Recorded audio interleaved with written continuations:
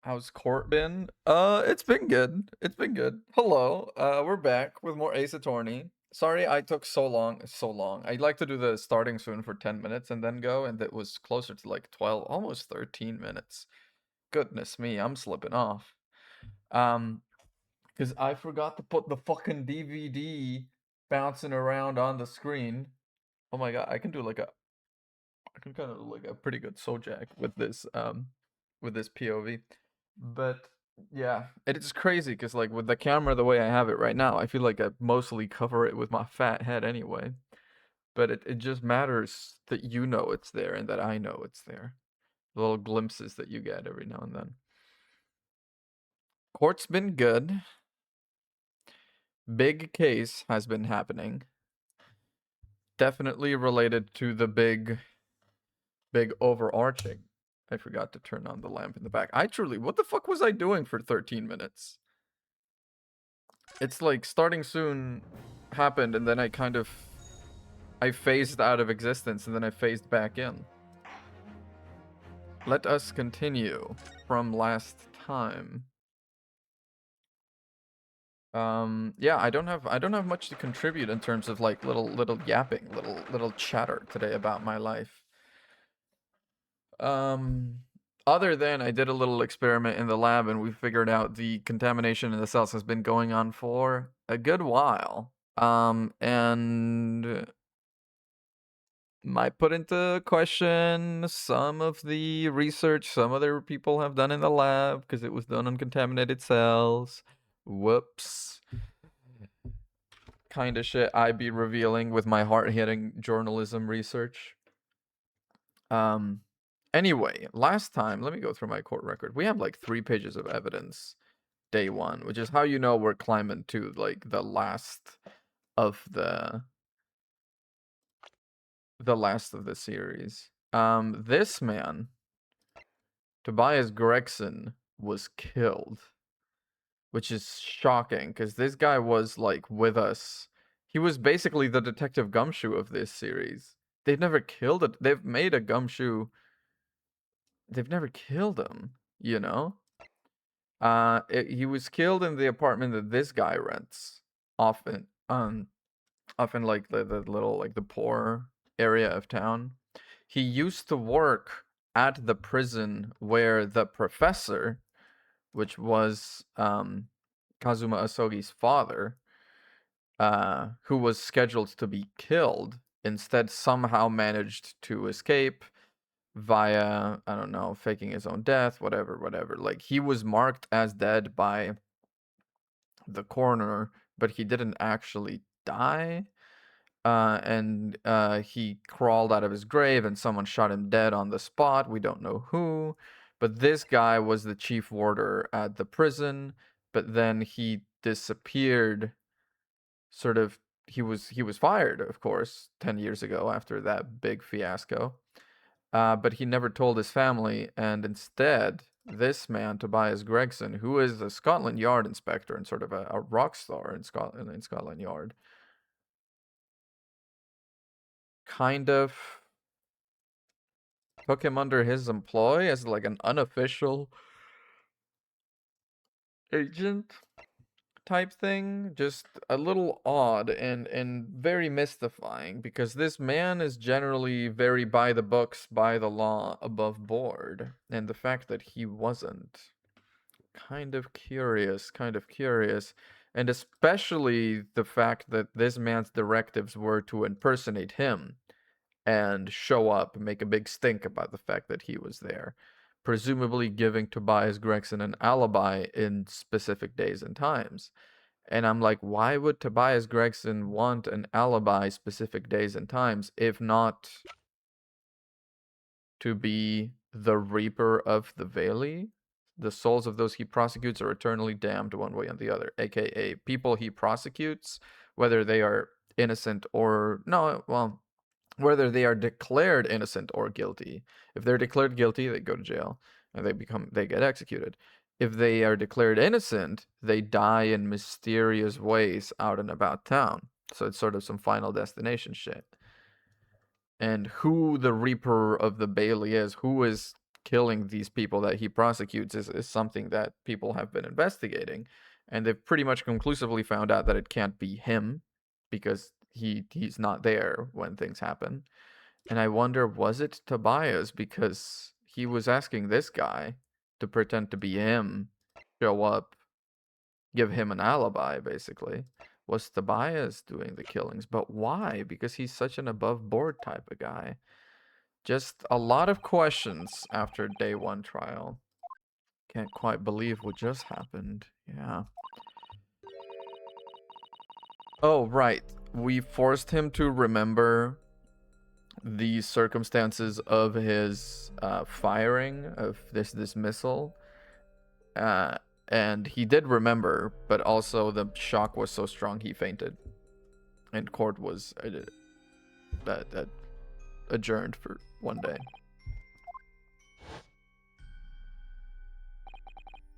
"10 years ago, Mr. Vigil attempted to commit suicide by jumping out of the window of the prison governor's office. That too. Ever since then, he's completely blocked the memory of those events from his mind." So he did jump out.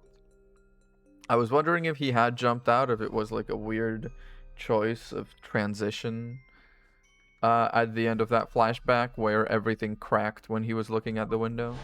He did just jump. Nobody knew his secret, not his family, not even the man himself. Did I overstep? No, you did what you had to do. Runo. Has she been calling my name for a bit? You were miles away. Anyway, I've brewed a fresh pot of soothing tea for you. Aw, thanks, Mrs. Hudson.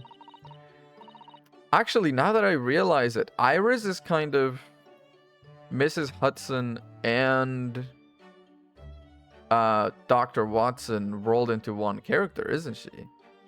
She's just the entire supporting cast of Sherlock's living space. Because I, being the main character in this and helping Sholmes with the deductions, kind of stepped on the toes of what Dr. Watson would do, because I'm the one that's going around town with him and helping him with his deductions.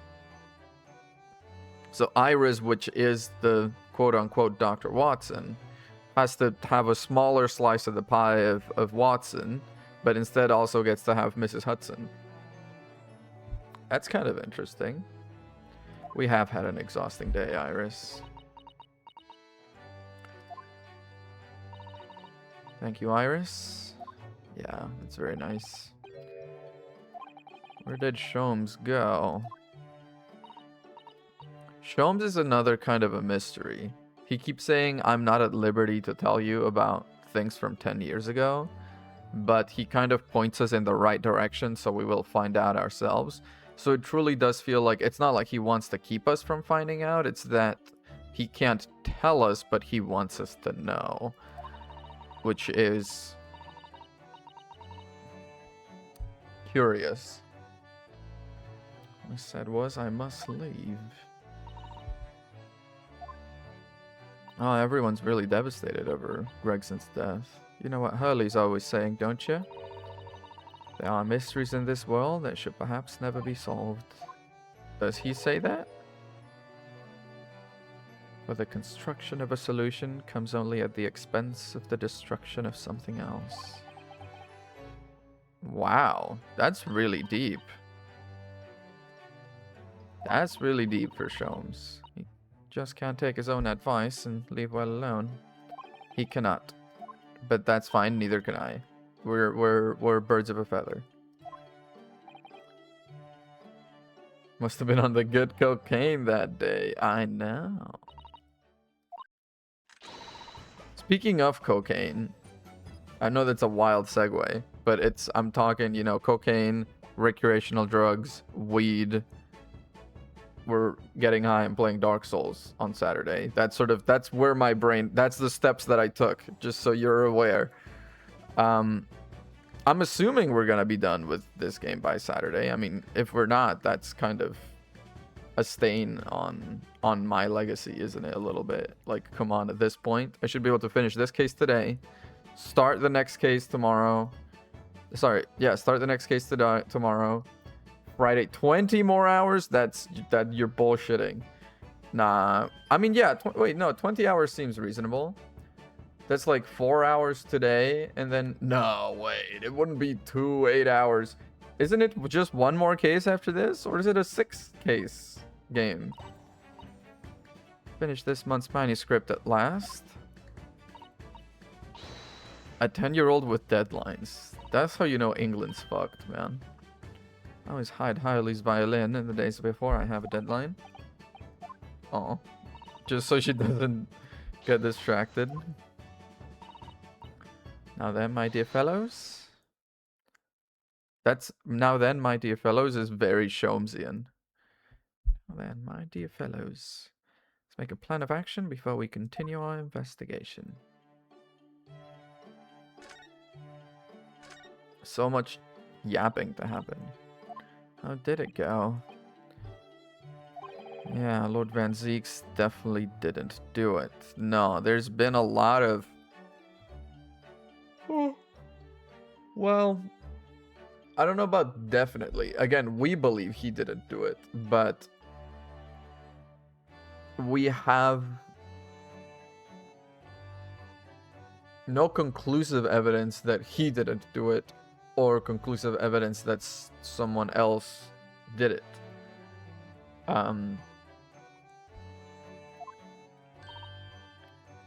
Goody. Uh-huh. Uncover several new facts. Yeah, we did. It's quite clear now. Kazuma-sama is not himself. No, he is quite distraught, quite obsessed with unearthing the past, finding out what happened to his father. He's possessed by the Reaper of the Bailey. He's like a bloodhound, like the bloodhound of the Baskervilles. There's still the whole Baskervilles shit we need to figure out that I'm so curious about. This game is doing a good job with the mystery. It's keeping me sort of chomping at the bit, you know? He's really murdered the day before his body was discovered. Lord Van Zieks has to be innocent. That's true. We did sort of make a pretty strong case for Gregson having been murdered the day before, out of the fact that his pocket watch, which he wound up every day and he never missed a day in 10 years, had fully wound down, which would happen over more than a day. That should be easy enough to walk out just by examining the corpse, surely. Surely, but the time of death was not marked in the autopsy, yeah. That's curious. Is he even dead?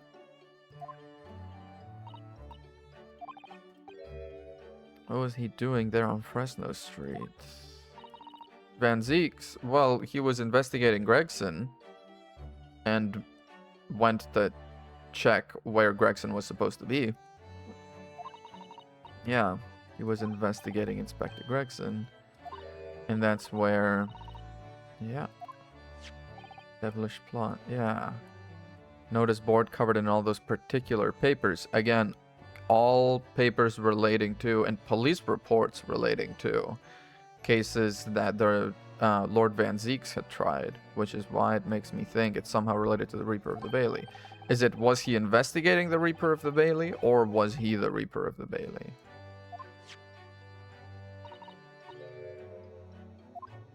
Yeah.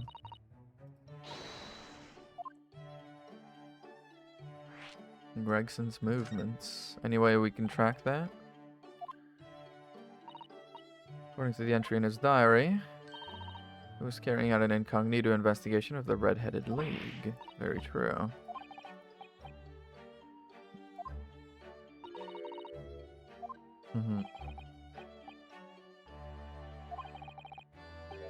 It was Mr. Vigil pretending to be Gregson. He had Gregson's identification, which we thought he had stolen, but actually Gregson apparently just freely gave him his identification some days to pretend to be him in places, which is why it makes me worried. Why was he looking for an alibi those days?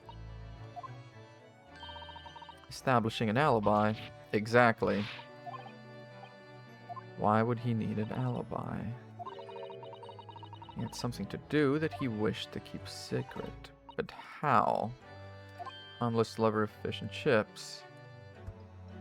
Okay, Runos, okay, no need to get... Just try to move away from food analogies. Yeah, I haven't had dinner yet.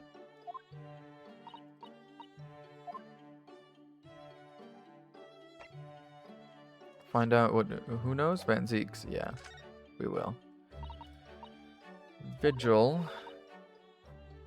It's the lady's husband.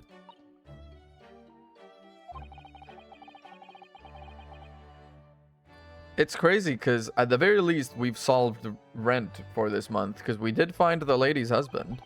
Now, is he embroiled in a bunch of shit? Yeah, but we found him. He's been taken to hospital. Is it St. Bart's? St. Sinners. St. Sinners. It's always one or the other. It's amazing, Runo. We found the lady's husband already. Yeah, we have. So that's that case solved. While Mr. Vigil was the chief warder at the prison, he was responsible for overseeing the professor's incarceration. So we are getting a bit of a recap here of everything, which is nice. We are on track. I don't want to grow up. Aww. Girl, you don't even know your father is dead too. I don't know why we're not telling you, but you don't even know your father is dead too. He had another secret job. He was paid to impersonate Gregson. Again, why? Establish an alibi. Including you. Am I up to no good? I have to pay a visit to Mr. Vigil. Yeah, at the hospital. We'll have to. We will. I mean, of course we will. I think it's clear what we need to do, isn't it? We? Are you coming with? Let us investigate, my dear fellows. If anyone has anything to hide, my special Wilson shooting iron will soon set them straight. Full of a piping hot extra special blend of mine. Oof. Alright. Off to investigate. She coming with? Nice. We have a couple places where it makes no sense to go to. Chief Justice's office. I feel like we're gonna benefit from a couple other things. Let's go to prison and talk to Van Zeeks about what he was doing there, etc., etc. Also, do you respect me like a little now? He never seems like he wants. He always tries to studiously ignore us. What do you Nipponese want? Dude, like I didn't defend you so good. Yeah, that's no way to greet the lawyers trying as hard as to prove your innocence, is it? Perhaps not. Okay. I apologize. Oh my god, guys, we can fix him. We can fix him. Oh my god. Okay, in like a year, I'm gonna have him like wearing a beanie and going to the Pride Parade. Don't worry.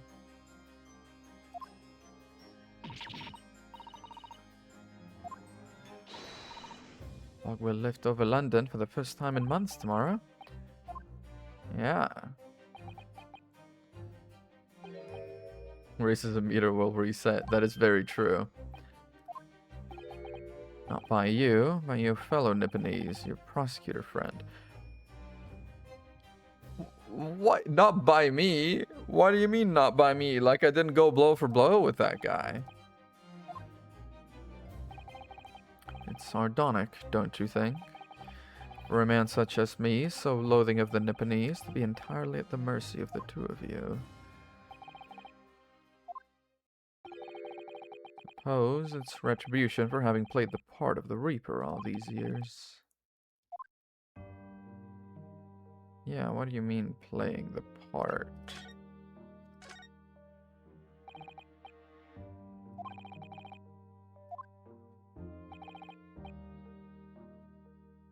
benefits the cause. Why would I choose to say anything? Because, yeah, it's putting you in harm's way. And also because people declared innocent are dying. It's not really anyone's place to take justice into their own hands that way. Someone is using you. Yeah. Been doing my utmost to expose him. Or rather, expose the organization. It's a group of people. It's inconceivable all those accidents were orchestrated by one man. That's valid, I suppose.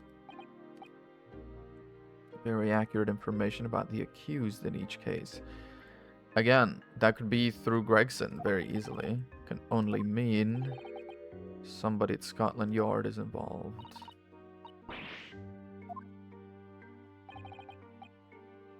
The central figure. Tobias Gregson. Okay. Oddly, that makes me think he might actually not be involved.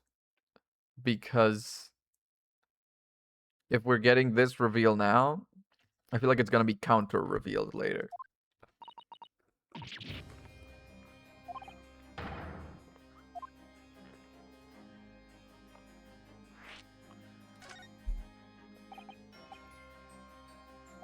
You were investigating him because you thought he was the Reaper. But you were investigating him on the Orders of Strongheart, right? Highly secret organization with close ties to Scotland Yard. There's no doubt Gregson was a key member of that organization. No doubt? How? Explain. Evidence. Evidence. He was behind all those awful criminals dying. He was the tactician. His job was to covertly investigate the marks and plot the assassinations. Regularly needed a firm alibi. Vigil going around and, yeah, being Gregson. Gregson would have met the assassin there for briefings. So then the assassin involved with the Reaper of the Bailey stuff might have been the one that killed him then. I do have a name of the assassin. How long has it been? If I can name the woman. She's a young woman by the name of Asa Shin. Ah Shin. Okay, we've seen this before. Where have we seen this before? Fuck. Ah Shin. We've seen this before. Shin, yeah. Her. Yeah. Yes. Giselle Brett.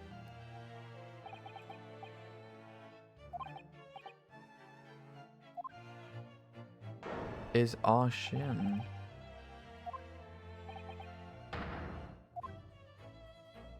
Well, was she though?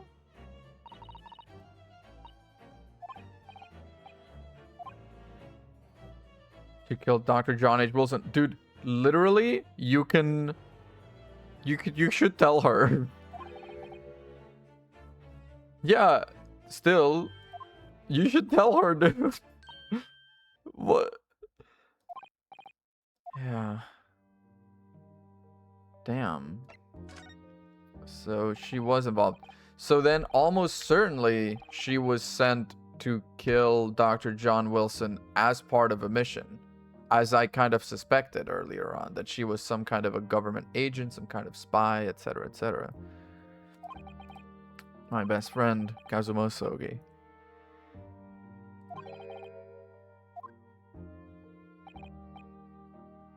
Only the very best students are selected for such opportunities. Flawless performance very much reminded me of his father. Yeah. The aristocracy. But Asa Shin is not a very British sounding name. You know? It's quite Japanese sounding, if anything. They were abusing their power, playing with the common man as pawns in politics, economics, war. In many ways, Asogi was carving out a canker for society that we British couldn't deal with ourselves. So he was doing everyone a favor, presumably. Clint Van Zeeks was a noble and upstanding man. He wasn't corrupt. As far as you know. He saved your life. From what? It was to be the professor's final strike. It sent a wave of panic through the capital. Oh. We were walking down some back streets at a late hour. Okay. Yeah. All of a sudden...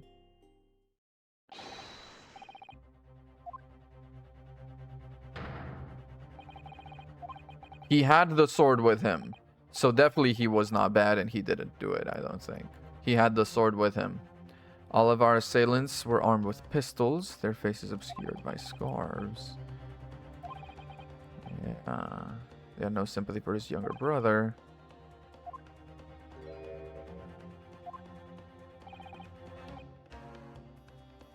We're putting so much faith in Karuma. Yeah, we are.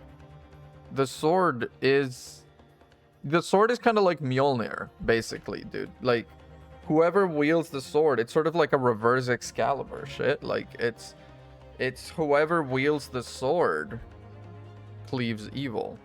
Not necessarily in, I mean, and I think almost explicitly in a non-violent way.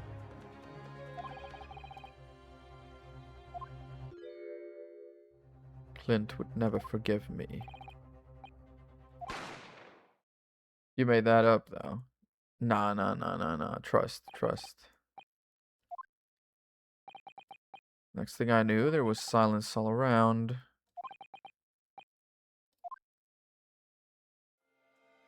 And he protected you. On suspicion of being the professor. Huh.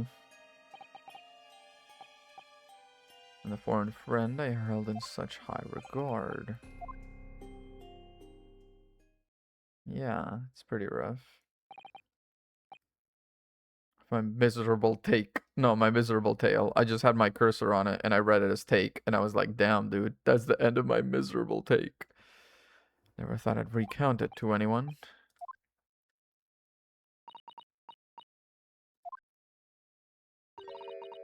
How intimately related they all are.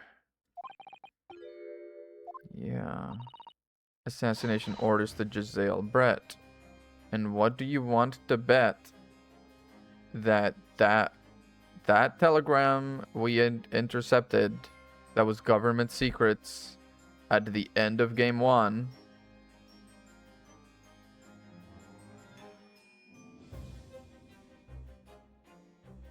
That was Giselle Brett's assassination orders or something like that. Because it had John H. Wilson. It had Kazuma, I think. Kazuma Sogi.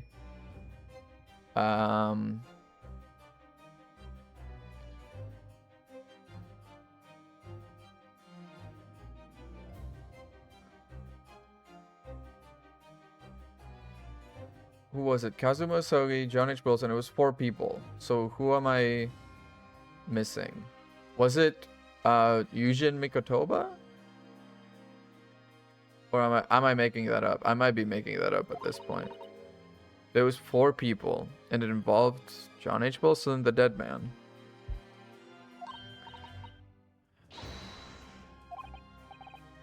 Get to meet her daddy. Indeed.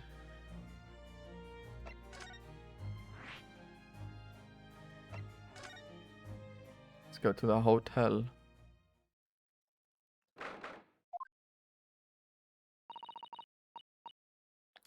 This place is so princely, yeah.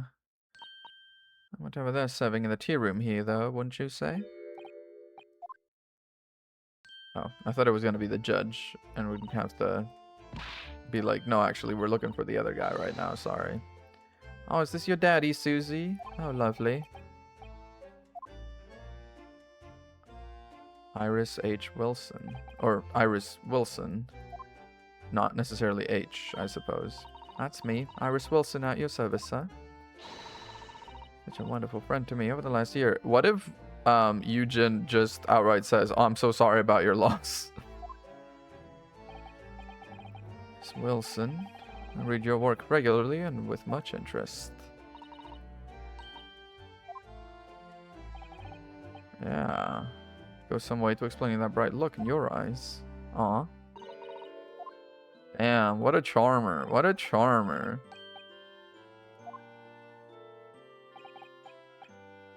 Pleasure seeing you in action. Yeah. I must say, it was a truly exemplary performance. Thank you. Honestly, I feel like for having literally just become a lawyer on a boat a year ago, I kind of am doing pretty well. Yeah, not to toot my own horn, but toot toot.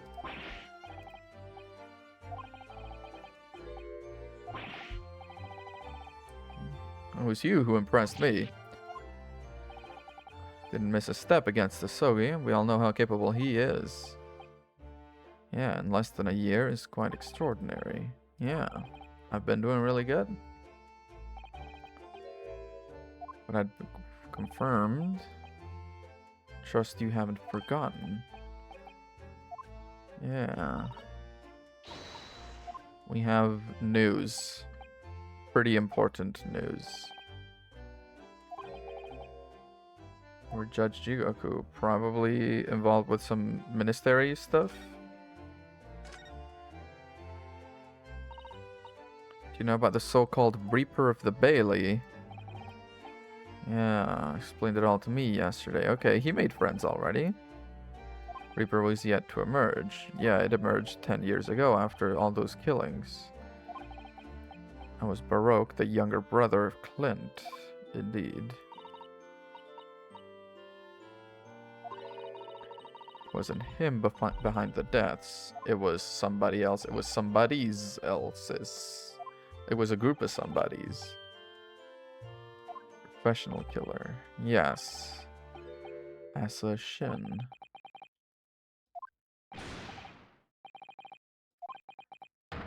Giselle Brett. For killing my great friend. Sir. Pause. We shouldn't discuss this right now. Not like this, anyway. Well, it's not like you... Haven't you had fucking time? It's been like a year. It's gotta be close to like a year now. Since... I mean, definitely over a year since he died. But it's gotta be getting closer to a year since you found... Like... Well, no, actually, you met her and made the connection like a year almost ago. Because you met her like case 3, basically. Dude, you've had so many opportunities. Every missed exit is just that much more hurt and betrayal she's gonna feel when she finds out. Because she's gonna be like, when did you know? And it was like, actually, before I left Japan. Like, over a year ago.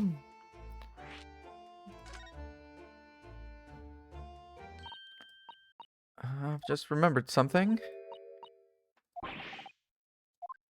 Uh-huh. Let's see if I can purchase some.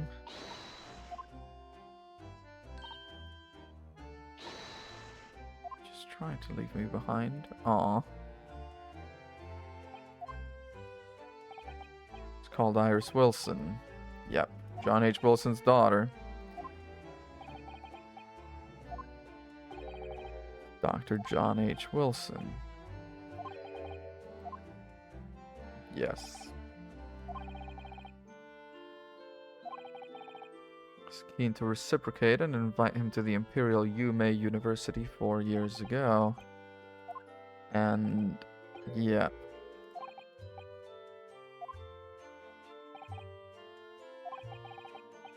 Seems very likely the victim, Dr. Wilson, was her father. You never spoke about family? This is truly like male friendship shit, isn't it? It's like you'll be best friends with someone. It's like, what's their favorite color? I don't fucking know. When's their birthday? Well, am I their mom? I know what kind of porn he likes.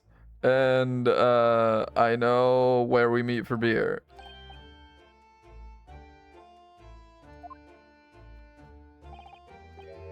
John and Wilson are very common names, but until we can be sure. Like, again, you've made zero effort to find out, though. It's not like you're like, oh, until we can be sure, and then you're like behind the scenes doing work to find out if she is John H. Wilson's daughter and then tell her. You're like, no, I need to make sure before I tell her, but then you're never making the effort. That's not actually something that you need to do to tell her. That's just something you're telling yourself. Have the wrong John Wilson. It would be wild. You're right. So verifying is probably the right thing to do. But again, like that only really works as an excuse if you are actually verifying. If you're just kind of sitting there with your thumb up your ass and being like, "Oh yeah, I'm just waiting to verify." You're just cashing in a check without doing any work, dude. I'm sure you're right. Oh. Where's Jigoku at?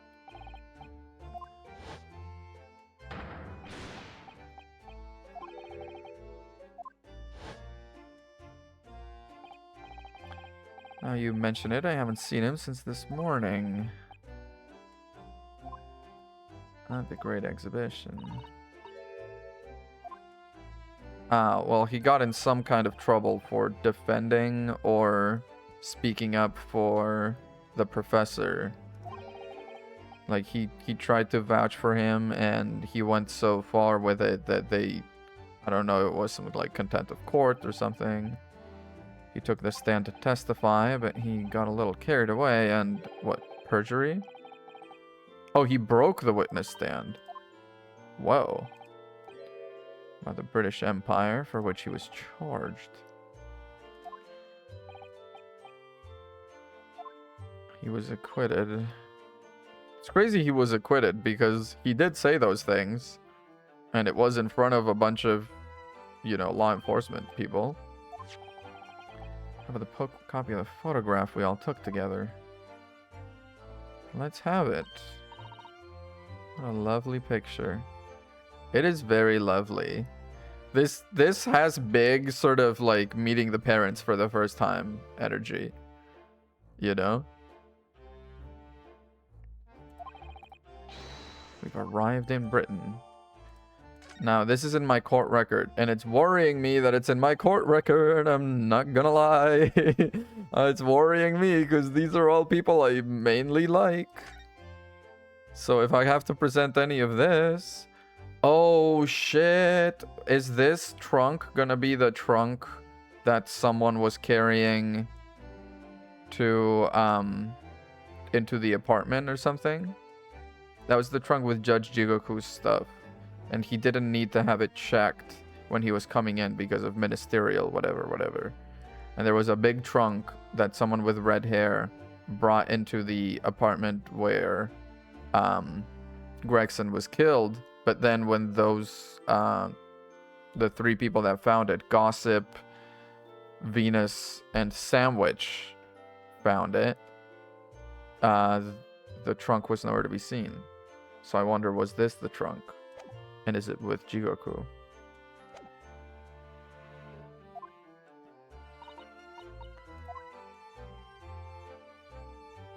A favor you needed from me.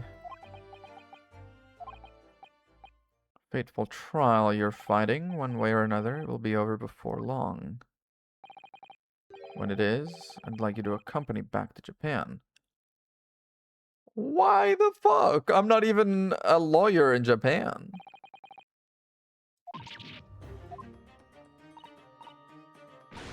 What's the meaning of this? Is Susato staying here then? Now, Susato, you should understand. You've seen how our courts work firsthand. Japan's judicial system is in its infancy, especially when it comes to defense. Supreme Court of Judicature is in desperate need of a good defense lawyer. Really quite urgently. Oh! Well, if you're gonna blow smoke up my ass like that, then yeah, I'll come with you. Not even been in London a year yet. Having seen you in action, there's no question. You, Naruhodo, are precisely the man our country needs. Holy shit! Okay, yeah, if you ask me like that, I'll do whatever you want.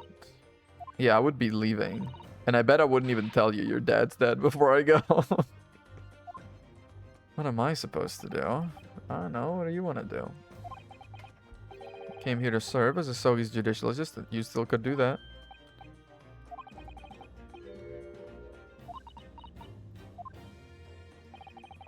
You've always chosen your own path. I trust your judgment. I mean, he literally looked me dead in the eyes and was like, "You're the man our country needs." Like, holy shit, yeah. The army recruitment ads should be taking a page out of this man's book.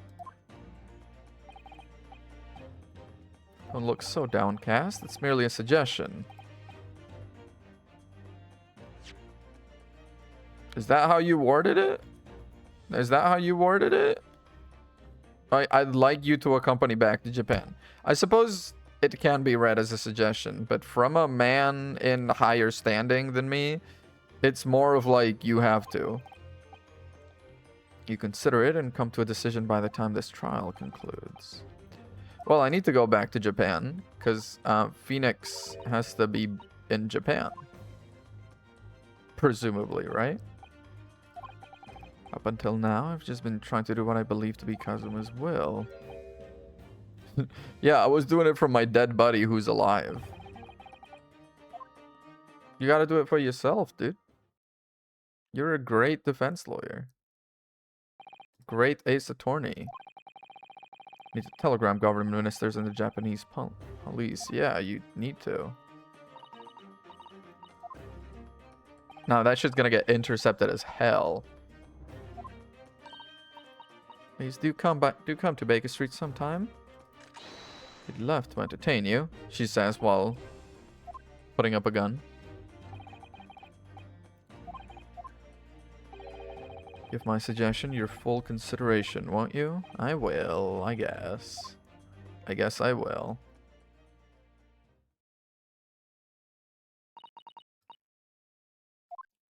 Yeah, sure he'd love the chance to meet with him and talk to him about all of this. It's so obvious. How could I have neglected to consider the possibility before? Where have you been? Where'd you come from? Why, I joined you all for tea, of course. What an extraordinary question. No matter, no matter. Anyway, two more pressing concerns. Mr. Naruhodo, is he just like the kind of guy that just blends into the background? I must dispatch a telegram to your country at once. It is a matter of much urgency. That's gonna be expensive. Tell me, to whom can I entrust the task? Quickly now, who? The guy that just left. Yeah. I see. Well, you look reliable enough for a bearded fellow. He has a mustache. It's not a moment to lose. Kindly ask your trusty unshaven father to see this ascent. No questions at this time, if you please. All we can do is pray that for once my deduction is awry. Moving on. Doesn't that imply your deductions are correct, which they're kind of not? Suddenly have no time to hide behind settees and eavesdrop on other people's conversations. It's exactly what you were doing. Leave the setting of this in your hands then, my dear fellows.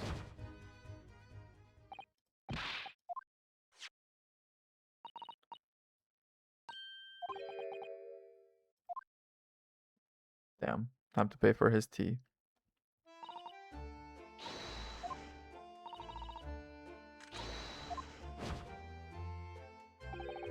And then we're all alone. Oh. I guess I'm just moving. Prison, we've already been. Fresno Street. There's nothing new. Vigil's hospital bed. Now that's interesting. Vigil, my good man, talk to me about what the hell happened. St. Sinner's Hospital, Ward 3. This has some, like, oil painting vibe to it, doesn't it? Look at this. The shadows are kind of like this, especially here, sort of around here. Here where the furniture meets the wall. You can see it. I wonder if this is some like edited version, because this edge right here is actually quite fuzzy and a little weird looking. Like these edges are much sharper than this. I wonder if it's because when what's her name?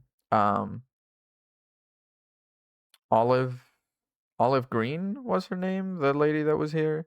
She had a bunch of shit on this commode.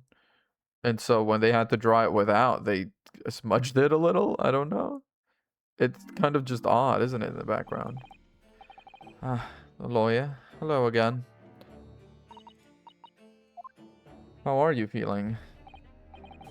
Yes, thank you. Somewhat better. Force you to remember things you obviously tried to forget. The prosecutor was here until a few moments ago, too. You just missed them. He said much the same as you. He was very apologetic. But the truth is, I brought all this upon myself. You kind of... I mean... No, a little. Why does he do this? Keeping it from Evie, my wife, all these years. I've carried such a sense of guilt. That's not the worst of it. Over time, I obviously came to deceive myself as well.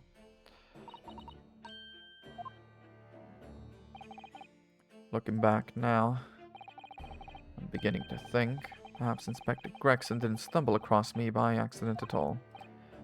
He compensated me so generously for acting as a stand-in. Clearly concerned for my well-being and doing what he could to help.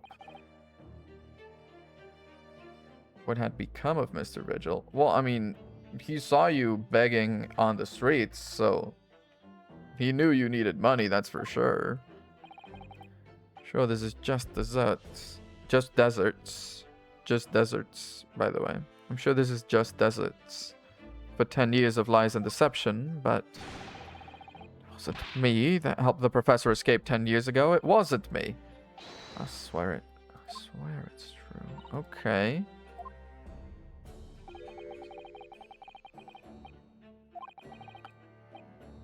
Tell us exactly what happened 10 years ago.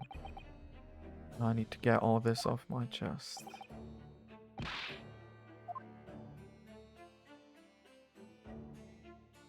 Alright, what happened? Okay, I guess that's gonna be the last thing we talk about. Special operation. Yeah, I would say so. Something even Scotland Yard couldn't know about. It was when he had to carry out those investigations, I would take his identification and impersonate him. Now, if I come a street peddler couldn't possibly carry out a proper police investigation. All I would do is go to the specified location and make a little hoo-ha. Yeah, just show up. Everyone there would think a detective called Gregson was here.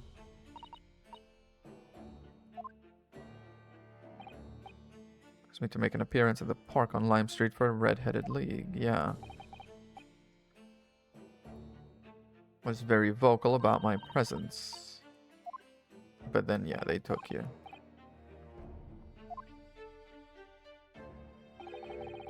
That's what the inspector asked me to do, yes. Okay.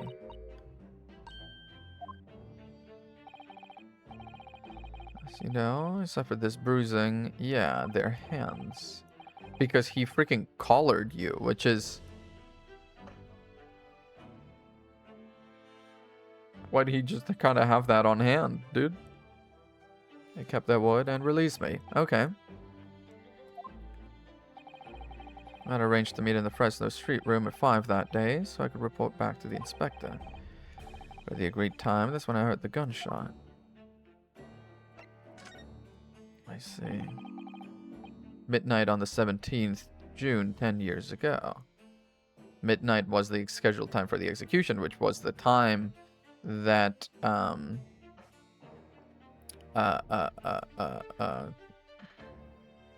coroner, Scythe, marked. It never actually took place.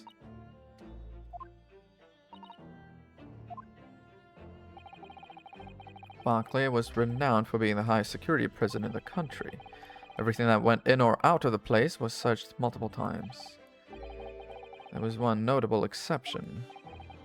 Rather, one notable loophole. Dead bodies.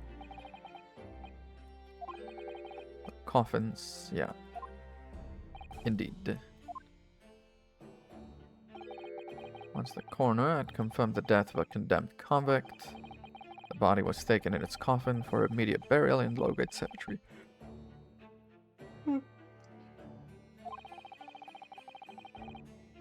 Chief Warder just had to sign, which was you. No member of staff was permitted to touch the coffin containing the body again.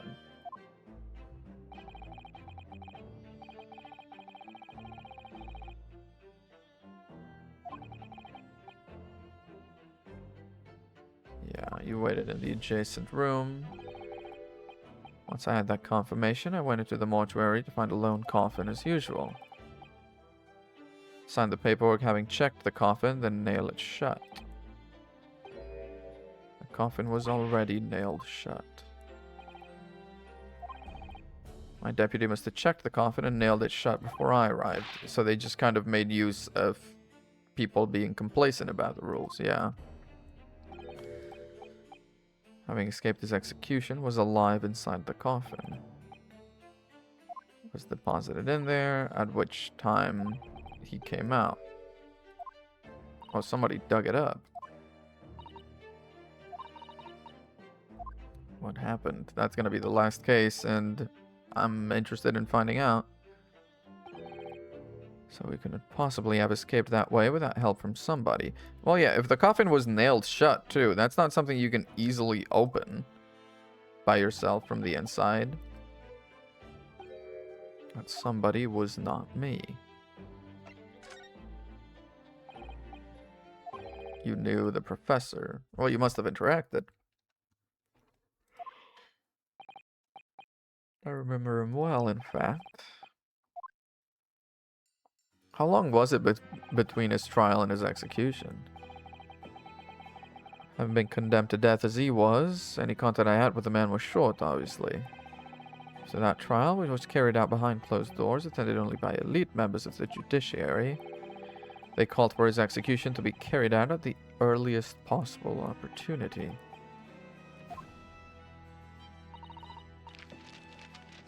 Yeah. There was no time for gray areas, mistakes, or no time for dilly-dallying, no time for changing minds. Let's do this. Execute him. Done.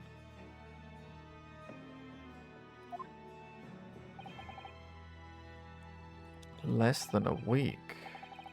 I oversaw his short stay in the cells until his final hour.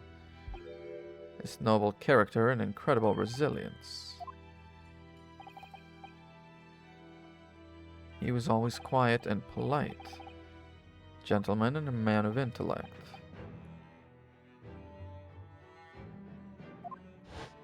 I asked him one day. Those 5 members of the aristocracy whose lives were taken, were you really responsible? I'm guilty of the unforgivable crime of ending another human's life. Yes. That's a roundabout way of saying it, though. That's not saying he did that. Close trial took place, and the verdict was no surprise. That night, when he was brought back, I saw something unusual. What did you see that was unusual, my man? The last will and testament. Oh. Saw Asogi's willy. It was on the night following his trial. After he'd been found guilty, I was doing the rounds of the cells. When I looked into Asogi's, I noted he seemed to have a sheet of paper in his hand. He shoved it behind his back. Man to pen a will. That's normal, but hiding it is not. Special conditions. Even though he was held in a cell designed for condemned inmates, he was allowed to keep his personal effects with him, with one exception. The sword, I'm assuming.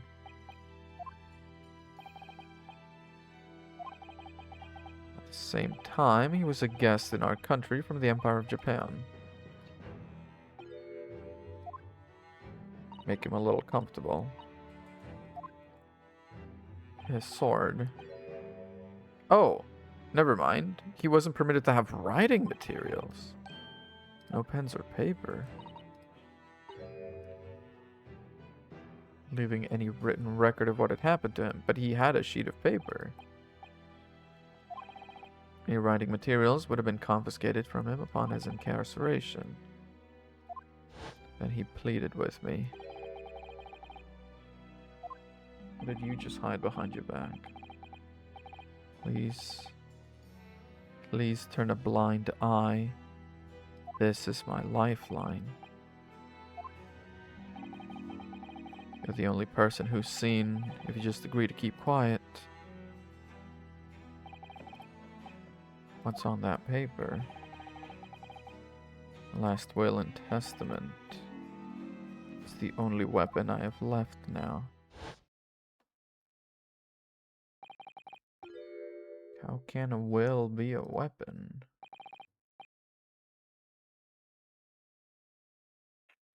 I decided to pretend I'd seen nothing. I gotta say, you were already a little bad at your job. Like, maybe not bad enough to, you know, do all the horrible things that they say you did. But you were already a little bad at your job, that's for sure. um, his will. What did he leave? I mean, definitely Karuma. He had it with him, we saw. Is there something hidden in the hilt or the sheath? Is there, you know, did his will anything? Then later, just seemed to vanish without a trace.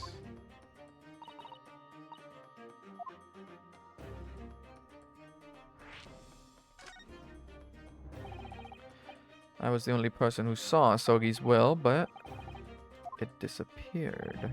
It was after Asogi's quote-unquote execution.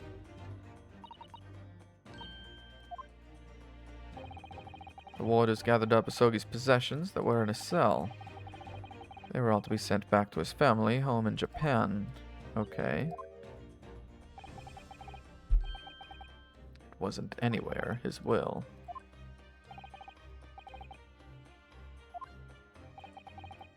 Governor Caden was livid.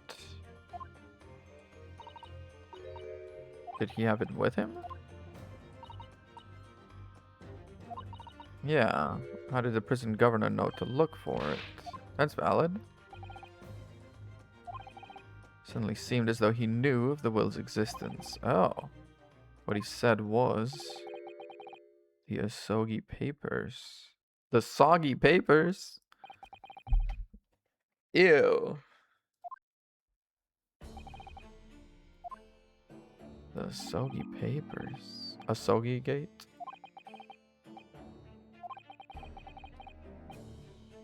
I don't suppose it's relevant to the case, though. Are you crazy? It's so fucking relevant.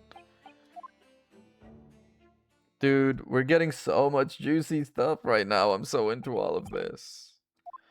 A little more I can tell you. My wife Evie will be here shortly. Hope I don't appear rude, but he's kicking us out, yeah. Personating a police officer is a criminal offense, of course.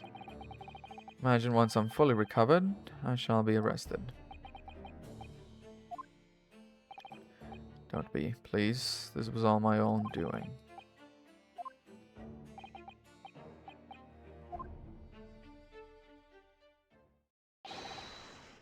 Oh? Do you remember something? There's just one thing. The Asogi papers. Oh? I'd be very grateful if you'd make no mention of the things I told you about them.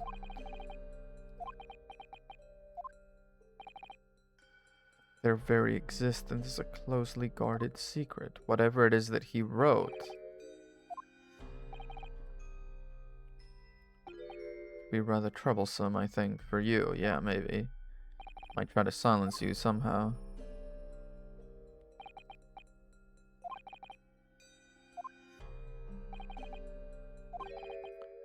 Something to do with his plan to escape. Yeah.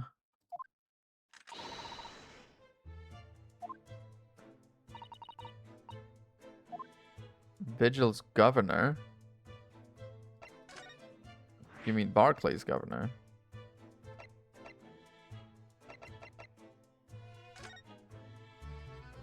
Talk to me about the Asogi papers. I like how he's like, please don't mention it to anyone. Oh, hello, Ryder. How are you?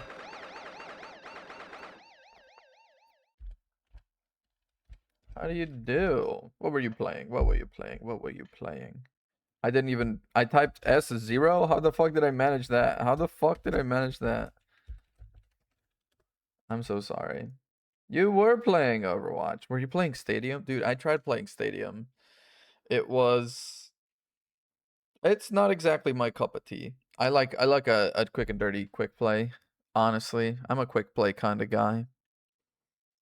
I tried playing some competitive, but I'm definitely way too out of practice. Plus, this is the mouse that I'm working with, so I'm not exactly, you know, competitive levels of anything. This is the mouse I'm working with.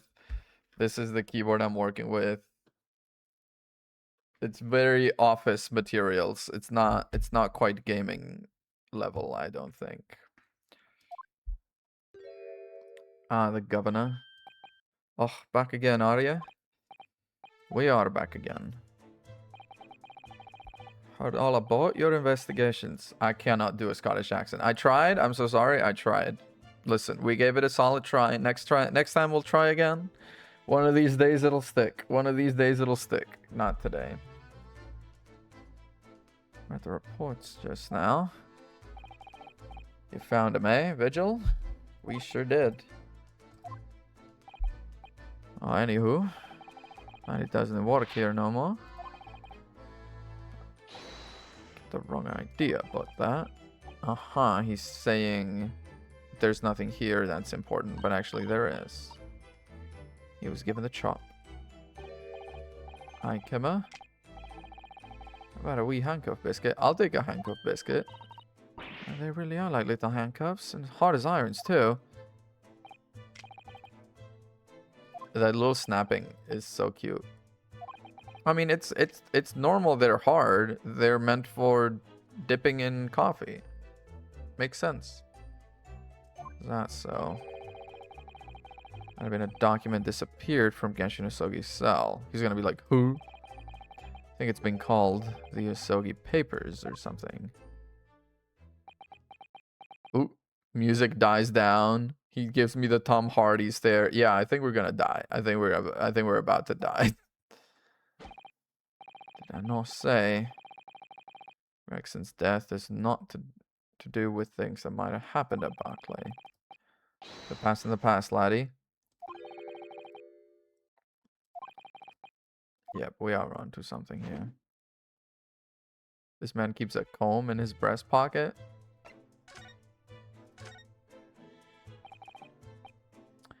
The whole miserable escape. Darkest hour, yeah. The maximum security prison, suddenly everything left. Yeah. Victim had a collaborator. But it wasn't Vigil. It was, yeah, the coroner who confirmed the death of the man, Courtney Scythe. But it wasn't Courtney Scythe at the time, it was Courtney something else. A chief warder at the time, Vigil. Vigil asserts he said he didn't know anything about it. I wouldn't say otherwise, eh?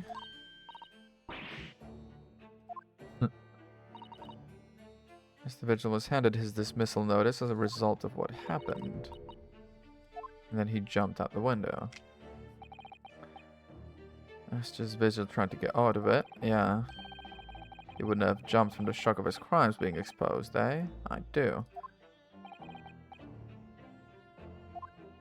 Huh. So it's like, yeah, he jumped because he was guilty, is what you're saying? And I've shown all responsibility myself. I shouldn't have let him deceive me. There's barely anybody that kens what went on at the time now.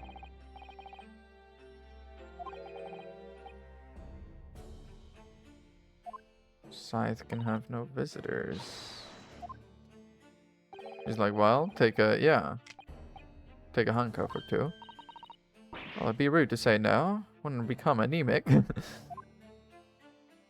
She really is just going all in on these things are hard as fucking iron, dude. What the fuck are these cookies? Anybody might still care about what happened back then. Last from the forensic division, Maria Gori. Oh! That's the person that did the autopsy for this one, isn't it? Yeah, Maria Gori. Who the fuck is Maria Gori? Seth's daughter. She didn't have no more, just the one. William Benz followed in her mom's footsteps. She's that girl that, yeah, her. Maria Gori? Why is it a different last name to Courtney Scythe? Courtney wasn't called Courtney Gori as her maiden name. Where did your name come from? Are you adopted? And if so, were you adopted old enough that you retained your last name? Or is Gori a middle name? Or what's going on? But her surname is Gori. Some family history, I'm sure. Then again, the ins and outs of it. Grew up watching her mom working with the bodies of folk who died. She grew up watching that? Can I understand it myself? Anywho, she was in charge of Gregson's autopsy. Yeah, she was. And she didn't put in the time of death. In a rumor, she used to listen to the funeral march as a lullaby. Dang. There's a fighting chance. Okay. It's a life-changing case for all of us. But would she really have told her?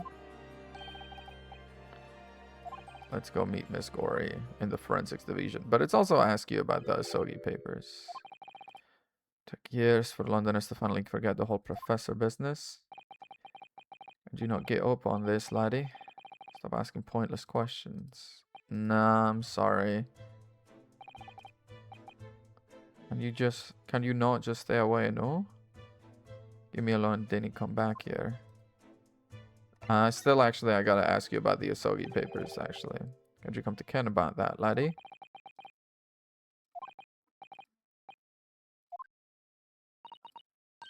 Our sources must remain confidential, sir. That's good enough. They were a last will and testament. Genshin Asogi's.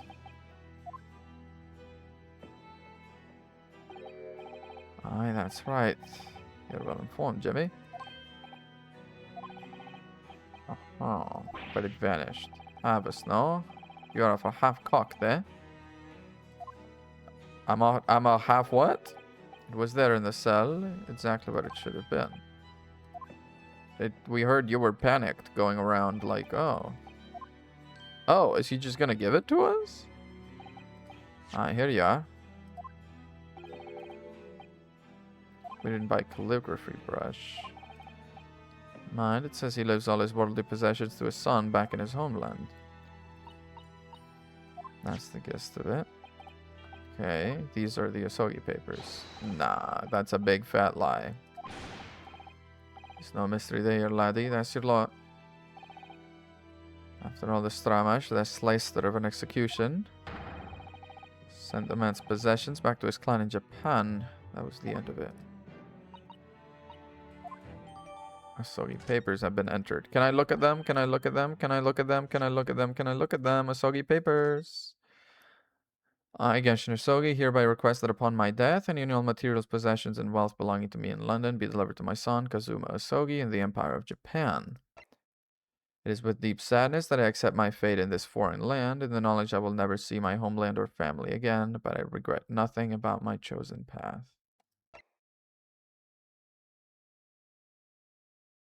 Any and all material possessions and wealth belonging to me in London will be delivered to my son in the Empire of Japan.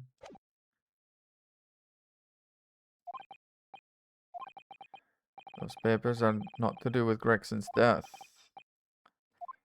Rather, wouldn't it just prefer it, considered an order from the highest levels of all government? Well, I'm gonna try, but you gotta understand.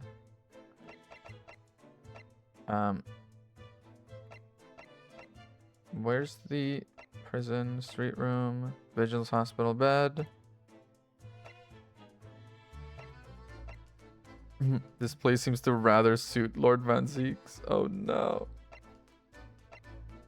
Don't believe we've visited this place. I was gonna say, is this where she's gonna be? Time to overhear some more lore. Yep. Every time, this is where you show up to overhear some lore. No arguments, Prosecutor Asogi. You will continue with the trial exactly as I instructed. Is that clear? Perfectly.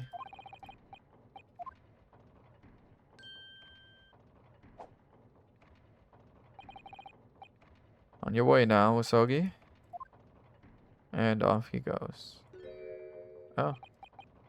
Share a little word as you go. Oh. Not even share a little word. What are you doing here? We'd like to talk to Maria Gori. We'd like to talk about the Asogi papers. Van Zeek's trial concluded today. Well, man. You know. Things go how they go. Going to make it take longer than necessary. It's not unwelcome, dude. It's finding the truth. I thought you were all about that. I'm losing even more precious time. Currently 2 hours, 55 minutes, and 41 seconds.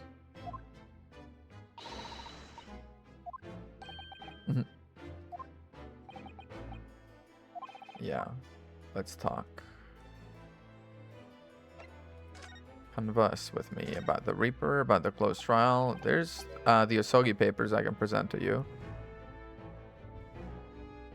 Lord Van Zeeks is the Reaper. Maybe he does, but I don't think so. 10 years ago, in that fateful closed trial, that Lord Van Zeeks made a name for himself. But then he lost. All the jurors were under duress. He lasted just 3 days. That in a rock slide at his place of work.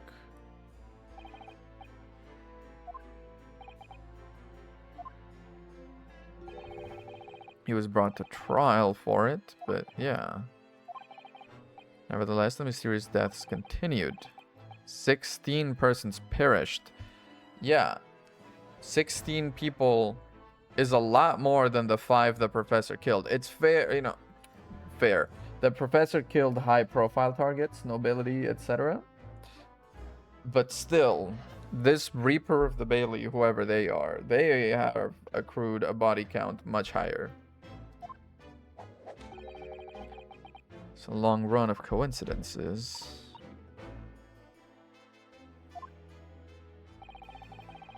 Impact that revelation would have on the British public cannot be understated.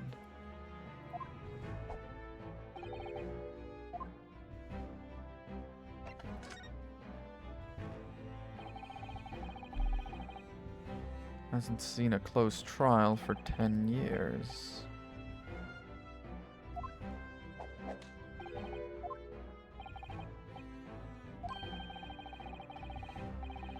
Yeah, you were gonna prosecute it, but he really insisted, and so you became his assistant.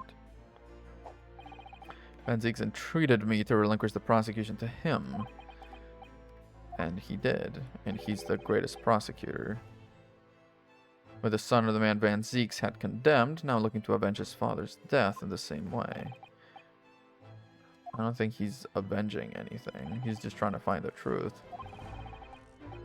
Definitely distraught. The new young prosecutor has some ulterior motive. He's not trying to find Van Zieks guilty. He's trying to find out the truth from 10 years ago. Won't tolerate a single cog being out of step with the others. That's valid. The young man refuses to mesh with the other parts of my great machine. I will be forced to take steps.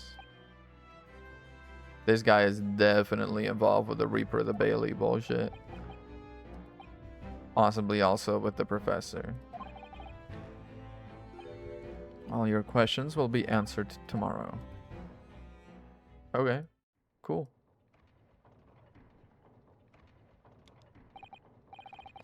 Now I shall have to ask you to excuse me. I've been delayed how long? By precisely 3 hours. And I hold you entirely responsible. Whoa. Yeah. We were here for not that long. Talking with Prosecutor Asogi? I mean, I don't know why. Yeah. Generally frowned upon. Why? I mean, I guess making some kind of deal out of the courtroom is bad practice, is what we're saying. However, I will make an exception in this case. Now go. Okay. You can find him in his office. Oh, Van Zieks' office. Dude, he's taken over Van Zieks' office and is prosecuting him, huh? That's gonna be fucking incredible, isn't it? We're gonna show him the Asogi papers for sure. For sure. Prosecutor's office.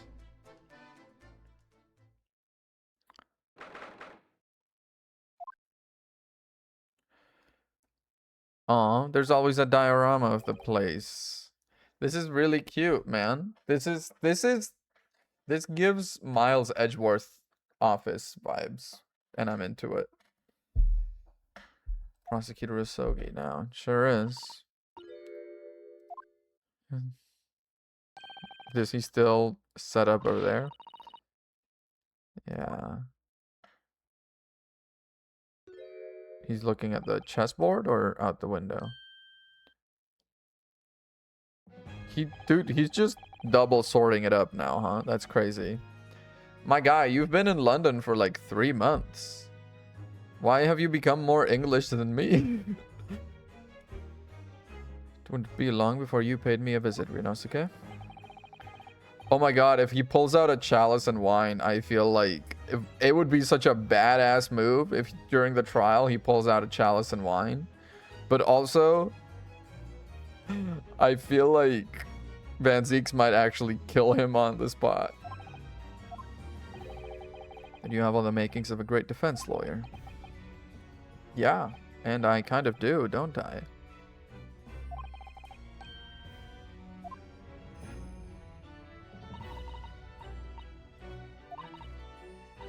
I'm truly happy for you. Why'd she all teary out for him, dude? I've been doing good too. It's true that he's, you know, he's alive and stuff, or whatever. It'd be fun for you and I to shake up the British legal system a little together. Suppose it's just another twist of fate. Are you just gonna be a prosecutor from now on?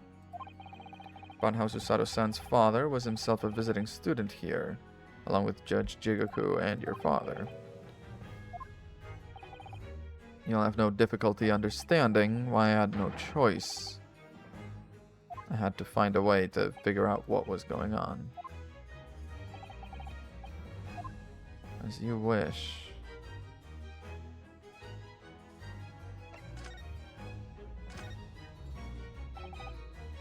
Yeah, since what happened on the SS Beria. Since you hit your head like a clown and lost your memory because a cat tripped you up and a girl pushed you over, dude. Swordsman, by the way.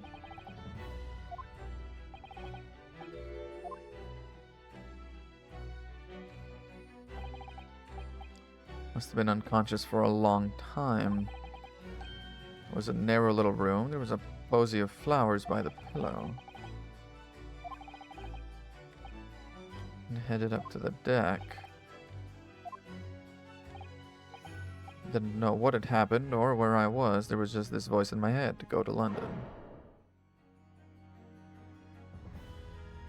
You have something to do, something no one else can know about. No one else can know. Is it still related to your father? It was fully like subconscious raison d'etre coming through, huh? I was on a huge steamship and we were docked in a large port.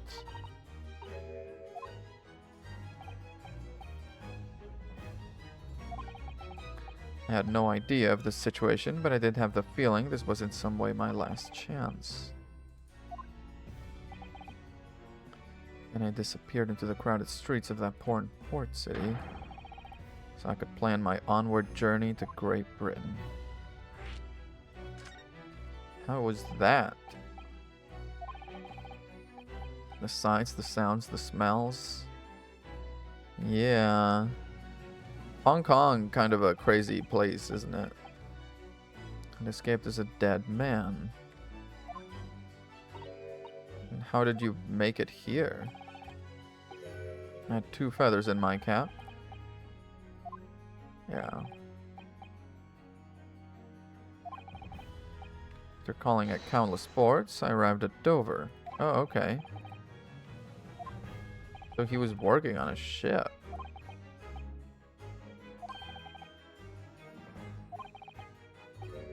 I had no idea why I'd moved heaven and earth to get here. You just knew there was something in your brain, in your soul, that was like, I need to go to London. Can only be called an extraordinary stroke of luck. Yeah, it took me straight to Scotland Yard, and by sheer coincidence, Strongheart was there to attend a meeting.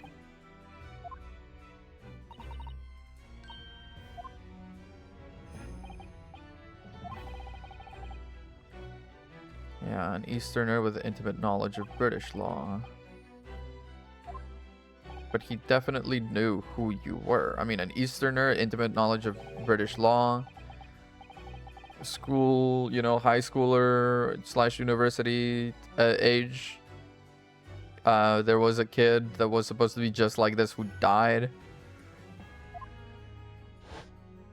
on the way over. I mean, come on. He definitely knew. He definitely knew. Your father, Genji. He needs healing.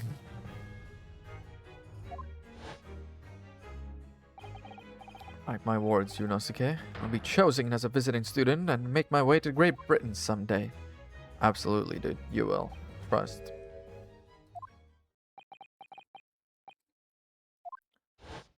"16 years ago. Aw, with a little wooden sword. I was just a boy. It's my last memory of him.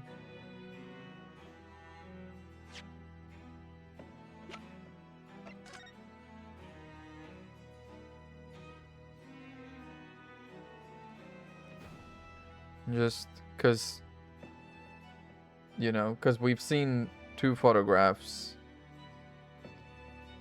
that involve, you know, Japanese people, and so I'm just checking to compare real quick, just in case. The little whisker stash is crazy. What I remember most about my father is his unswerving sense of justice. 6 years after he left, a gentleman called at our family home. He had been taken ill and passed away, which was some BS.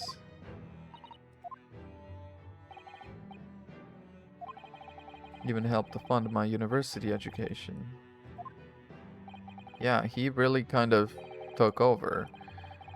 Which is crazy because, I mean, it's not crazy, again, that the sins of the father should not be suffered by the son, etc., but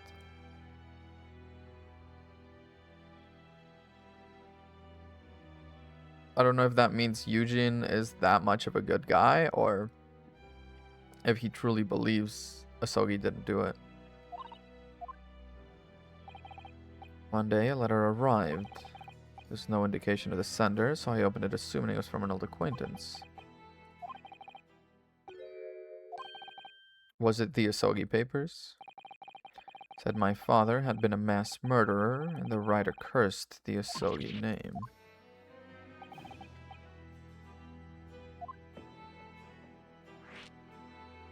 This letter? Who sent it? Relative of one of the victims. How did they know who the guy was that done it? Oh, could have been present at the trial. Yeah. Executed for being a killer. Someone who knew the truth and couldn't bear the resentment was always going to be a problem. Yeah, it was so... They waited so long to send that letter. It was a newspaper cutting.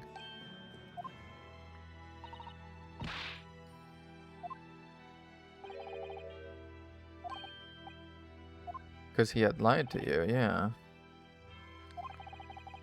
Couldn't have been easy for him. Oh, don't... I mean, okay. Again, Eugen, I feel like, is skating by. Eugen Mikotoba is getting by too easily, keeping secrets and not telling people shit.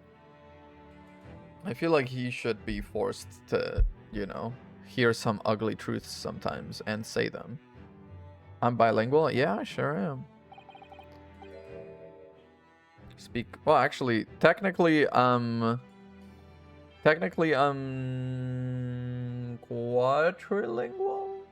If that even is the prefix for that. Because I speak Spanish. Spanish? Fuck.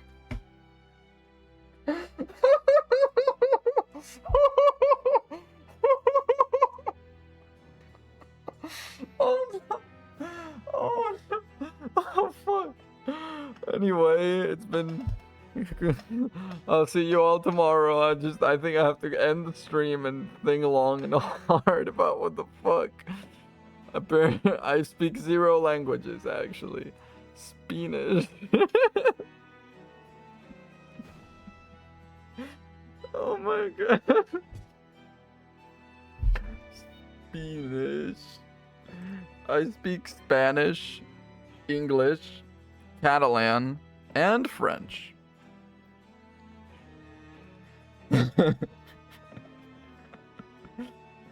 I speak spinach. Yeah. I'm Popeye the Sailor Man. You found me out? I'm Popeye the Sailor Man. I speak Spanish, English, Catalan, and French. And I understand Italian and Portuguese and, you know, just Romance languages. And I regret to say that I understand Japanese to a degree also. I am Spanish. I'm from Spain. He faltered for the briefest of moments, but then he just laughed the letter off. Who did? Who did? I was Judge Jigoku. Mexican. Ah. Pues bienvenido.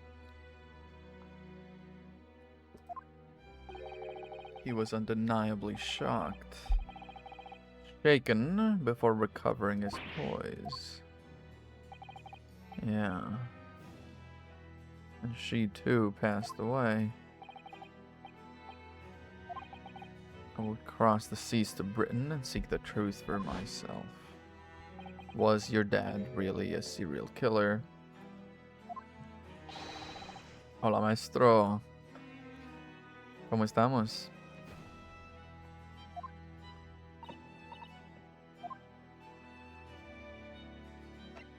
And the trial. How's that going, do you think? It was an impressive piece of lawyering, Ryunosuke Naruto. Thank you. He's not the Reaper. Turns out Inspector Gregson himself he's like, yeah. It's clear the Inspector is behind the Reaper's activity all along. Real question is, who's been giving orders to the Inspector? Baroque Benziques is the real Reaper. That's what your position is. Baroque Benziques was ordering the Inspector, and then the Inspector was creating alibis for himself and passing the orders to Asa Shin. No, no shot. It's Strongheart. I know 10 years ago it was him who decided my father must be a mass murderer and sent him to his grave. It's people who condemn people. The law is just a tool they use to do it. He must take responsibility for his actions. Of course he must. Okay, okay. This is sounding very culpability, Defense Culpability Act over here. I know for certain my father would never have taken another man's life. He confessed to the warden that he was responsible for taking a life. So I don't know about all that. Let me present to you the Asogi papers. Feel like that's pretty relevant. Unfucking bothered, moisturized in his lane. We took a photo without you, by the way. You should have been there. He does not care. The rest is just trial evidence, which we have already shown him. What about the armband? This is your armband. He's like, nah. Actually, I think it's yours now. You're the defense lawyer. You have a talent for it. I've always known that you would. Now you've chosen to take that path in your life. So you keep hold of that. Well, you're a prosecutor now for this case. Doesn't mean you're a prosecutor forever. Are you sure we've asked everything we need to? Yes. Unless... dismissal notice. Let's examine the place some. Let's look at the diorama. At the banana-rama. I realized that. Apparently, the prosecution makes these. Do you make it yourself? The miniature notice board is my work. Oh. Cute. Dun, dun, dun, dun. The music right now is giving, is giving... Oh my god, the bats! What the fuck? The music right now is giving Hollow Knight boss fight, like the Hollow Knight. The hell? You disturbed the bats, did you? Seen things flying in Lord Strongheart's office too. Doves, I think. How about a sparrow for you?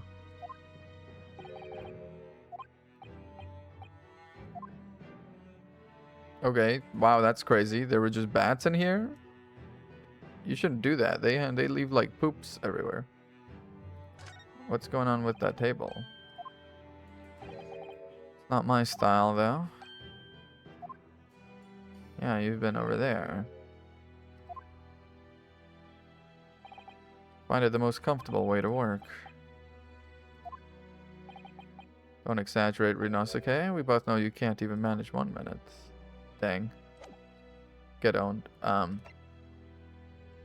Present more shit to you, I guess. I don't know. Mr. Vigil. No. Letter of introduction from Mikotoba. That's nothing. Dismissal.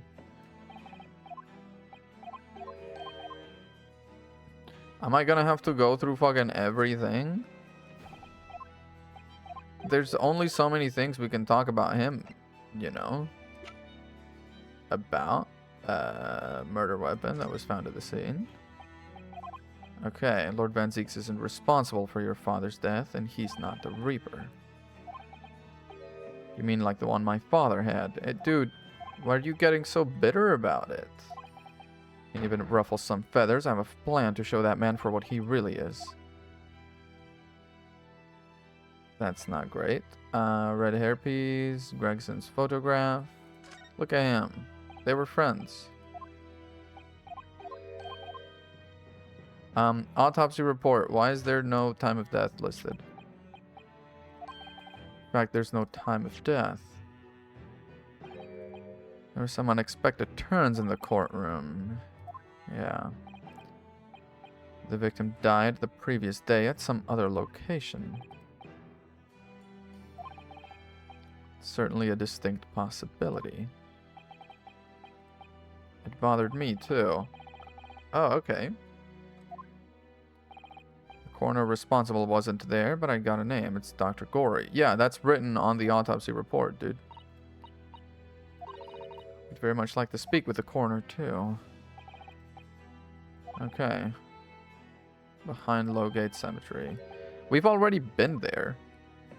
Why do we need to get the address from him?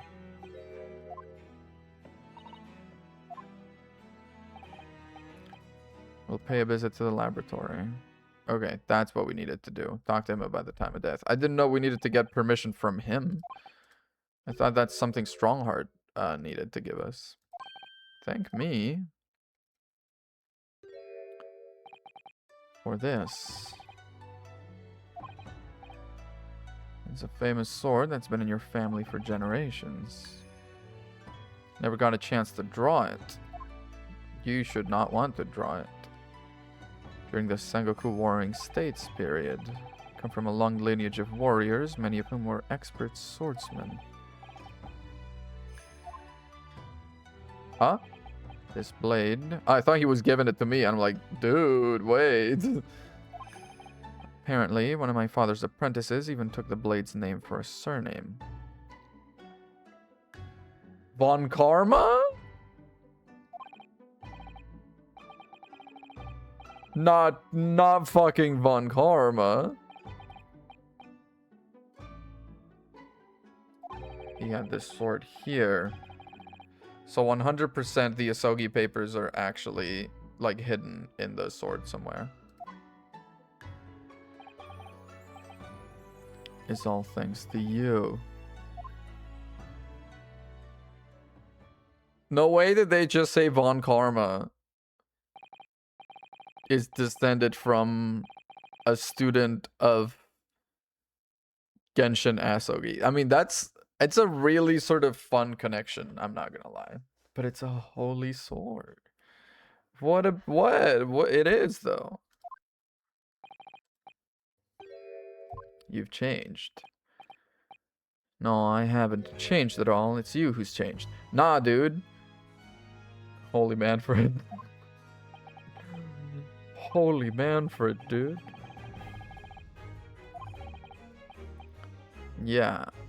He says, I haven't changed. Nah, dude, you kind of have. You're kind of, you know, going after a dude with a vengeance now. How can you be so sure?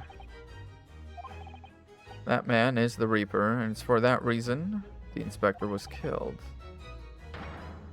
I'm gonna prove it by whatever means necessary.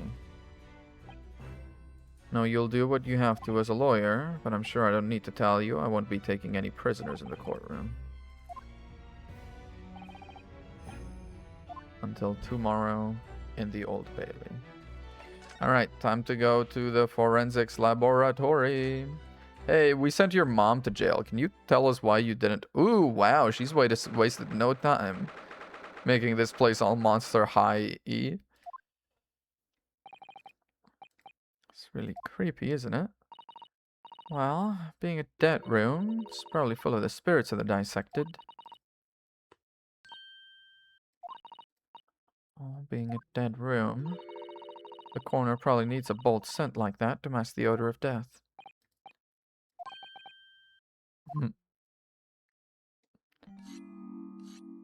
She's sharpening. She's about to be sharpening one knife with another knife, not even with a sharpening implement. Because she was doing that the other time.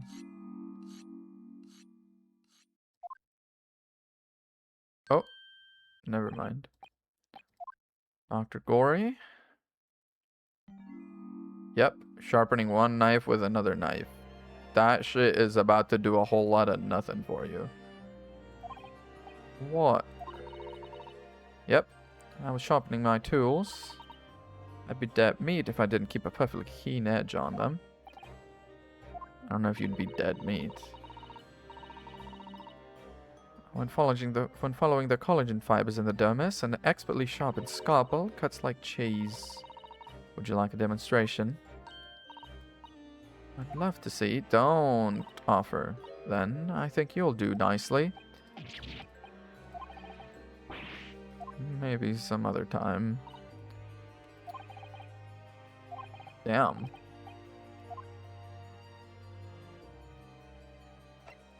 Just freaking clanging one knife into the other. That's gonna make them dull as fuck, actually. I'm a lawyer, if you remember. You're not dead yet. Mama said I wasn't to cut you open. She's so strict about things like that.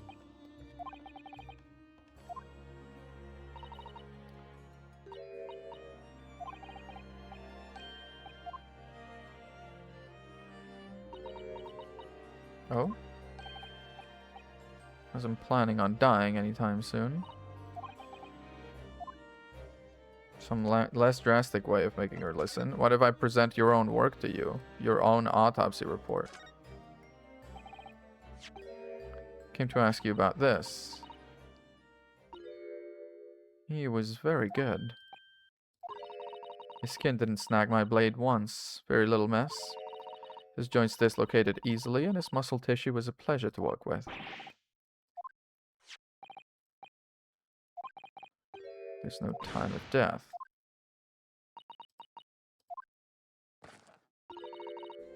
That's not my fault. She is certainly her mother's daughter.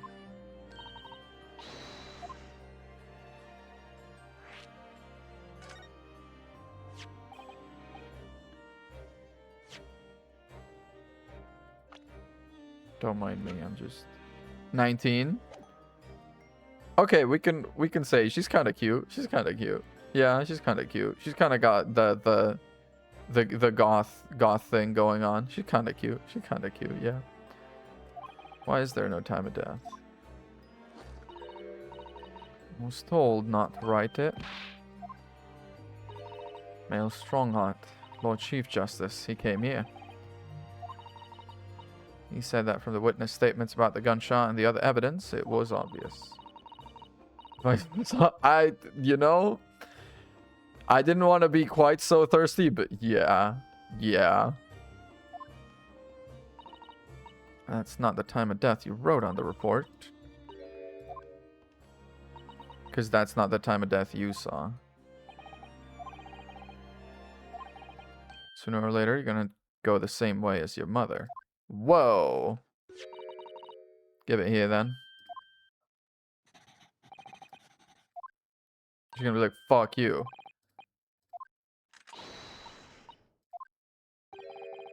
Indeterminate. Why indeterminate?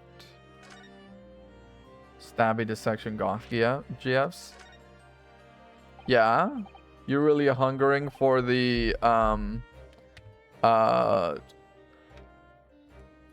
you're really hungering for the emotionally unavailable, obscure, older Labubu man. You know, we each have our vices and our weaknesses. I can fix him. Yeah, she can fix me. Actually, she can make me worse. And that's fine. When the specimen was brought in, it was still fresh. Time of death could easily have coincided with when the gunshot was heard. There was one small discrepancy. There was some fried fish in the pocket of the specimen's overcoat. And that fish had started to rot. I presumably like to eat it before it went off. Yes. Someone tricked the time of death? Yeah. manipulate the time of death by keeping the body sort of iced or something like that. Theoretically, if you were to chill the body in ice, you could delay the onset of putrefaction. And if the O-coat wasn't on the body at the time, yeah. Today's science, it's not yet possible to determine if the body has chilled or not. Let you freeze a corpse? Yeah, you just need ice. Chill a corpse, you would require an enormous electrical refrigerator. Maybe in a factory.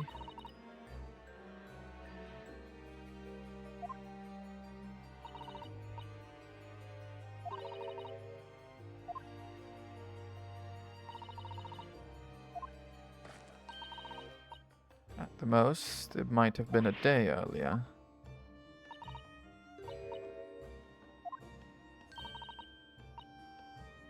A day before it was discovered at a previous location. Simply said, there were no electrical refrigerators of that size in the vicinity, so it could not have been. That's some weak sauce.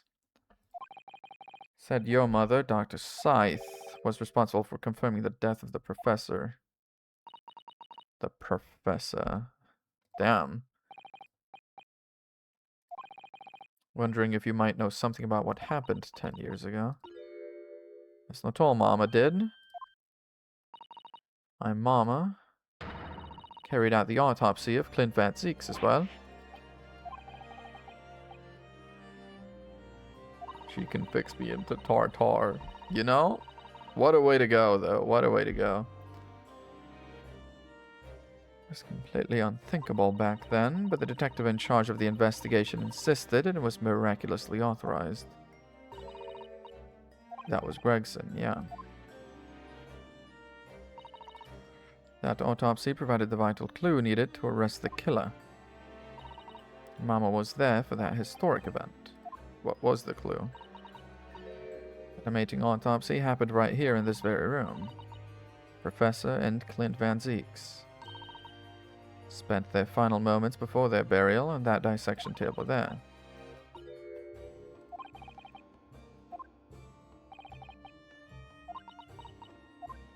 Tell us more?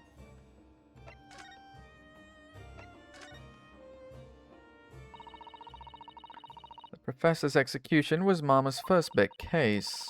She had to be in attendance at Barclay Prison execution chamber and sign the certificate to confirm the convict's death. Mama's the best coroner in the world, you know. I was so proud of her. But the execution didn't take place, and worse still, Mama actually helped with the jailbreak. I didn't want to know.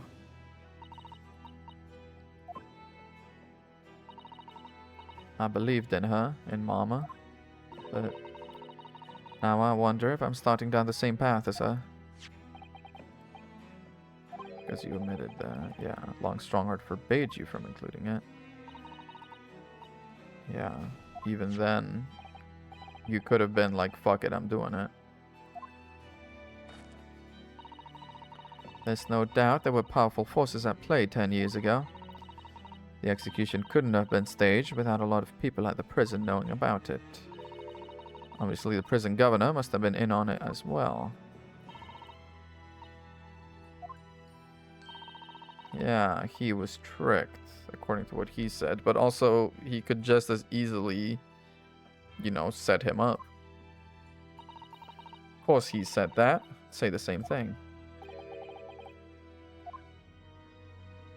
I'm so looking forward to the trial, because during the trials, all of these questions get answered one by one in a way that is so satisfying. This game I'm enjoying so immensely. Such a strong finale on this. It was at a time when carrying out autopsies of murder victims was very unusual. And even more so for, for aristocracy. And when the autopsy was performed, Mama was present, although only as the secondary assistant. The person leading the procedure was called Dr. John H. Wilson. There was one other person present, the primary assistant. He was a visiting student from the Far East. Eugene Mikotoba.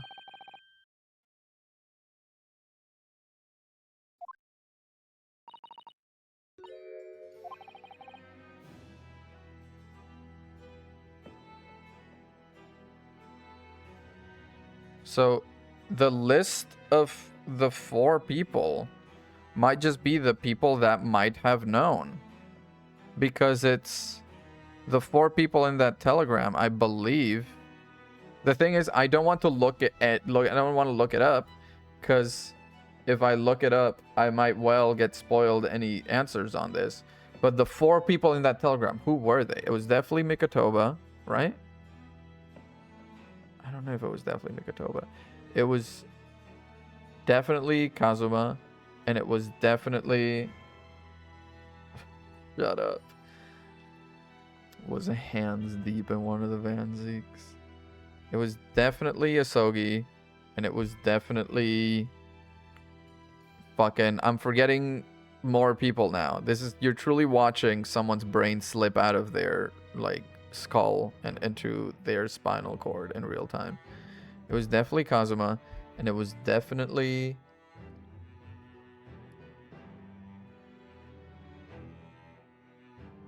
John H. Wilson, which was in the autopsy.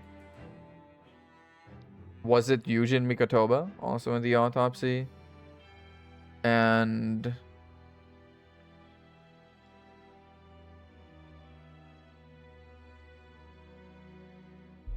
there's one way I can look it up without getting spoiled, which is Ace Attorney Chronicles 1 walkthrough. And then just getting walkthrough The Unspeakable Story. Right? Yeah, The Great Departure, The Speckled Band, Runaway Room, Clouded Kokoro, The Unspeakable Story, which is the last one. Trial Part 4, which is this. And then we go after the trial. You arrive in Dover. Yeah, she feels so bad. Yes. Kei Asogi, Ashin, T. Goregu-san, Tobias Gregson, and Jay Wilson. Asogi, Shin, Gregson, and Wilson. Now, we know Gregson and Shin are linked by virtue of being part of, or they seem to be linked by virtue of being part of the, whatchamacallit,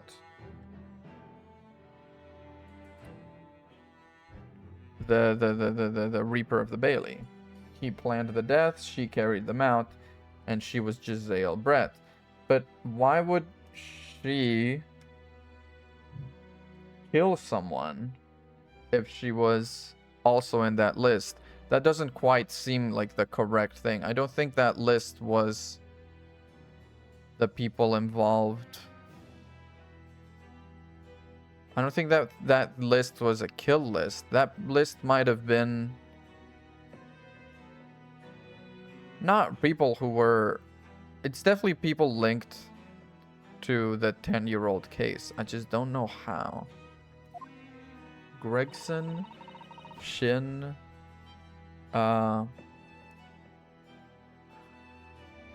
Gregson, Shin, John H. Wilson, Kazuma Asogi. Yeah. It was the discovery of a vital piece of evidence that led to the capture. Which was what vital piece of evidence? Would you like to see the records for yourself? We would love to. What's the point of keeping records if people can't look at them? You know what? You're so right. They're filed under V at the back of those cupboards with the other records from that last decade. Van Zeeks. Is it not here? There must be. No one's allowed to take documents related to the professor case out of this room. They're gone. I remember now, it was 2 years ago. A consulting detective came one day saying he'd like to see the records. Holmes took them? You think he stole the records? In 2 years, must have been people who could have taken them, but maybe he stole them. What is going on, dude? Everyone is playing something just outside of my perception, and they dip in sometimes, and it's maddening. It's really well done. What is it, Iris? I've just remembered something very important I have to do. Going to have to leave you now. She is going... No, there's no need. You and Runa can take your time here.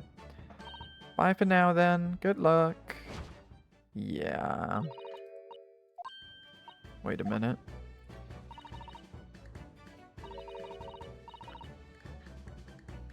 Iris put it together even though you didn't. Evidently. I mean, but I don't know. Should I have put something together right now? Is there something that was supposed to strike me super strongly? Because nothing has right now. She's been here before. 2 years ago. Oh, when that detective came. She has extra info, yeah. You were a living specimen then, too.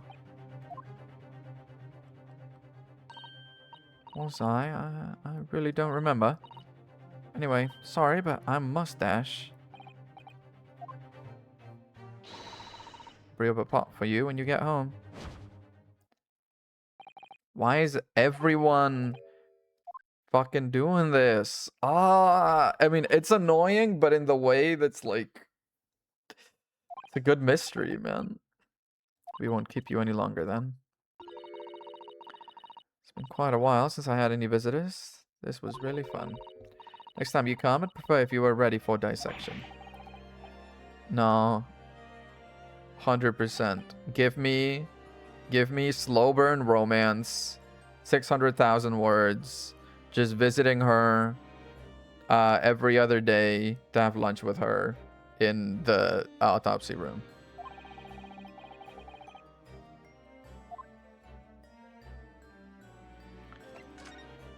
Back to the frickin'... We have to go back to Fresno Street Room. I don't believe we've visited this place in quite some time. Is this the trunk that he was supposedly carrying? This wasn't here earlier. Yeah. Gina's nowhere to be seen.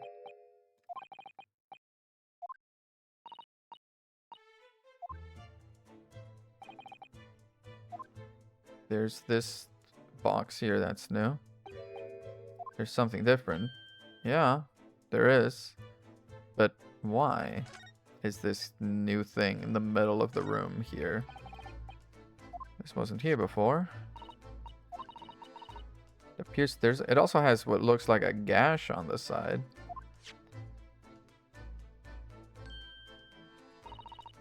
Some initials on the side. TG, Tobias Gregson, right? Oi, what do you think you're doing? That's my trunk, that is. Hands off. I don't know. You leave something unattended for a few seconds. Every Tom, Dick, and Harry's got his greedy eyes on it. What, spit it out, Otto? You've only owned that trunk since this morning's trial. What are you trying to say? Come on, this trunk goes with me everywhere, always has. Where have you where have you been the last year?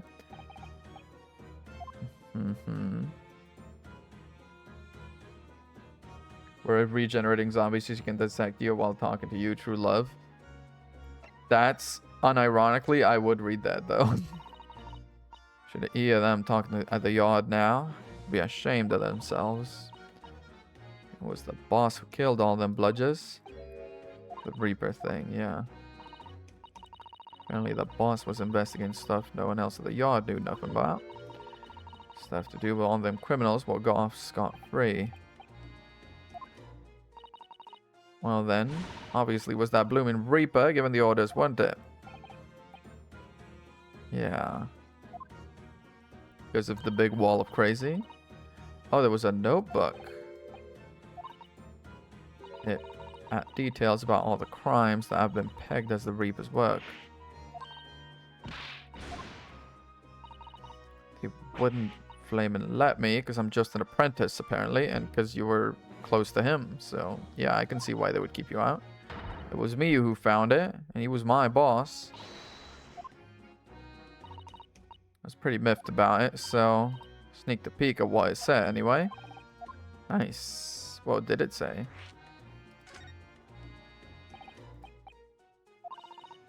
Way I see it, it's my right to read what he wrote. Valid, sure. Dates, times, places, names, and a long list of them. All details about the bludgers supposed to have been done in by the Reaper. Could have been written after the fact. Exactly, that's what I said. As it happens, it was full of names I recognized anyway. Okay. Known leaders of London's criminal underground. Oh yeah, but there was one name right at the end that was a bit odd. Pretty sure the date against it was 31st October, which hasn't... Day before the inspector, which presumably is the day... Yeah, that he died. It weren't like a name I've ever seen before. It was something like, oh god, she's about to say something crazy. Nah, it's no good. Can't remember it. Don't think it was an English name, put it that way.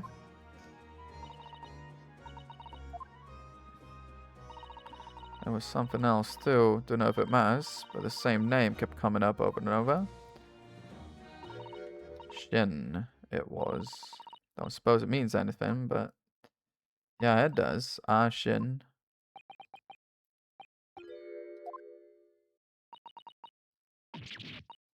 What? It does mean something. Big time. Yep.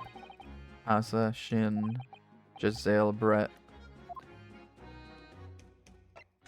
Yeah, I'm sorry. Gregson might have been neck deep in it. Well, of course not. I've been busy, ain't I? Investigating and all that. Back to the yard or trying to trace the boss's movements the day before it happened. Only the boss didn't go, did he? Yeah, this guy had his identification, was pretending to be him. The boss was not. Anyway, you ain't the only one turning stuff up. Got me my own ways of getting results. The trunk? Oh, the dog. Toby. Toby. What'd you think, eh? Of course we have. Can't tell you though. Please business, innit? If you lot ever need any help, you know who to turn to, right? Me and Hellhound. Aw, Hellhound. What about your Hellhound? Yeah. Chief Inspector Toby.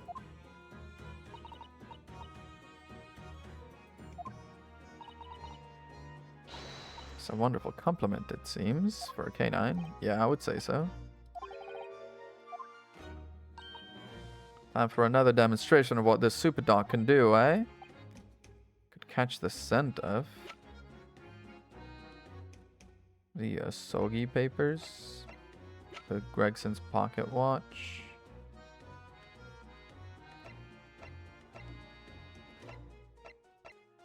The red hairpiece, because I don't think he was wearing it.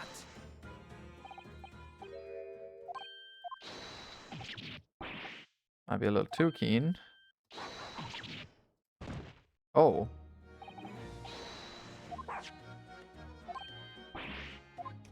Oh. of Inspector Gregson. Well, I was hoping the red hairpiece had been worn by someone else and he could track them.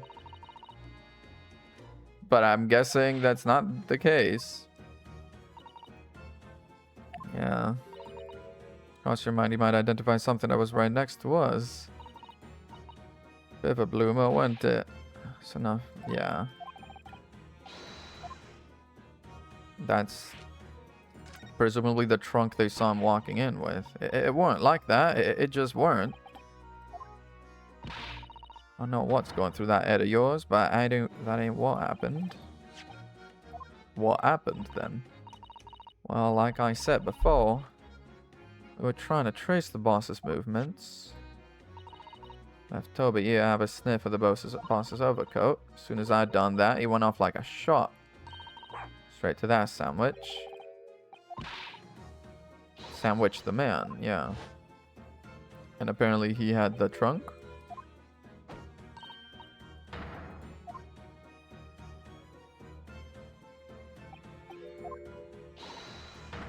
He nabbed it.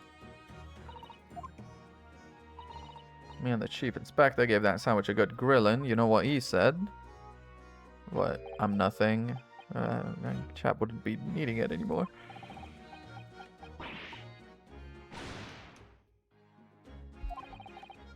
Yeah.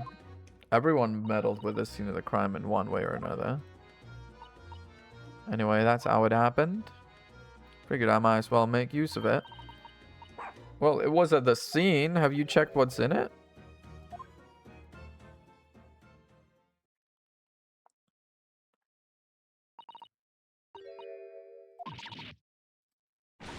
I am the police.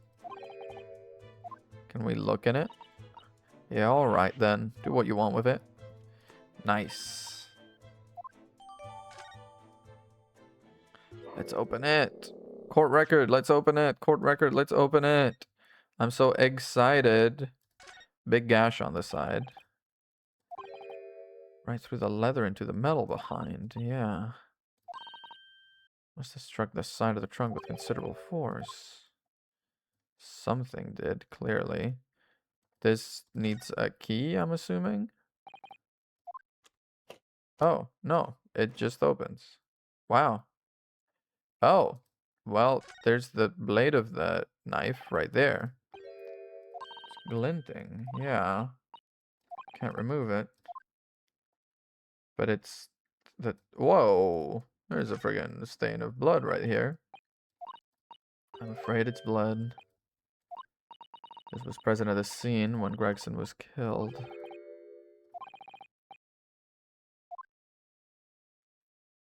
Anything along the back bottom? No. What's in here then? Obviously, this document is the important thing then. There's something inside.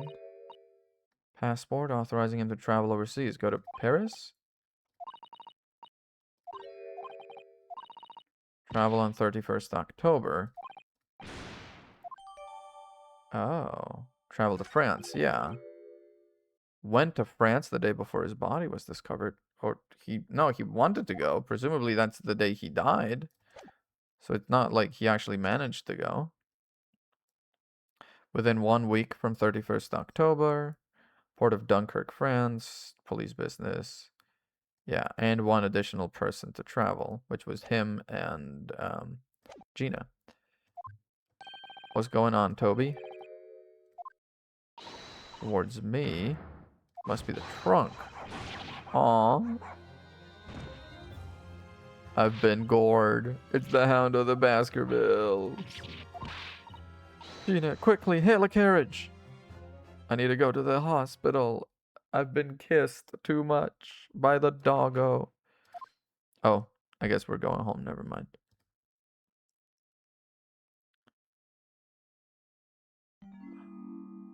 No way I passed out, dude. That's weak sauce.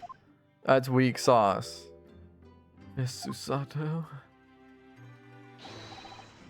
Mr. Sholmes.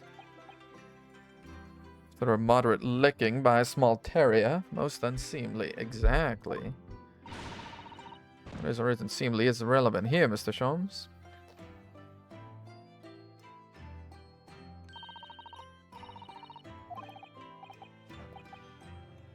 You bring me back.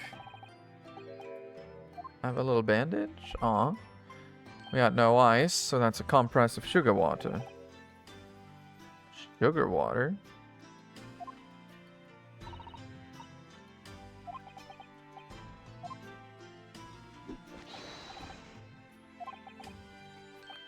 No sugar in the patient's cup. We got sugar enough up there.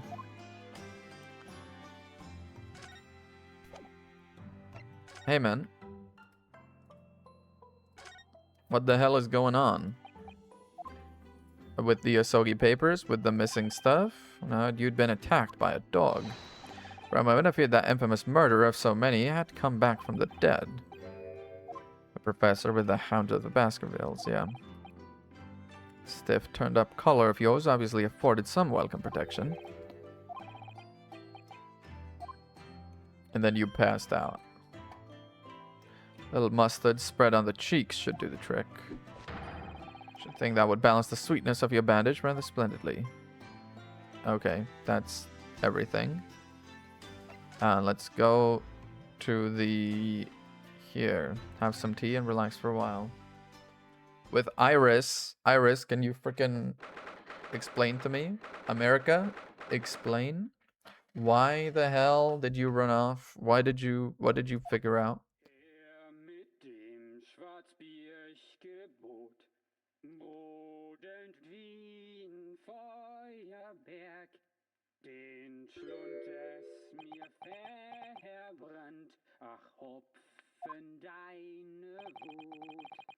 What is going on here?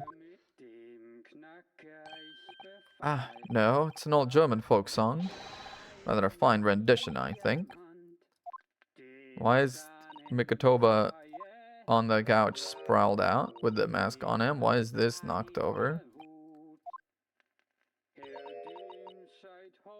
You feed him some sort of like truth serum and he told you about your dad? Relaxed gentleman over there.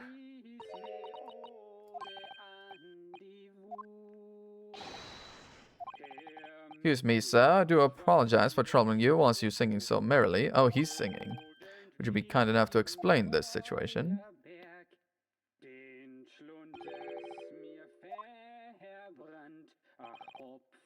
Crooning gentleman and a mute young girl, a rather tantalizing juxtaposition. And one that appears to have incited the gods of deduction within me to find their voices too. Deduction. Strains of reasoning within me are playing now as a delightful duet. One mentally sings of our reunion full of nostalgia, whilst the other is a morose theme about the great secret you're trying so desperately to conceal, Iris.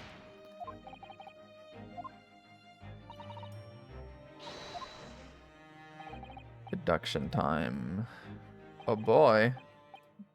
To Music Land, where all is sweetness and delicacy and harmony. Enjoy Sherlock Holmes' latest logic and reasoning spectacular. We got to have one of them per case. He's dressed differently because he's dressed like this now. He doesn't have the full like deerstalker hat. Man's identity, we know who it is. That's Mikotoba. Oh, sorry. A Germanic song he sings and his apparent inability to understand when asked to desist. Why is the man here at all and in such apparently high spirits? The answer, of course, Iris, is clearly known to you. She's hiding something behind her back. Indeed, we need only follow the gaze of those bright young eyes to unravel that particular part of the mystery. The reason for the man's mildly irritating warbling is revealed by the herbal tea. Obviously offered our German guest a cup of your latest herbal blend. Tea's delectable flavor has made the man's spirits soar, and resulted in this joyful ditty tumbling incessantly from his lips. I eagerly await sampling the flavor myself, that I may join the fellow in his state of elation.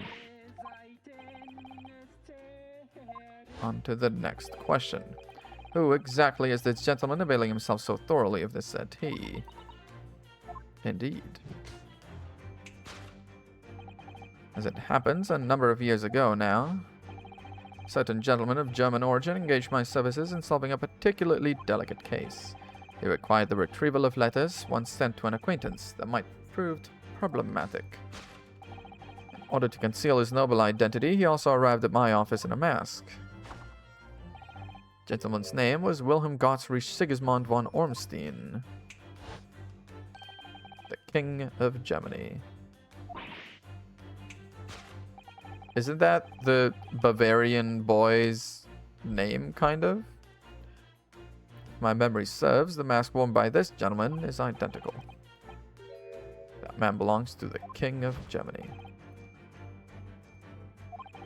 And has decided to show his face again, mask and all, in order to express his gratitude. Well-mannered monarch indeed. She's in the background like, this idiot. Why is she like puffed cheeks too? His son is currently in London as well, enjoying the wonders of the Great Exhibition, the Bavarian boy. King of Germany. Second deduction. Why girl's silence? Leaves us with one remaining imponderable. Yes, you, young Iris. But your apparently inexplicable silence is unable to hide the truth. The reason for your muteness is concealed inside that knapsack. I don't think so. £5 note, I believe. I must say, your compatriot, I'm deeply saddened. This? It would appear you've allowed yourself to be bribed into silence by His Royal Highness, earning yourself quite some spending money in exchange for keeping quiet about the King's secret. Now the final piece of the puzzle. What is this secret you strive to hide with your silence, Iris? Ah, yes, we need only follow that brief involuntary twitch of your eyes to find the answer. You were attempting to abscond with that coffee cup. My favorite coffee cup, in fact, or should I say, the handle of my favorite coffee cup. It appears His High-Spirited Highness broke it in the midst of his high hijinks. Leads us to the sad truth. Favorite coffee cup has been broken by the King of Germany, and Iris, you tried to conceal it from me. That is a wild fucking deduction to make. Okay, time to friggin' fix all of this mess. Of this painful puzzle. Poor man. Poor man. It sounds like it's coming from like a radio, the audio quality from it.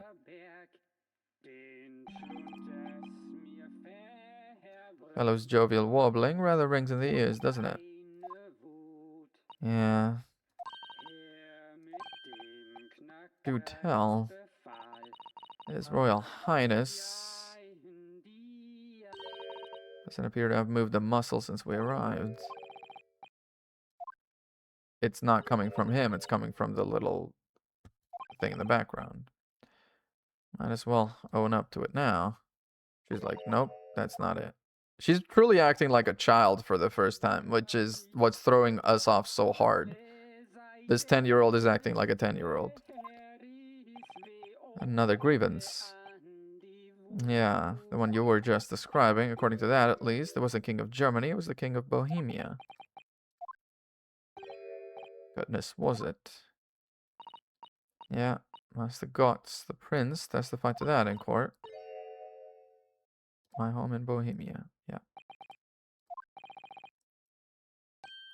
Could easily become quite a scandal. Huh. Time to fix it.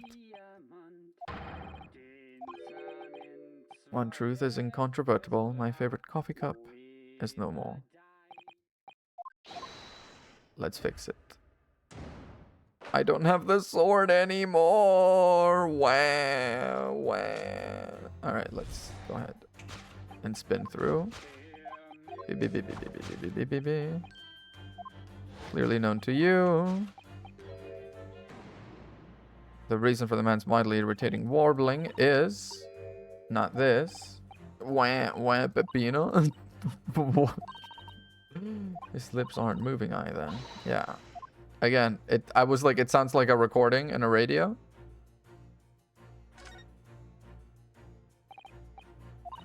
It's a gramophone, yeah.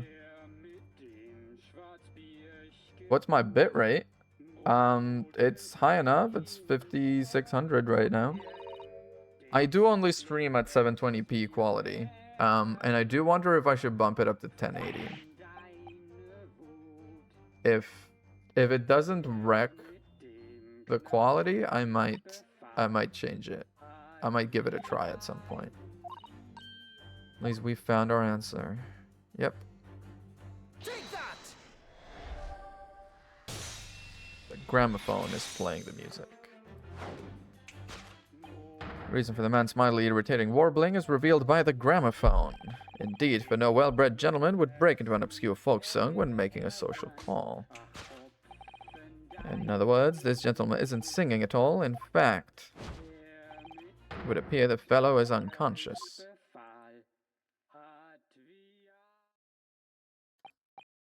Music seems to have stopped now.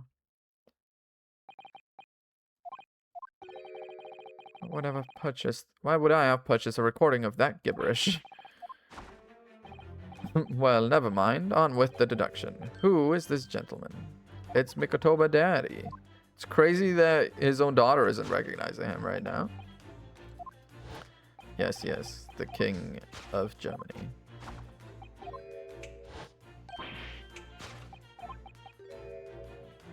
Mask belongs to the King of Germany. No. Master Gotts was wearing a mask, but it was more of like a masquerade ball, sort of. Yeah. Was it more like a what do you even call those kind of masks? They have like a different name. I don't know. The mask belongs to Kazuma Sogi. The mask has been here. No question, that mask belongs to Kazuma Asogi. In other words, my memory is sublimely unreliable. Yep. Yeah, that doesn't explain why the gentleman is wearing it now. For all, the gentleman is unconscious. Only excuse ourselves in advance, gently lift the mask and peer beneath it.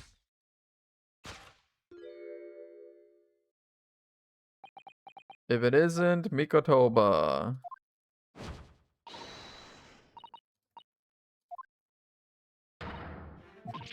I'm afraid, Miss Susato, you must be... Nope, I think not, Mr. Sholmes.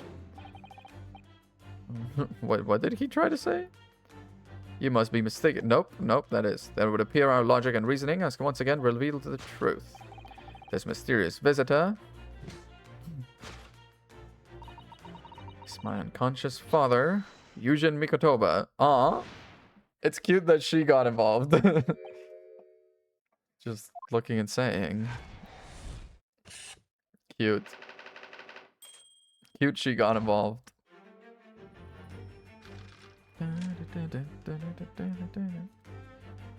Girl's silence. Yeah.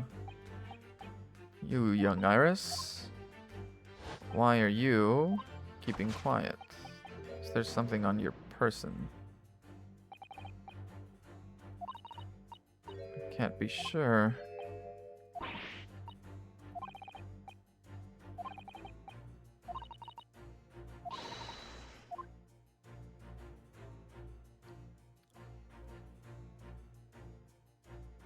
When it came to her daddy, she was like, nope. Oh, I can rotate this way. I can't rotate up and down, though. I can only rotate like so. What's Iris really looking at?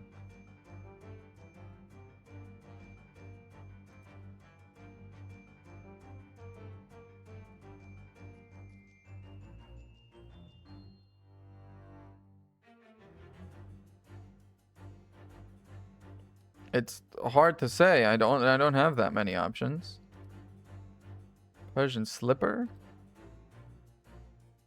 The metal chest. It's open. Yeah, written by Iris's father. Yeah, she's never once shown me inside, but it's open now. Catch is unlocked.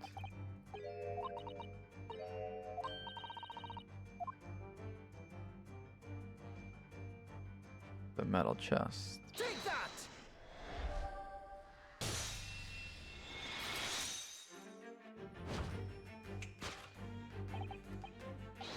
Sealed inside that metal chest. An excellent observation, for upon closer inspection, there is something different about the chest's appearance. It's kept locked at all times, yet now the catch is open. Evidently, this has something to do with your refusal to speak, Iris. Simple enough matter to incite you to speak, I'm sure. Merely need to open this chest. Ooh. Here we go. No, Hurley doubt. Damn. I see, that's what happened.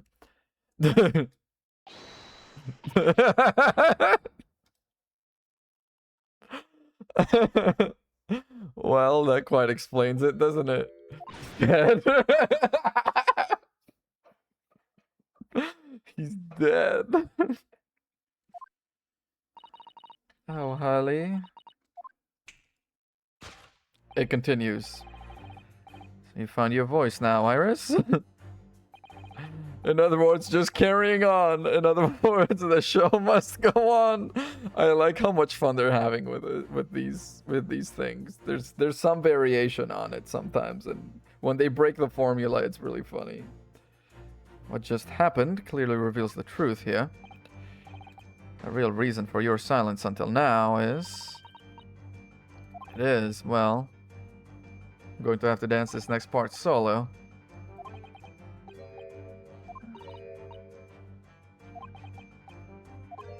A man needs to point his finger first and think later.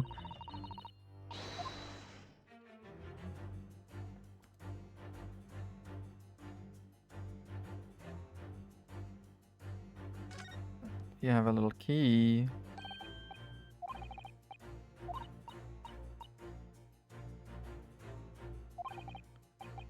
Big old iron key.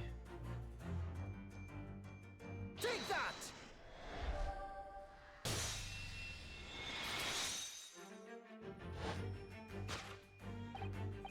The real reason for your silence is the key behind your back. Mr. Sholmes was thrown into the air.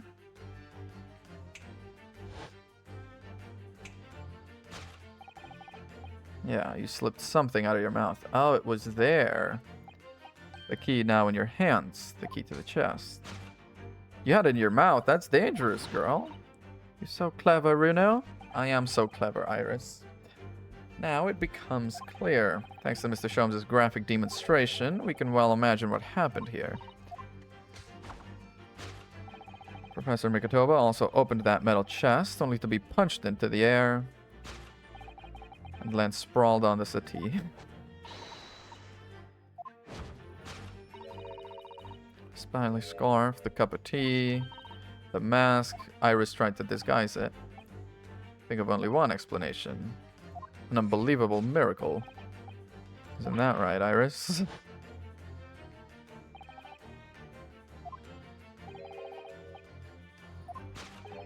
The mask was flung into the air just as he was, only to land neatly on his face when it fell back down. The teacups journeyed through the air and it when it caught on the unconscious professor's finger. Okay, what the fuck are we talking about here? It's actually just the tablecloth.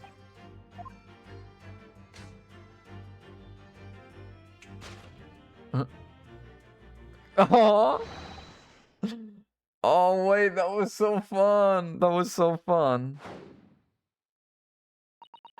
That's not quite it.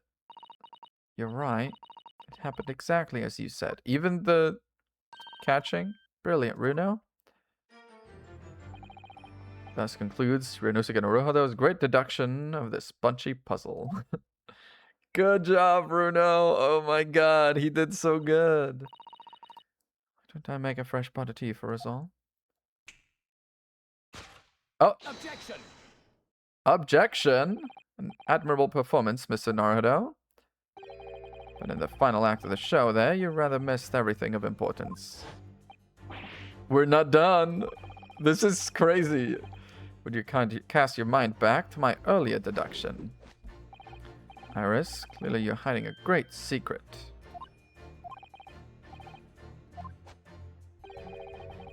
Yeah. I put it to you again. You were attempting to abscond with that coffee cup. Not quite. Yeah. Great secret is something else. To abscond with a little tucked in thing. Knapsack's gonna be the answer, yeah. A sizable bag and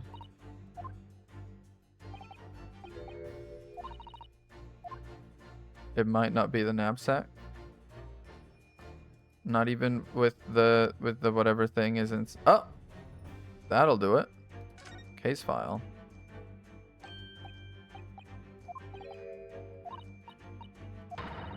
The insignia. Is this the Van Zeeks stuff? Take that! Iris is sneaky, dude. Iris, as you know very well, nothing escapes the attention of a great detective.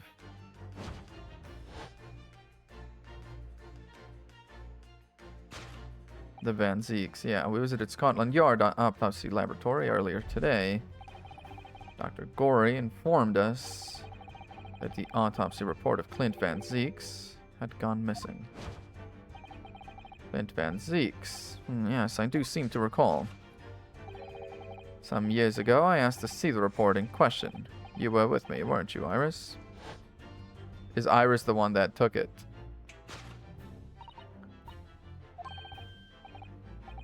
It was you, Iris. Those papers you have there. I'm sorry. Aww. This is the first time she's like properly cried like a child. That's fine, Iris. You're 10. You're forgiven. You're a kid. You're 10. You can do shit like this. That's in fact that's what being 10 is for. To do shit like this. Don't worry about it. In truth, I would like to have thought I could have predicted the booby-trapped chest. But it caught me completely off guard. I was very nearly there late consulting Detective Sherlock Holmes.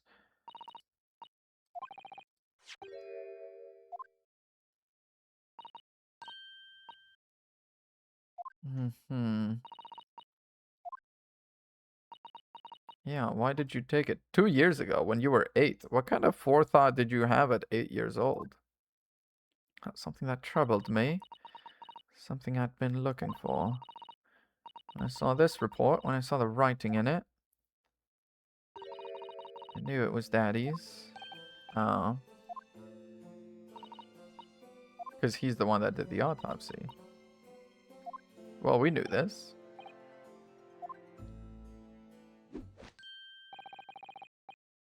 Forgive me for interrupting, my dear fellows. The poor unconscious gentleman on the settee has been somewhat forgotten. Perhaps we should find our guest somewhere more peaceful to rest. Would you be so kind as to lend him your bed? We must do our best to make him comfortable, I feel. Oh no, I can manage alone, thank you. You have tea to enjoy. Wouldn't want Iris's brew to stew. Alright, off he goes. This investigation is certainly carrying on longer than the one from yesterday, which is not generally how these things go. Generally, a day 1 investigation is longer and a day 2 is shorter. But there's just a lot of plot happening.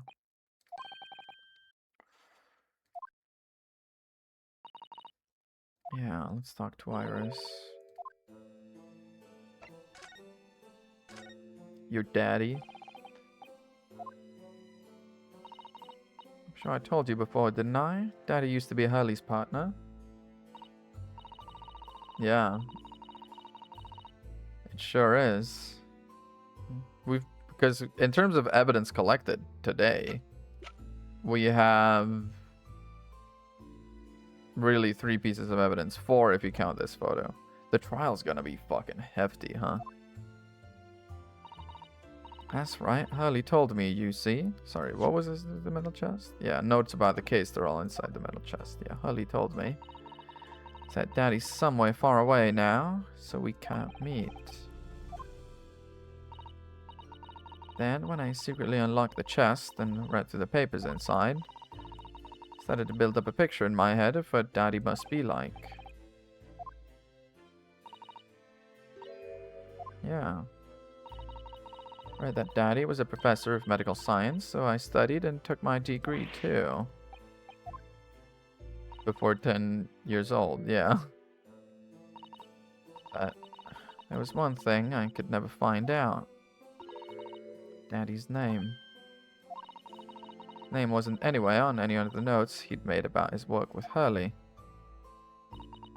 But then one day, you saw the writing on that autopsy report signed John H. Wilson.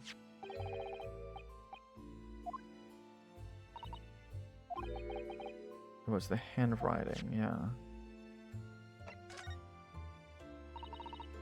When I saw the writing on that report, I could hardly believe it. I know that handwriting, I thought to myself, is my dad's, yeah.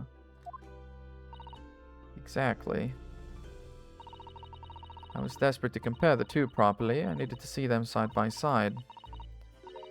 As the doctor in the laboratory, I was told I couldn't take the report away. Even worse, I was told that was the first and last time we'd be allowed even to look at it there. So you just took it. When I compared the autopsy report with the case notes I had here, there was no doubt. Handwriting was exactly the same. It was Daddy's. Dr. John H. Wilson. I learned Daddy's name at last. You couldn't ask Herlock? He wouldn't tell you? Ever since then, I've called myself Iris Wilson. Oh. That's also when I had the brilliant idea of writing stories all about Daddy's exciting times with Hurley. Decided there and then I'd write the adventures of Herlock Sholmes. So she might not be John H. Wilson's daughter at all, actually. Right? She's 10 years old. So she could be the daughter of any motherfucker involved with the professor thing.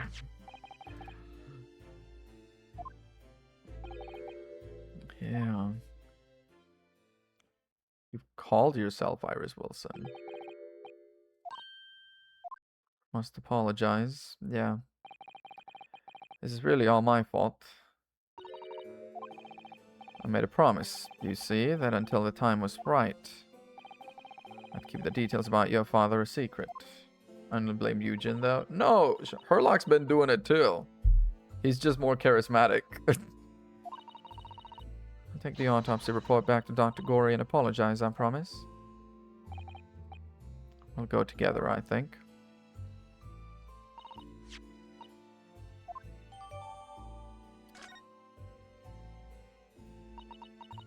Real quick, if it's all the same to you, let me read through this. Age 33, which is how old Baroque is right now. Like Twinks more than Labubu's. Uh-huh. Nationality British. Death from a single stab wound to the heart. Other superficial external wounds indicative of a duel. Recent scarlet ink stains visible on the little and ring fingers of the right hand. Scarlet ink stains on the little and ring fingers of the right hand, sort of suggesting that he was writing and they got on him, or what is that suggesting? Vital evidence recovered from the victim's stomach during autopsy. Credit to Inspector Gregson for petitioning so doggedly for the autopsy procedure. No internal trauma noted anywhere in the body. John H. Wilson.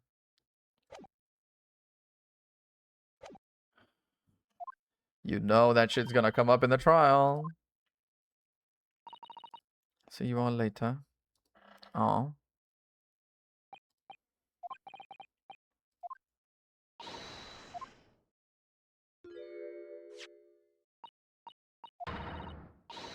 What's the meaning of this? That he died in a duel? Oh dear me. You've noticed, I see.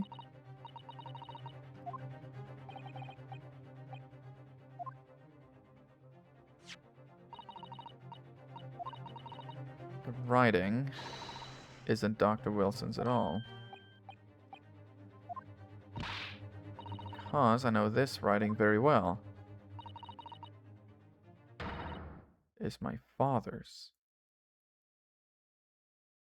Oh.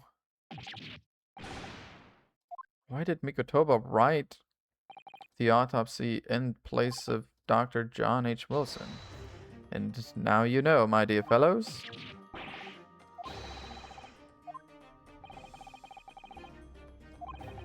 It's too extraordinary to believe. Is the guy that he was going on adventures with, was it Eugen Mikotoba? Was there a Dr. John H. Wilson?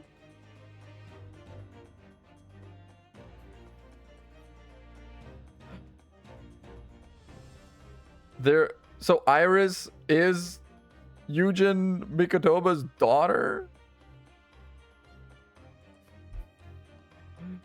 It's only been 2 weeks. That's crazy because... Yeah, your partner was actually penned by Professor Mikotoba. Not possible, my dear fellow. Pray, take a deep breath and think again. Great deal of sense. But then what? He was around here like fucking around and had a daughter while his actual daughter had never seen him? 10 years ago is when Father returned to Japan after his extended study tour. Yeah. Prior to his return, where was Dr. Mikotoba engaged? Yeah, assistant in Dr. Wilson's laboratory. And as an assistant, he would have aided with the dissection work, making detailed notes, which would be assembled into the full autopsy report. Once the work was complete, the head coroner would check the contents and put his signature on the document.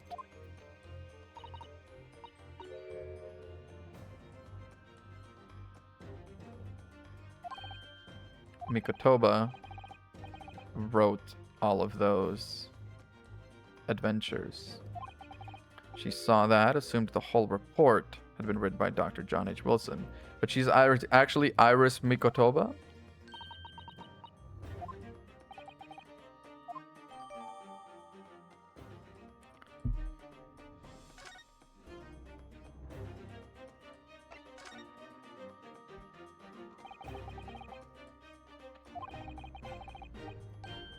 Comes from the published stories of your exploits. You really have no way of knowing what's fact and what's fiction. Most troubling for you, my dear fellow, I'm sure. Yeah, did he exist? Well, obviously he did. There's a bunch of documents written. Come straight to the answer. I believe Iris explained it in one of her installments. He was a trusted comrade and the only person I could truly have called a friend. Made a record of all your cases. Absolutely, my dear madam. Absolutely. Upstairs in my bed. We rarely meet. You see, he lives on the other side of the world.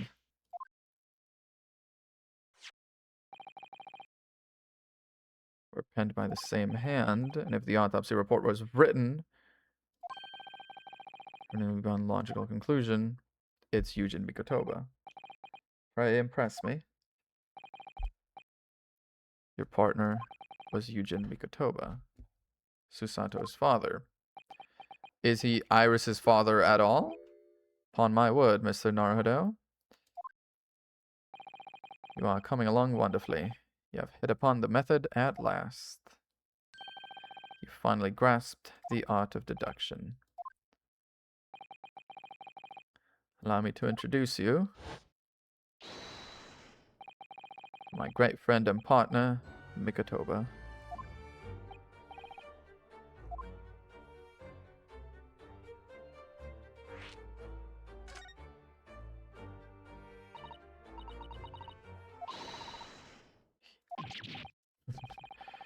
I'm still my old self, yeah. It's just a lot. Must say, though, how my old friend has attained worldwide celebrity as a great mystery solver is the greatest mystery of all. Still remember the first time we met. Pray remind me, when was it again? 16 years ago, Sholmes. Ah, yes, quite. 16 years ago. I just arrived from Japan with Seishiro and Genshin. I was in search of lodgings close to the hospital, some comfortable rooms at a reasonable price. Rents are devilishly high in that particular area. So I decided I needed someone to share lodgings and the expense, and was fortunate enough to be introduced to Sholmes, who found himself in a similar situation.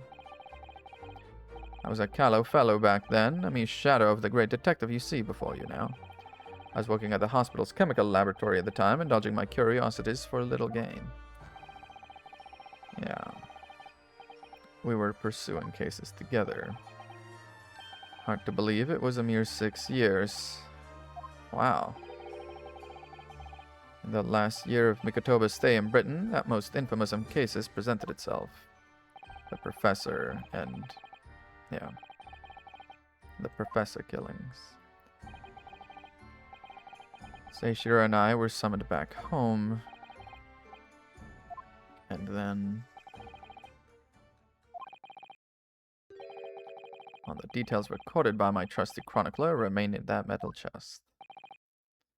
So are you Iris's father? That's still like an important thing. Or is she just...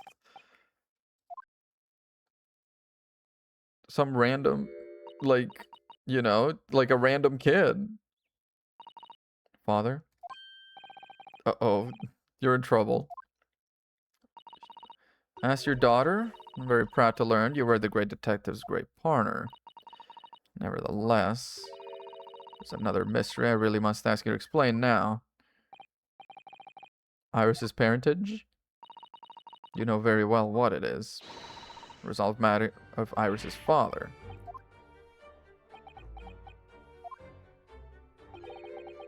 I should have seen this coming, I suppose. Yeah, you really should have.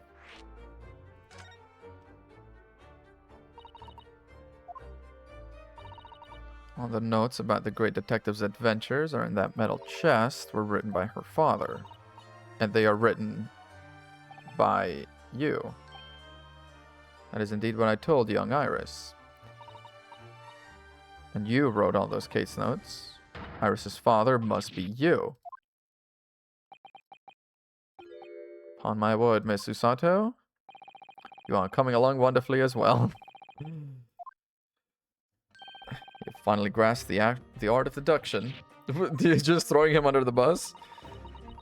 What you've always told me, father, is that my mother died when I was born 16 years ago, and you left me in my grandmother's care. So she did die in childbirth. So I suppose it's not so outrageous that he might have had a child while he was here. If his wife was dead. It is still kind of irresponsible, given that he had one child presently abandoned in Japan, and he was about to abandon a child in England. But all this about Iris... yeah, hold on a minute. It was very complicated. I mean, it's really not what you think. Yeah. Red hot before she... the takedown. Show him, say something, man. Takedown time? Oops. I must be going. It's quite enough, my fiery fellows.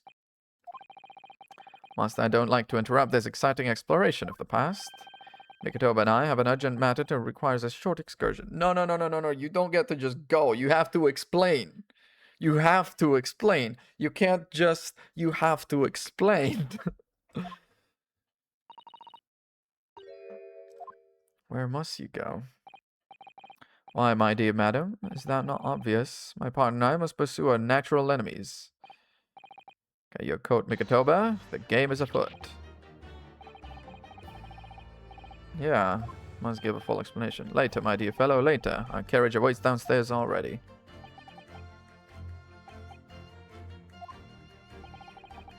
I mean, really, visit our home after 10 long years. When I open that chest in a fit of nostalgia, I quite inexplicably pass out. If that wasn't enough, when I eventually regain consciousness, I'm plunged straight into all this.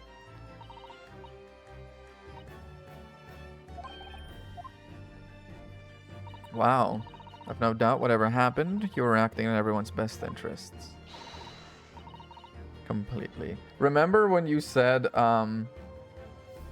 Herlock is constantly not telling anyone anything, you only blame Eugen though? Well, they both tell fucking no one nothing, and now we know why. Now we know why. That's just something that happens, apparently, when you go solving mysteries together with your international lover. Sending the great detective and his great partner off on renewed adventures together. It's more than I could have hoped for in my wildest dreams. We'll speak again later. This man's about to be killed.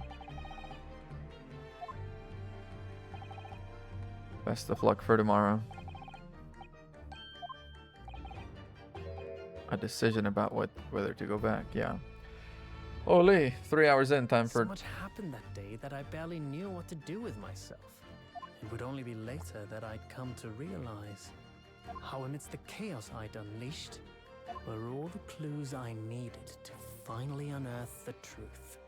And that all the turmoil was necessary to give me the resolve to see everything through. Time for trial day 2. Damn, that was a good twist though. I did not see that coming. Like at all. I mean, to be fair, I don't know that I could have... Oh, completion of episode 4. What the hell? The final case. I don't know what to do right now. Should I start the It's only been a 3-hour stream, but the final case is about to be hella long. I feel like I should maybe start the trial right now.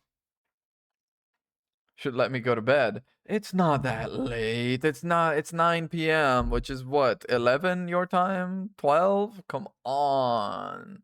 Come on, party a little, live a little. Oh my god, come on. Yeah. How long is the final case? I think that's the important thing. How long is the final case itself? This final.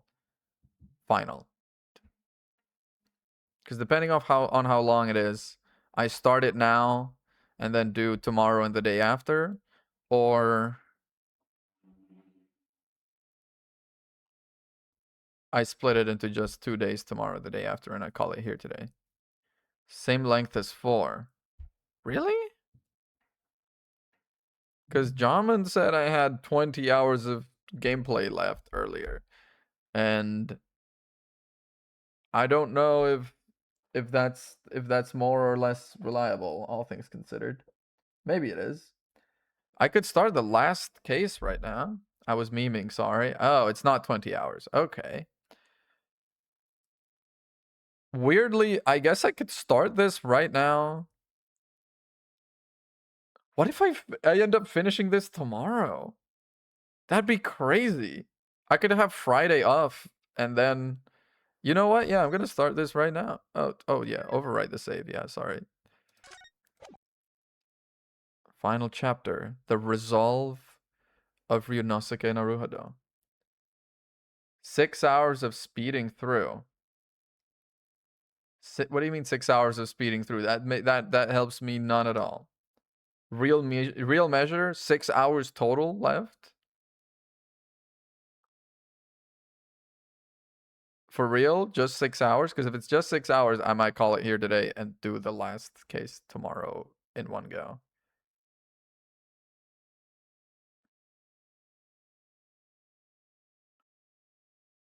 Like, no, read aloud and stuff. Yeah. I'm gonna read aloud. Assuming you don't get anything wrong. I'm not gonna get anything. Have you met me? I never get anything wrong. I'm so smart. Oh my god. Okay. Fuck. You know what? Fuck it, we ball. Let's start. Let's 2 streams. Okay, 2 streams is a good way to put it. We're gonna start it right now, and it might be a bit of like a shorter one right now. Sort of, I might go until the first break in the trial or something like that. I don't know. We'll see how it goes. I might just even call it at some point, depending if the break doesn't come readily. But wow, we have all the evidence we're gonna get, huh? Maybe there's, unless it's one long trial, if there's maybe an investigation in the middle, I don't know. And don't tell me. Yeah, let's start it now. We'll see when I feel like stopping, and then tomorrow, I guess we just do 1 week push and we finish it.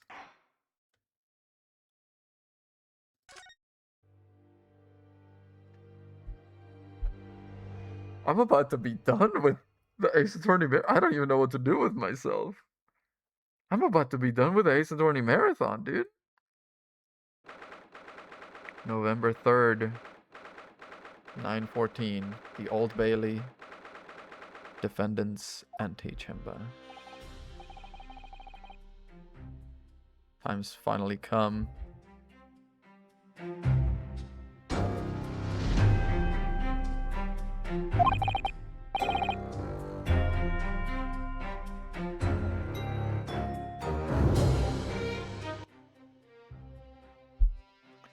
Today we unravel everything. Shit, dude. Aw, she's a little out of it.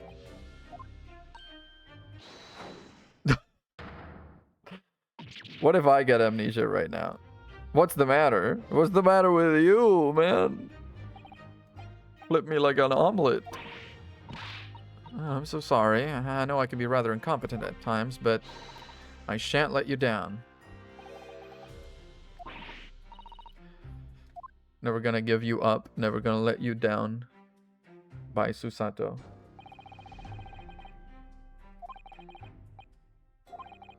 Dude, it's crazy I'm about to be done. It's crazy I'm about... sorry. It's just sinking in now. After... Today is what day? Day 64.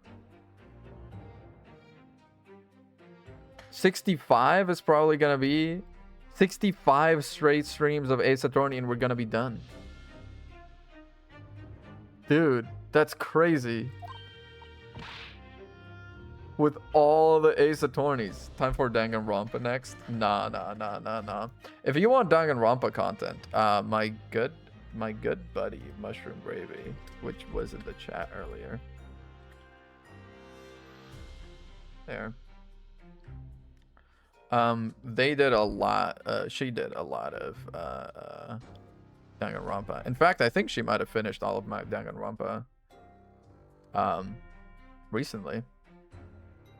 So that's got to be in the VODs somewhere if you want some Danganronpa content. But yeah, I tried Danganronpa. It wasn't quite my cup of tea. I'm delaying because I don't want to be done. I do this with TV shows also, okay? I do this with TV shows also. When a TV show that I'm kind of into is ramping up to the end, sometimes I just drop it instead of watching it all the way to the end. Because it's like, if I don't watch it until the end, it doesn't end. You know? Does that make sense? Does anyone else do this? The non-airy games, the 999 stuff. If it is, not for a bit. Just because, like, as much as I'm enjoying this right now, I will want a bit of a break from these visual novel detective style games. You know, I think a Dark Souls after this is gonna be good. Just go around, smack some things. I have a couple other ideas of things I want to try out. If you have suggestions, as always, there is a channel for that in the Discord where you can drop suggestions or, you know, just drop them in chat, whatever. But yeah, I have a couple ideas of things I want to do that I think could be fun. It's wild. I have to look beyond Ace Attorney streams. I'm going to be streaming other stuff.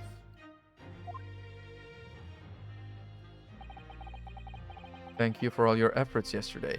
He didn't even start by condemning the Nipponese. Okay, that's pretty good.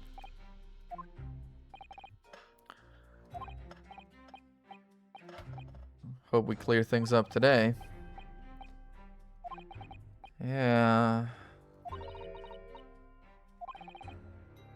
He isn't the Reaper, but he acts like it. A Reaper, I suppose in hindsight, I shouldn't have allowed that misconception to go unchallenged. Stream schedule is the same. That is another thing I want to mention. I will not be doing streams every day after the Ace Attorney thing. I don't know exactly what I will settle on, but every day is too much, especially the way that I'm, you know, currently also studying. I think what I might settle on is Tuesday, Wednesday, Thursday, and then weekends. So like I get Monday and Friday off to myself. And it's still like a nice sort of 3 streams in a row during the weekdays, sort of during the hump of the week, which is the hardest to get through. And then the weekends also, if and when I have time. But generally, yeah, that's kind of the schedule I'm thinking about. My tacit acceptance of that pseudonym, my failure to stop the Reaper becoming something more than a mere legend that led to all this. I don't know, man. The Reaper and stuff, that all happened. You know, someone wanted to make it happen. It isn't just that you let it happen, is that someone wanted to make it happen. The public started calling you that. That's why you didn't say anything. To be frank, I'm not sure that was the sole reason. What, did you like being feared? There was a rumor at the time that the Reaper was really the ghost of my late brother. Aw. And if you were like, if that's the case, yeah. Having been slain by that evil killer, Clint's restless spirit returned as some sort of demigod to wield a deadly blade of justice where I, by dint of the law, could not. I lost him. Yeah. In some small way, perhaps those rumors made me feel his absence a little less keenly. He's a sentimental fella. He's a sentimental fella. Even if I knew it was just an illusion of some nonsense conjured up by an over-imaginative public. Yeah.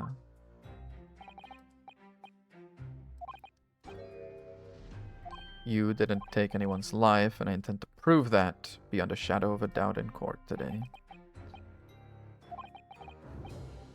Burning desire to cut through all the lies and deception. Yeah, baby. Yeah, baby.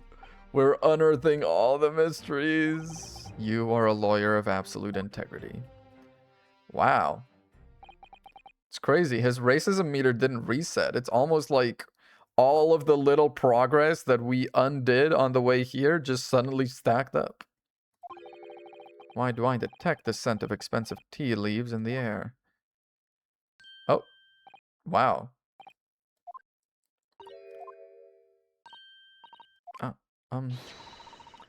Brought you one of my special blends. Hurley loves it, since it helps him clear his head. If this is the kind of stuff... Oh. Uh-oh. Uh-oh. Iris, don't. Seem different today, Iris. dude. I am not. Okay. But we still have that autopsy report. Good luck to you both. I have to make a move now. Where are you going? You'd want to watch the proceedings. Well, she can't watch them. It's a closed trial. I've got lots to get ready. And also, it's a closed trial, and she's just a random child. Would you take this? Yeah, the little dolls that she has. It's a Lucky Charm. Little Hurley that I made once. For some reason, you completely run out of options in the trial today. Just pull this little Hurley's ears as hard as you possibly can. That's right. It's a way to bring good luck. Tug its ears if I run out of options.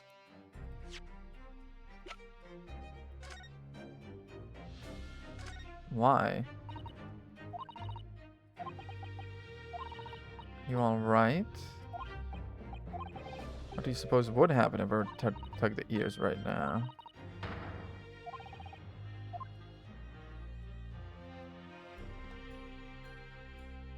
Aw. You didn't see nothing. You didn't see nothing. You always check. You always gotta check. Come on. If you ever had a little dog, you gotta check. Just sneak the peek inside the courtroom. Seems very different to normal. Oh no.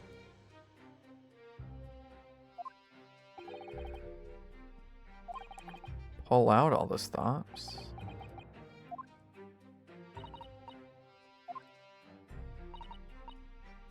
Don't know. He was out all night and he hadn't come home by the time I left this morning. With her dad.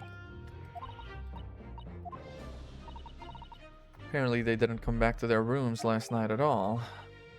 Father and Judge Jigoku. Oh, Jigoku as well. Nobody appears to have seen either of them since yesterday.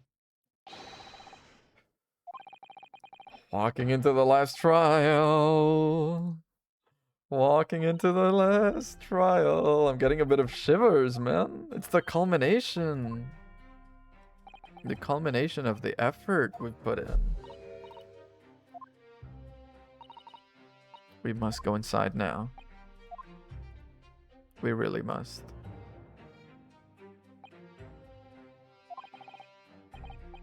Today I battle with another in pursuit of the truth. Now I know exactly what destiny had in store for me. It's all been leading up to this. The courtroom looks very different, we have been told. How does it look very different? It doesn't really, does it? It's even more oppressive. Oh! He's presiding today. Ramifications of this trial now extend far beyond the murder of one Scotland Yard inspector. In fact, events have come to light that threaten to rock the very foundations of our country's legal system. We're still gonna let 2 exchange students do the trial, though.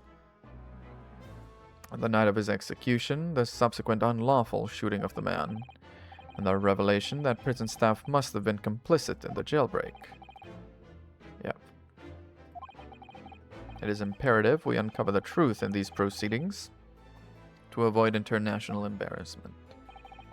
By royal decree, this will continue to be a closed trial, and one over which I, Male Strongheart, exercise total and unequivocal authority. I never realized it's a unicorn. Was this a unicorn? Was this always a unicorn? It wasn't a unicorn. Oh. Oh.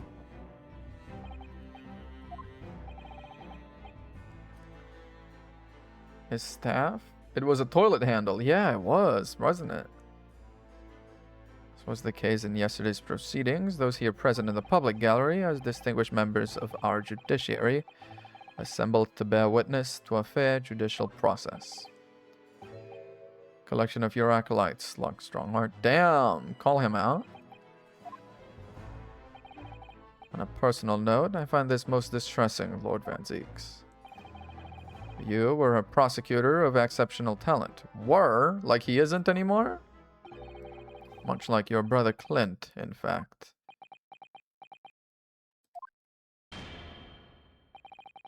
In the name of Her Majesty the Queen, I hereby declare this court to be in session. For the trial of Baroque Van Zieks, who officially stands accused of murder. Are you in full readiness to proceed? 100% this MFer, that MFer. This MFer is potentially the professor, but most definitely potentially the professor, but most definitely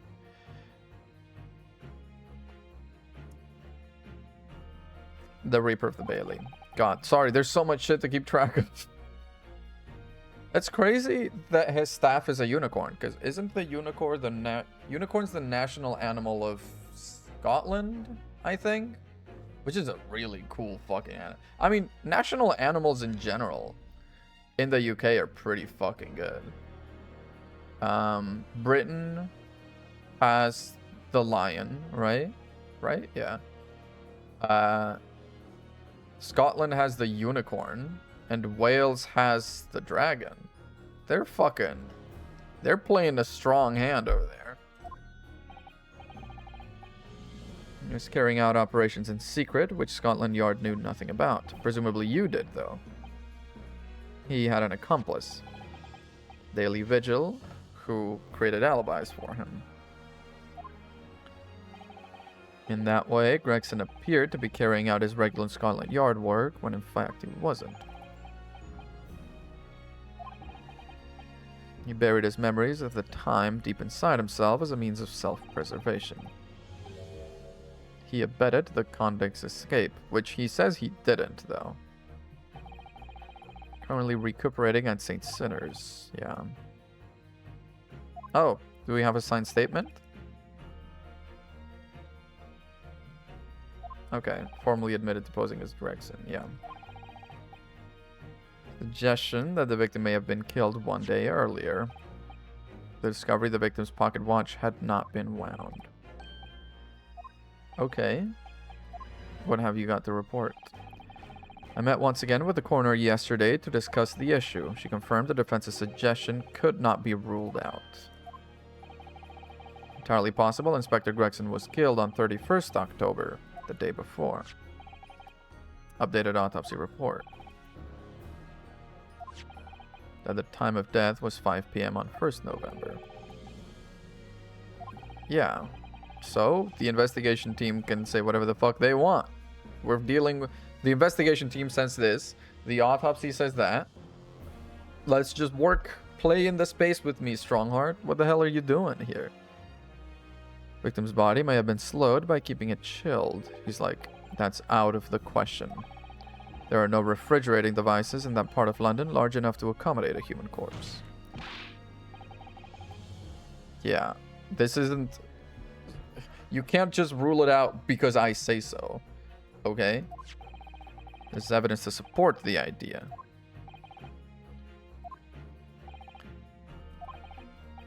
If this updated report is deemed to be accurate, it would give renewed significance to the movements of the victim the day before the first Street incident.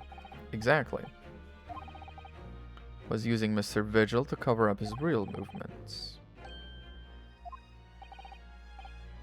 Prosecution has some information regarding the activities. Okay. Where was he at? Wow, straight to witnesses, no evidence. Oh, hey girl. What's up? Name and occupation? Inspector Gina Lestrade reporting. Representative of Scotland Yard. Self-conferred rank, but never mind. What's your problem, Otto? What's with that Gina again? Look, eh? Damn. She got me good. Must meant the world to me. Done more for me than anyone else ever did. He got me out the back slums of the East End and took me under his wing. Taught me life can have a purpose. I'm the best person to be standing here speaking for him. That's true. It might have started that Sholmes, like, pressured him into it, but Gregson definitely was, you know, warmed up to the idea and was very protective of her. And this is sort of like one of the weird things. He... Oh. Because at first I thought he wanted to move to France, be transferred to French police, and bring Gina with him to protect her from the Reaper of the Bailey, right? Because we knew that Sasaki Natsume went back to Japan and he was fine. The Reaper didn't kill him, so must be that outside of Britain, the Reaper of the Bailey can't kill you. I thought that's what it was, but if he was, quote-unquote, the Reaper of the Bailey, if he was involved in that organization, why would he want to move? And I wonder now if it's still because of Gina. But it was the typical sort of mafia story where it's like he wanted to get out. He wanted to shield Gina from all of it. He wanted to get out from the operation. And they would not let him, and they killed him. That could be. That could be. It's revealed the victim was carrying out some assignment the police knew nothing about. Very troubling, he says. Yes, of course he knew. Here's exactly what it says in the report. Alright. We have, in terms of evidence for the 31st, his passport for France. All yacht detectives are supposed to follow orders and investigate what they're told. Bill search at the boss's office, turned up a notebook. Had a load of secret meetings in it. According to that, the boss was looking into some smuggled goods dealings that day. Big job and all, but the coppers weren't onto it yet. Was most this witness what saw the Reaper at the place too. The Reaper? No. By the Reaper you mean smuggled goods? What is this? Investigations? Just telling you what was written in the book. Tobacco, tea, spices, medicines, yeah. That they're disposed of at regular black markets that take place in the capital. Yeah. Suggested that high-ranking government officials may be involved in black market activity. No doubt Gregson was trying to avoid details of his investigations being leaked to the involved parties. And this definitely seems like the kind of shit you would want to stamp out. Because you care about this shit a lot, enough to break any law. It's very much like Peacemaker?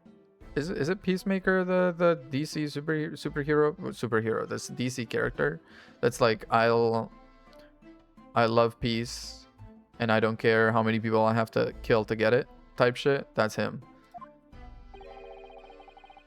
That would explain why he was operating on his own authority without the yacht's knowledge. Yeah, a particular room of a certain exclusive London gentleman's club. On the day in question, the accused is known to have been there. The one seen it. Yeah, that's the one. Have you seen the TV show, by the way? It's really good. Members of the club have testified to it. There's no question. The accused, Baroque Van Zeeks, was present. At the black market. Not yet. Strong recommend.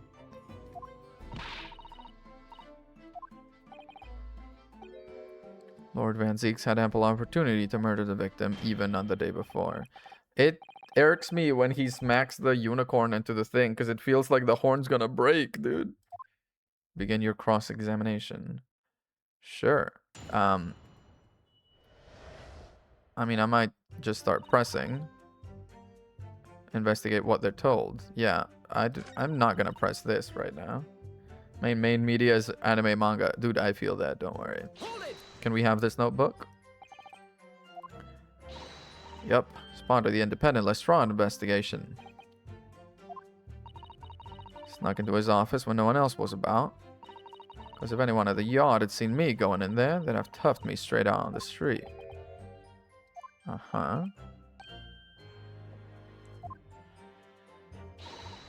Got that right. Nothing gets past Inspector Lestrade and her trusty assistant, Chief Inspector Toby. I like that Toby has a higher rank than she does. It's Inspector and Chief Inspector. One of his desk drawers that had a false bottom. Yeah. Went to hide myself when no one can find me so I could have a butcher's of what was written in it. Because if anyone at the yard had found me out, they'd have toughed me straight out on the street. Uh-huh. I'm giving it in now, though, ain't I? If it weren't for me, it would have never been found. That's true. Boss was looking into smuggled goods dealings. It was all there in the boss's notes. Yeah. At a gentleman's club. The name of the club. That won't be necessary. Conceivable the club might be used again by the smugglers in the future. Oh, okay. All I've got to do is read it out. And I could too. I've got this reading game buttoned up now. Can't I show you what I can do? Go on, what's the on? Yeah. Let's find out. Why not? All proceedings are confidential, yeah.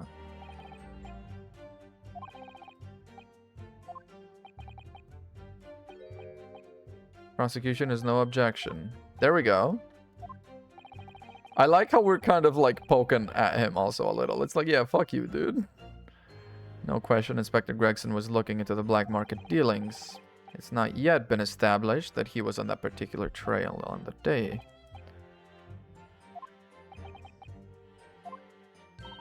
Right then. Get to show off me reading skills. Hell yeah. Read it out. The gentleman's club called the Grouse. The Grouse. Do we have anything that relates to that at all? Passport. Tobias Gregson. Not really. The Grouse. Flint's autopsy report. The updated autopsy report that he showed, I'm assuming is just this one, where it just says time of death. Yeah. This, basically. It's just the same one, which is why it didn't update, because we already had it. We have so much evidence, man. I don't know that we have anything that's grouse related, though. What sort of a club is that? I ain't got the foggiest. Clubs ain't exactly my thing. I am kind of curious. Foreign student like you. Me and Chief Inspector Toby could go in undercover. You are a child. Could peek out for goat marks and see what else I could find out while I was in there.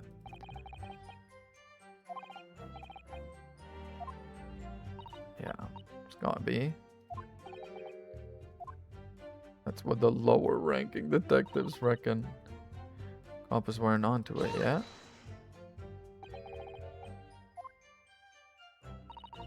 That's the question, innit? I'm just an apprentice, so... That's what I was asking myself. Okay. So how did he know? Was he put onto it by, let's say, maybe Male Strongheart?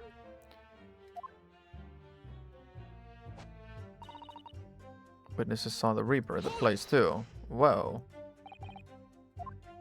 It is a gentleman's club. Detectives who visited the club yesterday to make inquiries have confirmed it. Accused being admitted to the room in question as a guest.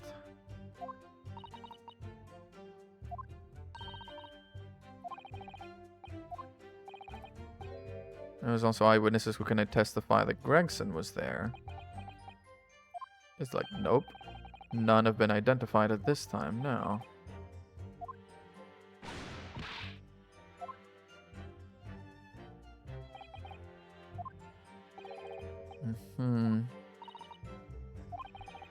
Told us he was investigating Gregson, but he never mentioned he met the inspector the day, which means he probably didn't meet him, no. Must be a mistake in the testimony. The details we've yet to uncover. Do we have any grouse-related evidence? Okay, I'm gonna press this statement, which is like the only statement I haven't pressed yet. You follow orders, do you, Gina? Nah, not me. I'm above all that, see? Okay. Oh, he's had special orders for me. Grab us some fish and chips, or go and give Toby his grub, that kind of thing. Uh-huh. Apprentice ain't one to sit around and wait to be told what to do, even by the boss. Didn't find much at first. Yeah, I turned up a notebook, had a lot of secret meetings in it. Gentleman's club called the Grouse. I feel like... Okay.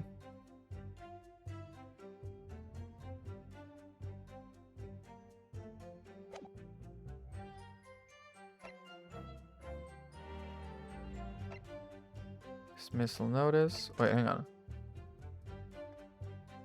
Blackbird line. Sorry. It's not the same. It's not the Grouse. No, the SS Grouse. Yeah, okay. That's what I figured. I was like, hang on. The Grouse is the ship. Not a gentleman's club. It's a ship.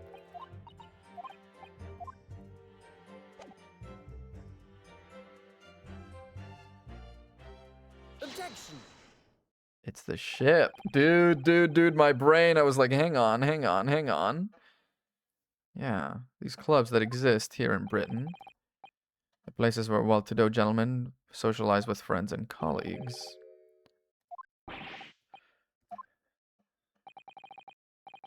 The contraband dealings would definitely happen at a club called the Grouse. Sorry to say, they probably won't. The Grouse is not a club, it's a ship. May not have been a gentleman's club at all.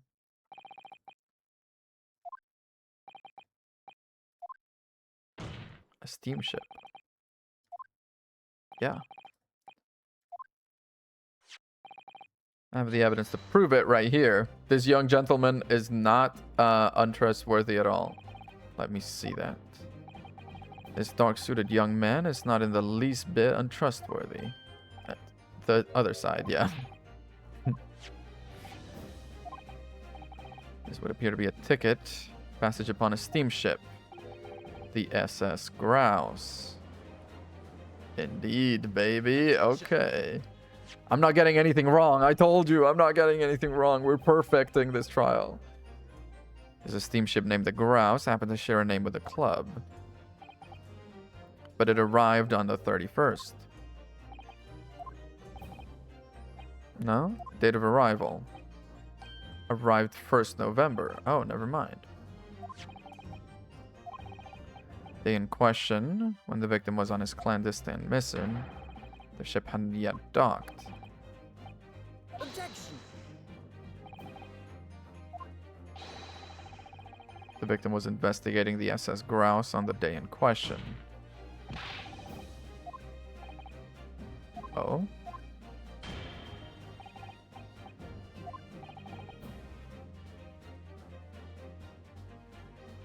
Okay, now they've kind of thrown me.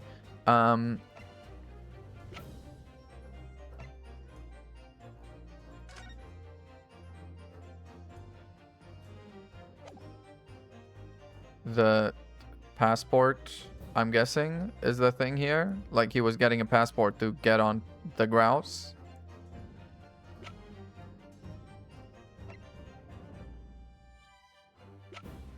That's my thinking. Take that. Yes. Dated 31st October. Just one day before the inspector's body was discovered. Distinct possibility he wasn't even in the country.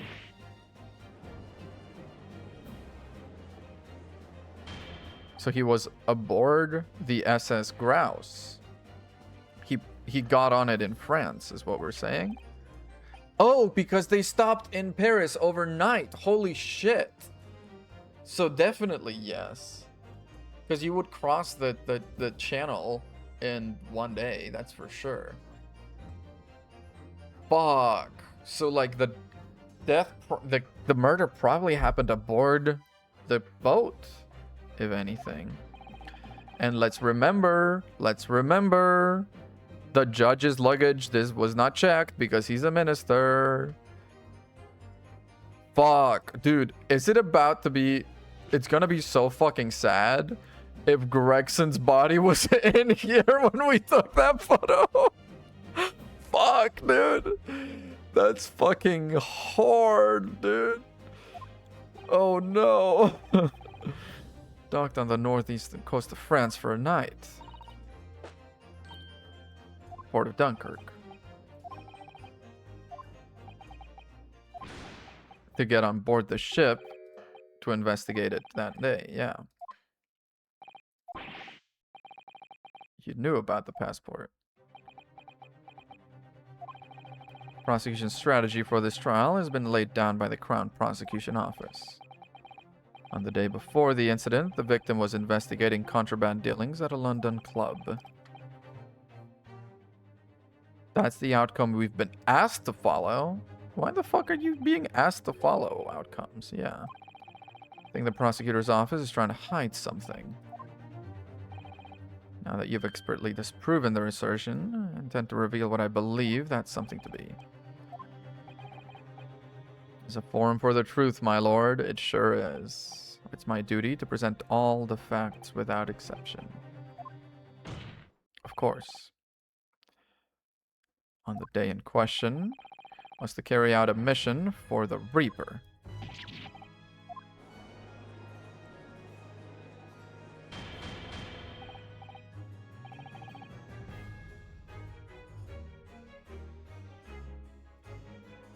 I have forgotten again. Asogi, Shin, Gregson, and Wilson. The 4 people that were in the thing. Okay.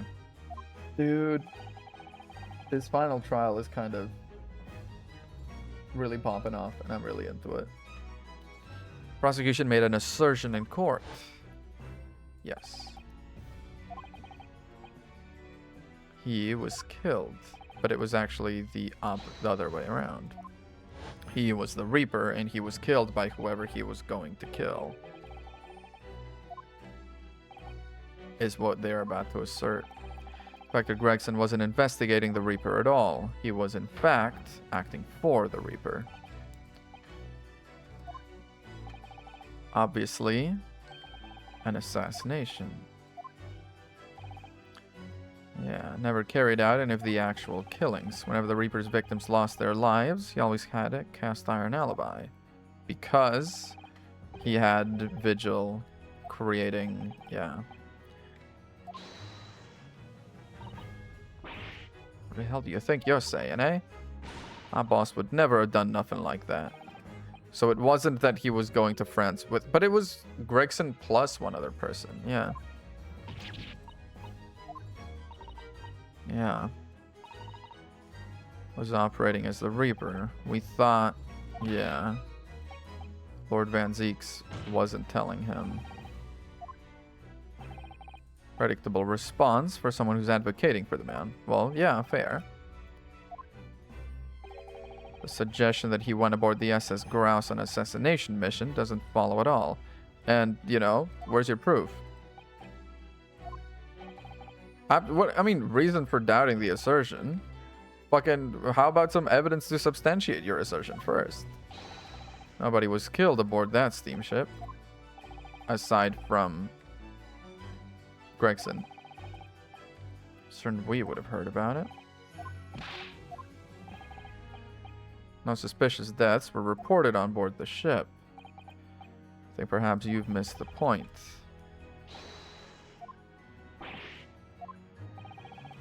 did board the SS Grouse that night with the intention of dispatching his mark. His mission ended in failure and he was killed himself.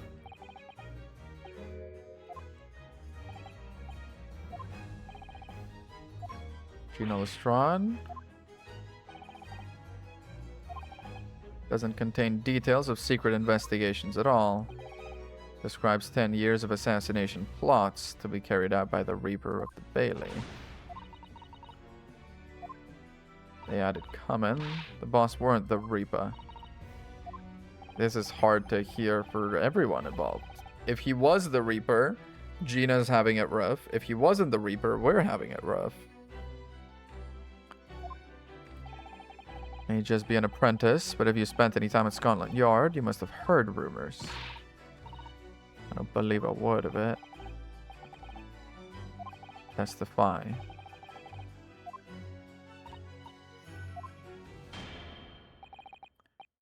Witness will give new formal testimony. Lestrade, tell us about the notebook. Just fucking submit it to court. How about that? Dude, my legs are so dead. It was leg day at the gym yesterday, and my legs have opinions about that. As I have a load of stuff about what the Reaper got up to these past 10 years. Victims, dates, and places and stuff. Last entry in there was 31st October. Grouse, and then the name of the mark. Okay. Press on that. Him being a criminal what got away from the Reaper in court 10 years ago. Jigoku was tried 10 years ago. Honest. In his second case, the Reapers, quote unquote the Reapers, aka my clients, aka Van Zeke's second case was failure. Was an acquittal. But was that Jigoku's trial or whose? He was just investigating the Reaper, that's all. Okay, we gotta press on the mark thing. Who was the mark?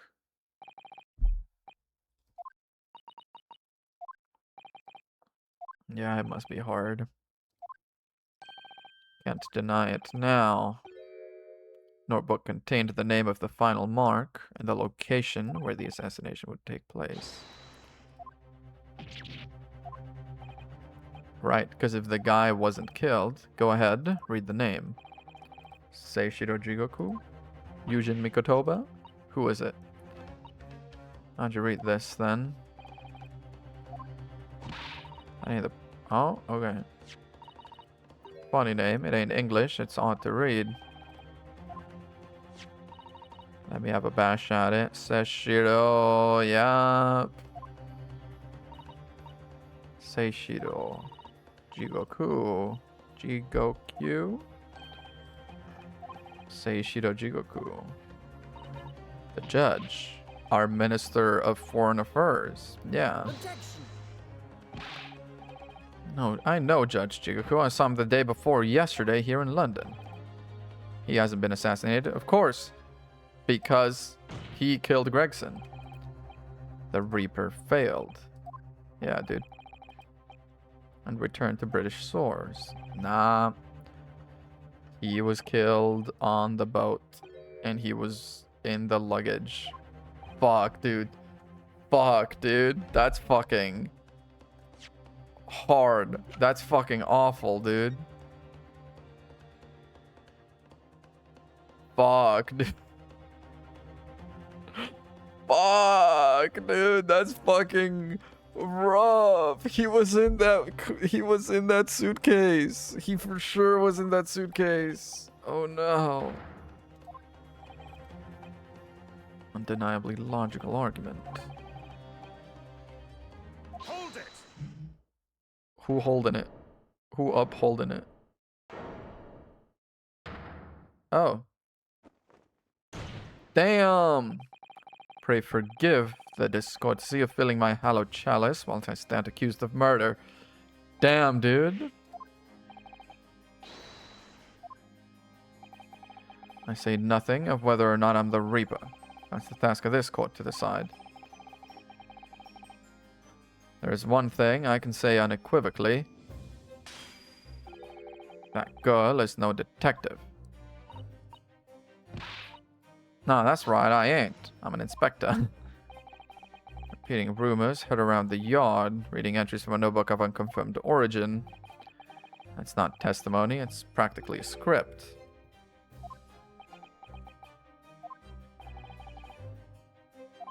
Yeah, in your mind, I'm sure I am the Ripper, who sent your father to the gallows all those years ago.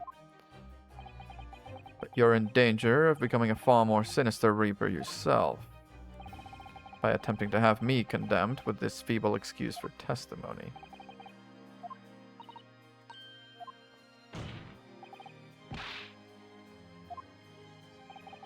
You may be privy to important information relating to the testimony.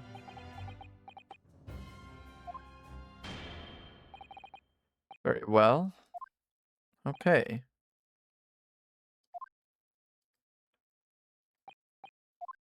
Is he going to have a little, like, counsel for the defense? Begin cross-examination. He's gonna have little exclamations that I'm gonna have to, like, pursue.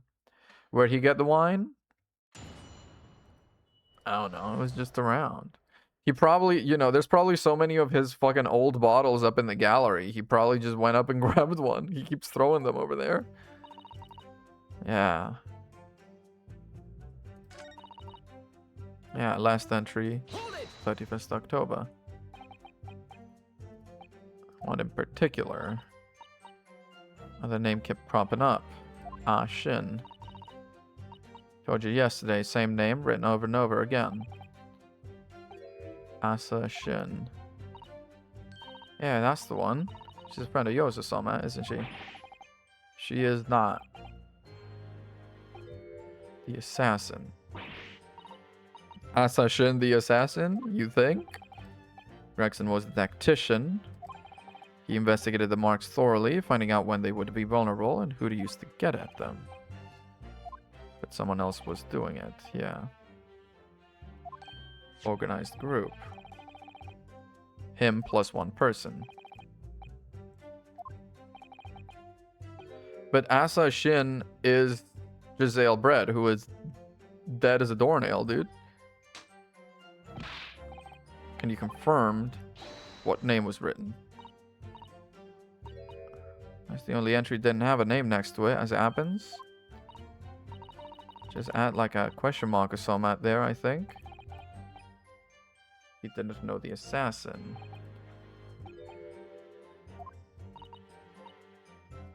No, he wasn't making plans. He was receiving orders. Then the name of the mark. Name of the mark being Seishiro Jigoku. That's what it said. Funny name if you ask me. I thought your name was on.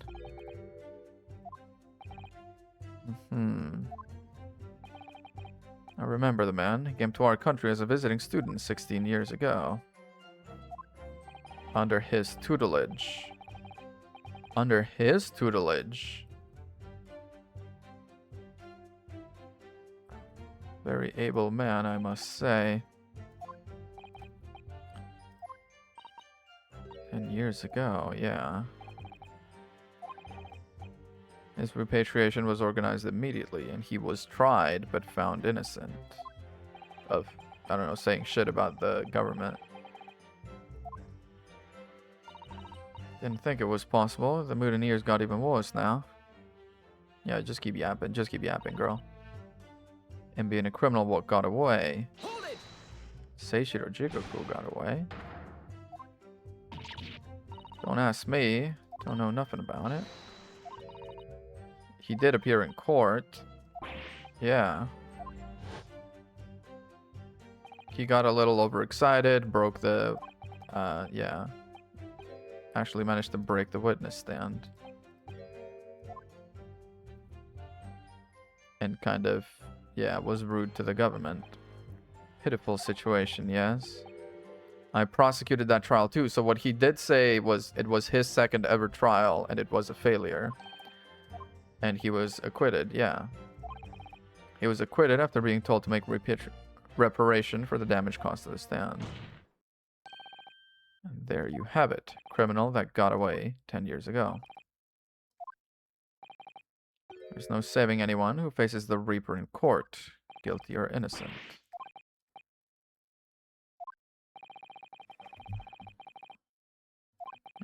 The Reaper had no time to do his work. The mark returns to Britain once more.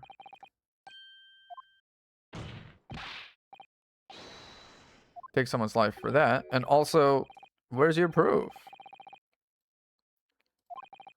Clearly the rules by which the man operates are beyond a sane person's comprehension. Boss didn't do none of it. He was just investigating the Reaper, that's all. But how could he have known about the 31st if the murder didn't even happen? You know? If the guy wasn't even killed, how could it be? I owe him that. He's the only one who will have faith in me. Boss promised me he did. Promised me even though I was just a diver, he turned me into a top-notch detective. Go for a good heart like that. Ain't gonna go and rob people of their futures, is he?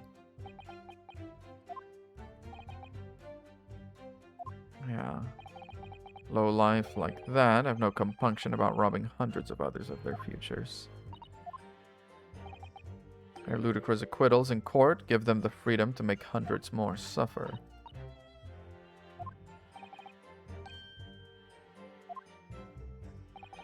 I'm not suggesting the Reaper's methods are justified, but there is Matisse to it. That's what we have to work with.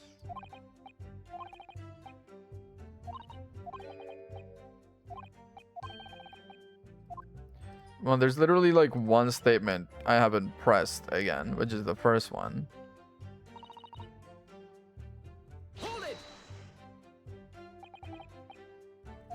Was acting as the Reaper. And the only explanation is it. Could have been investigating the Reaper in secret, and that notebook said what he found out. Okay. I didn't object. Yeah. But now, it doesn't seem so good, does it? Gregson was one arm with the Reaper. Reaper's victims were all extremely shrewd criminals at the top of their game. There's no way one person could have taken them on alone. The Reaper is an organization. I had spies at the yard keeping me abreast of Gregson's movements, letting me know when he was elsewhere. You knew it said grouse, which is why you were... Yeah, you went to the Gentleman's Club, but Gregson wasn't there. Because it was a boat. Docked on the northern coast of France, yeah.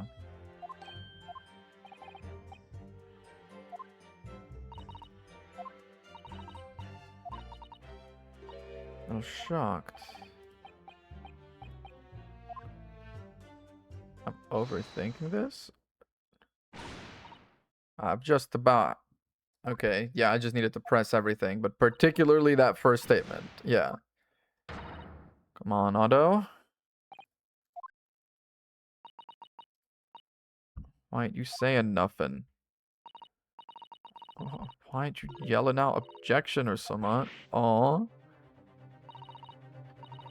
can't find a flaw. You do usually.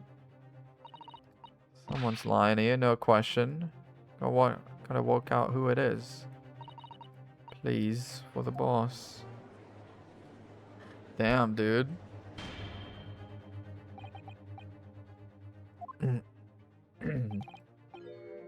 Come and pickpocket from the back slums couldn't make a detective. Whoa! Alright, I object to that. Objection, objection, objection, classism, objection, you're an asshole, objection, bring the other judge in.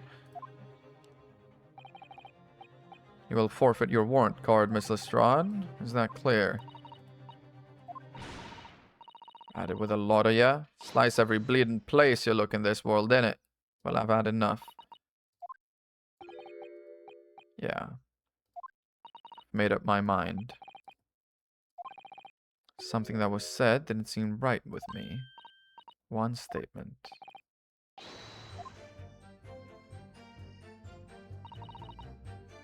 Gotta find a flaw somewhere. Hold it! I want to thank you, Gina. I have found my resolve. Everything we've heard during this cross-examination, there's one thing that defies explanation. I'm not sure I've caught it.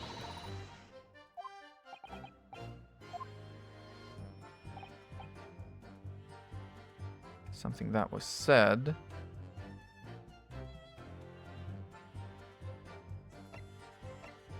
Baroque, I'm gonna assume.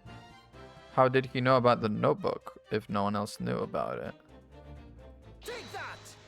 That's the one thing I can think of. By you, Lord Van Zeeks. Okay, how could he know? Is that what you're thinking? Because I'm thinking, how could he? Yeah. Okay. Which piece of evidence? Lucky Charm, help me! Lucky Charm, help me!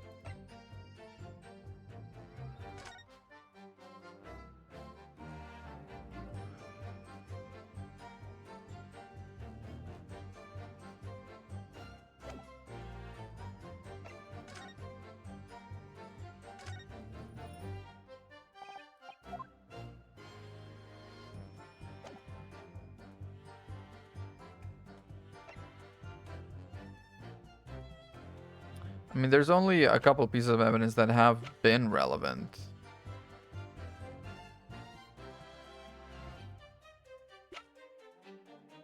I'm gonna say the passport.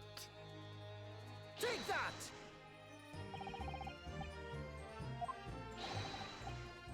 I suggest you withdraw it. Yeah, good advice. Yikes. Oh no, I'm stun locked. Oh no, I'm stun locked. Oh no, I'm stun locked.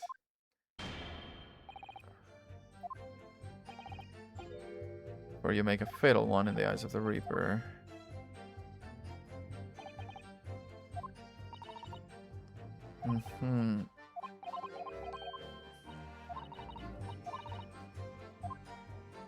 Listen carefully to what everybody is saying.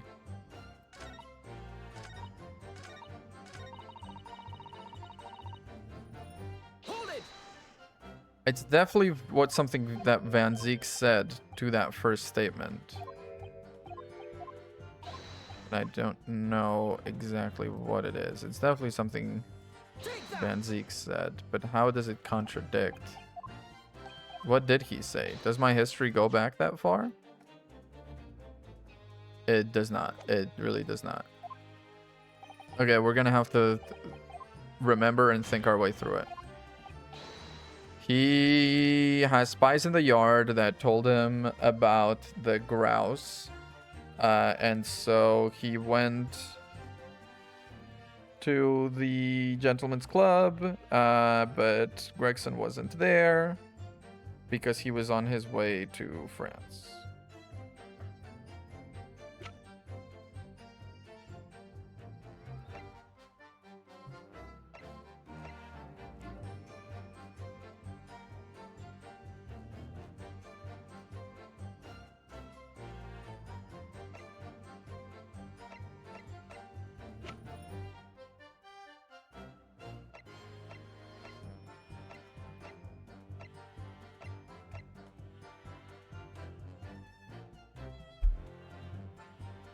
This alleged inconsistency relate? No, not the autopsy report, certainly. I might need to press it again to read through it again and really understand. Take that! Yeah, this is nothing. Let me go ahead and press that first statement again to get a refresher on what he does say, because it's messed me up. That's what I have to work with.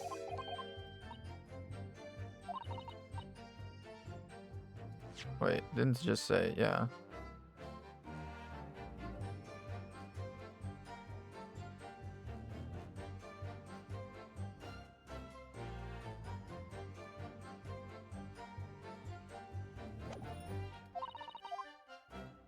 Okay, first statement. Press it. Let's see what they say again. More than anything, what Van Zeek says. And the only explanation could have been investigating the Reaper in secret, if I may. Okay, I didn't object. I believe the power to intimidate London's criminal classes into compliance with the law to be beneficial.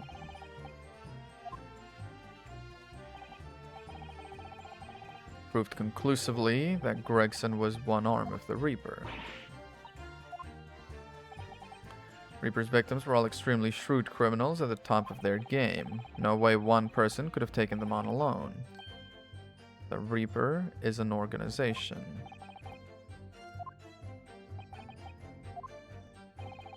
I had spies at the yard keeping me abreast of Gregson's movements, letting me know when he was elsewhere. I'd been able to check the most recent entry in his book. I knew the location. You knew it said grouse. How did you know it said grouse?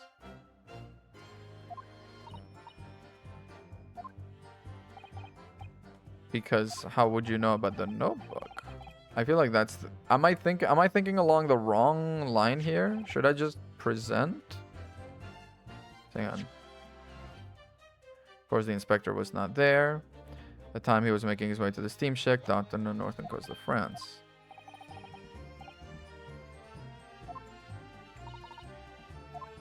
Okay.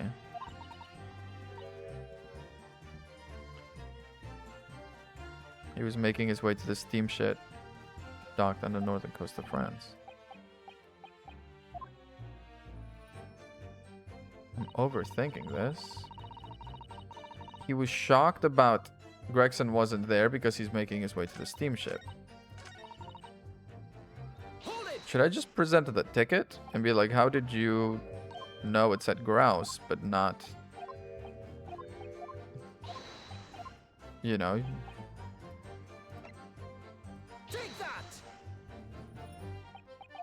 I think I might do that. I mean, there's not that much evidence that has become relevant in the trial so far. Take that! Wow. I'm really floundering here. I'm really struggling here. Oh. Nope. That's not it.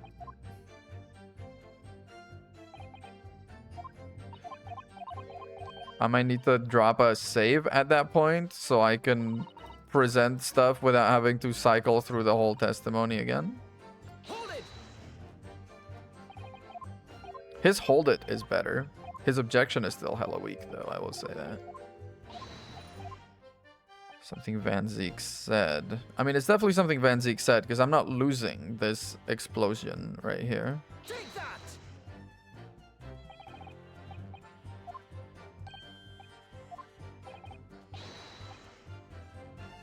Or something Kazuma said? He was on his way to the steamship docked on the northern coast of France.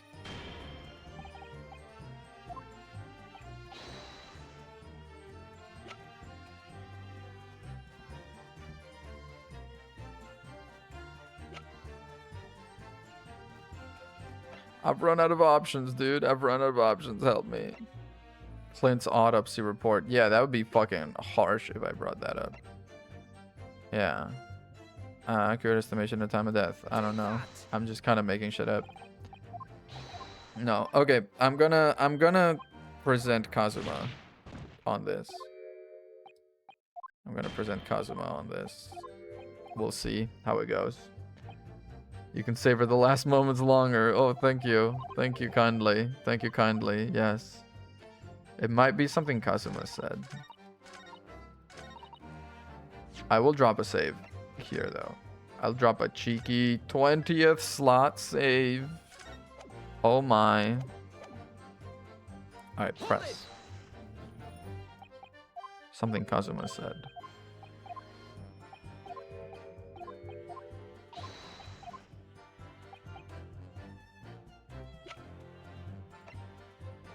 Take that! It was. Kazuma Asogi. Yeah. It's not testimony. Let something slip that you shouldn't have.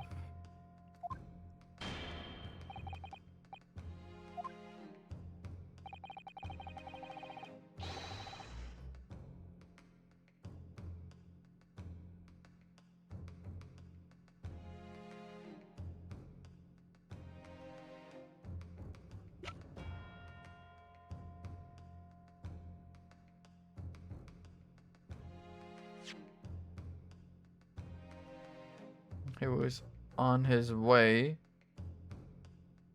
to the northern coast of France. How? This is definitely the correct thing, because now I have a thing that's about to explode if I get it wrong. Yeah, indeterminate. Yeah. Standard issue for members of the judiciary. He was on his way to the steamship docked in the northern coast of France.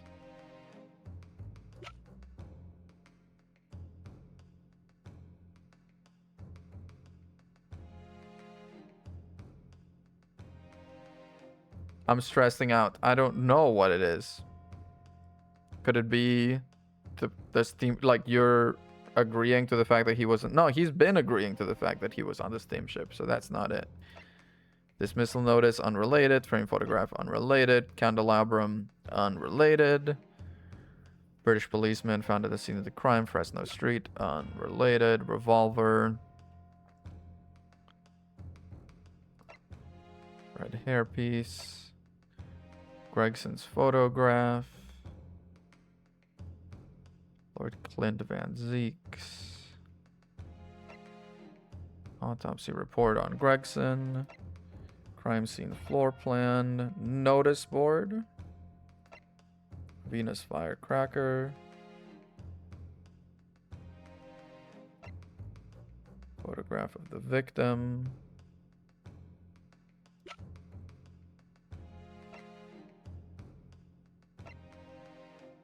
Commemorative photograph.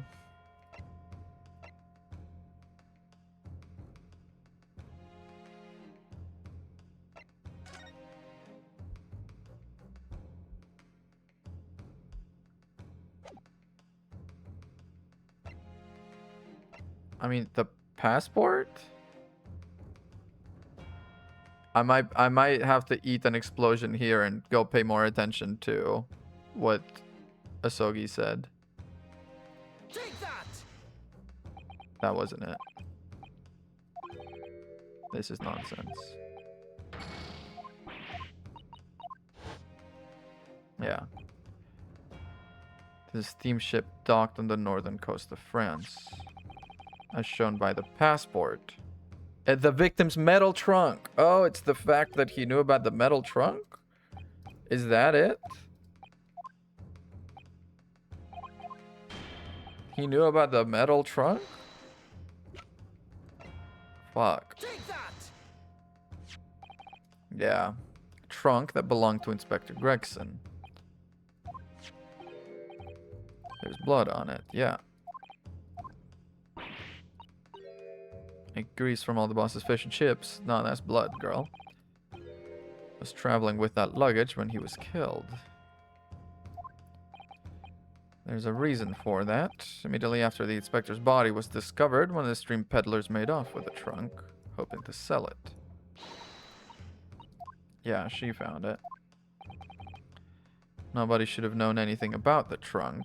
Why does Kazuma know about it? And yet, during the cross-examination, you said at the time he was making his way to the steamship docked on the northern coast of France by the passport found in the victim's metal trunk. Question is, how did you know about the inspector's trunk? How did you know about his ass? We know the man went on a trip to France. Where else would he have put his passport? Objection! You knew it was metal. Where were you? Oh shit, Kazuma! At the port of Dunkirk, on board the SS Grouse. Is that the answer you're looking for? Is that where you were? Is that where you were, though?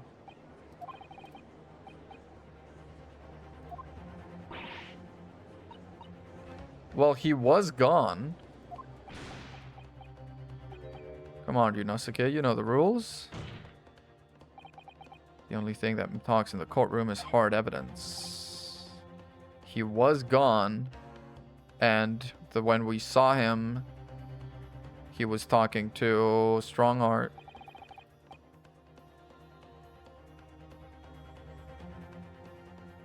Inspector Gregson always took that case with him when he traveled.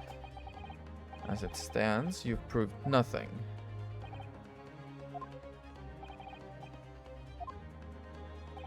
That you were there, the same place as the inspector.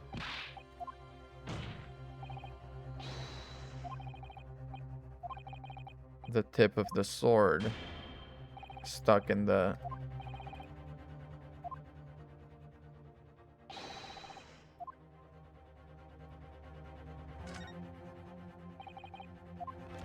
The tip of the sword that is stuck in there.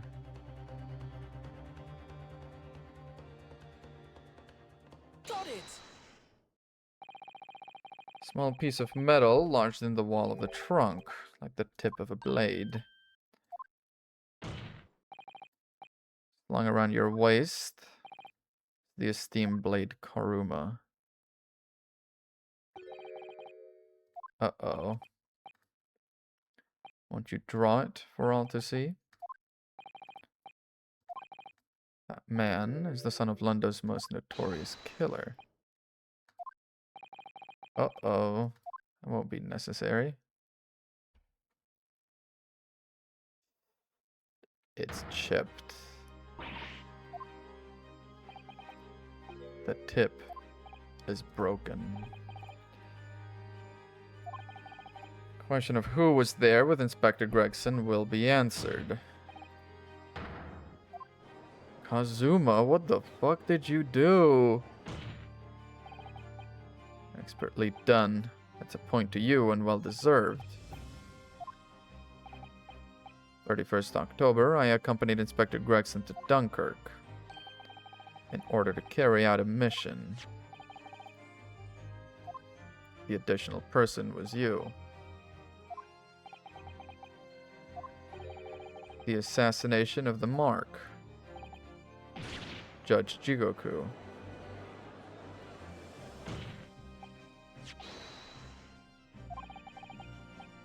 You were following the Reaper's orders, but why were you following the Reaper's orders? I have killed no one. I accepted the assassination mission, yes, and I accompanied Gregson to Dunkirk. I never had any intention of carrying out the plan. Oh, Susato. I would be careful with who you place your belief in right now. The 31st, I boarded a train from London with Inspector Gregson. We traveled to Dover, from where we crossed the channel to Dunkirk. We boarded the SS Grouse and made for the cabin deck. Yeah. He wasn't there. We decided to wait, but he didn't come to Great Britain to take anyone's life, so I left Gregson and disembarked the ship. Returned to England the following morning. Okay, how did your blade get chipped into the freaking thing? What became of Jigoku? So, the Mark was spared. Jigoku killed him. Returned to England, having failed to complete the mission. Nah, he got killed on that boat. In that room on Fresno Street to report the failure.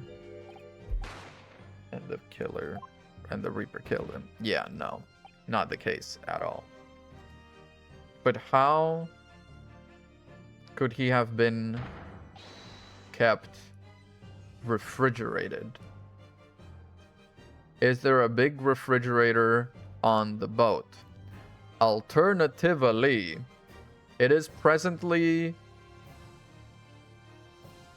early November. Presumably, if he had been put inside of something and then dunked sort of in the water behind the ship, that would be pretty fucking cold. That might be cold enough to muddy the time of death. You did nothing as you claim. How did the tip of your sword come to be lodged in the trunk? Exactly.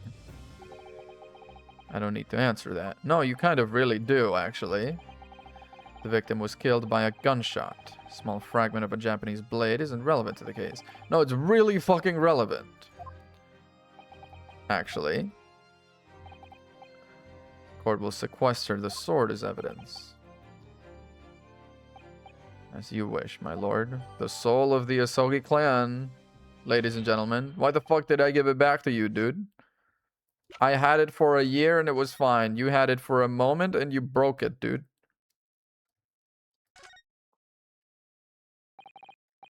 The great blade. And yet, the tip of it is broken. Oh no. Yeah. Must have really taken a swing. But it's the hilt I'm curious about. Or maybe there's something inside the scabbard. I don't know. Something.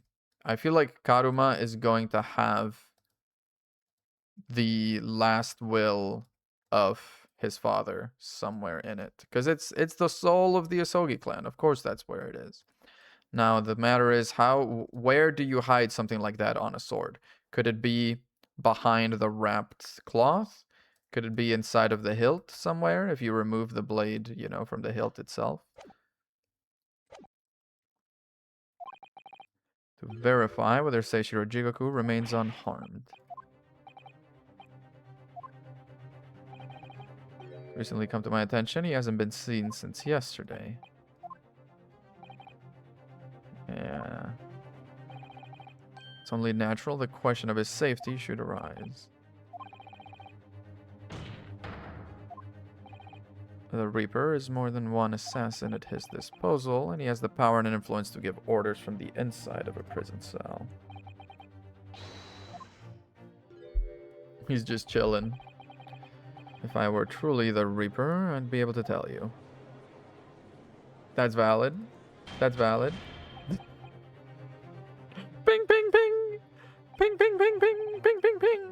Emergency recess for 30 minutes. Guests of the symposium have been told to maintain regular contact. We will have to assume he has been killed. Except for the Reaper wanting to finish off a mark that slipped through the net 10 years ago.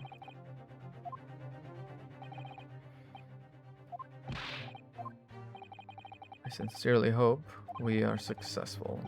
If we are unable to confirm Mr. Jigoku's healthy existence in the next 30 minutes, why would I face difficulties? It's the same one way or the other. Either my client is the Reaper or not. That doesn't fucking change anything. What do you mean?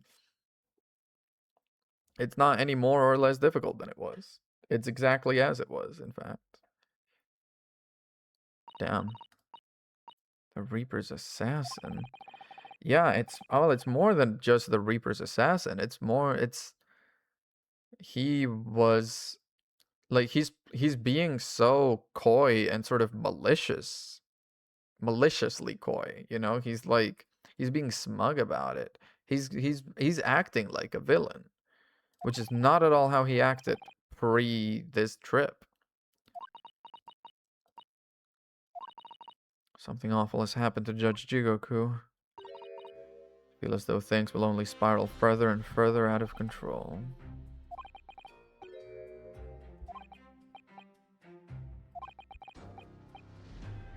Don't think there's anything we can do, but wait. Maybe one last hand we can play. One last ear. The little ear on this, yeah. Can we pull on? Can we pull on the ear?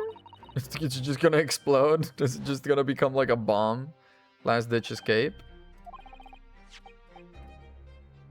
Yeah, fucking pull, of course. Here goes. No looking back. Ow. Here, my dear fellow, here. Why'd he scream?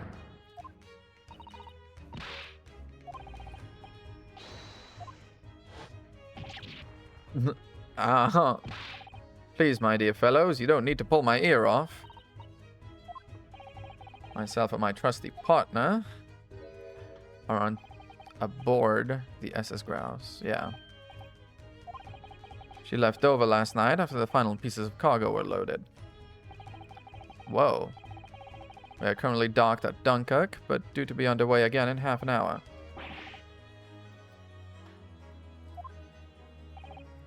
Please, even with my athletic prowess, I would struggle to jump the Straits of Dover.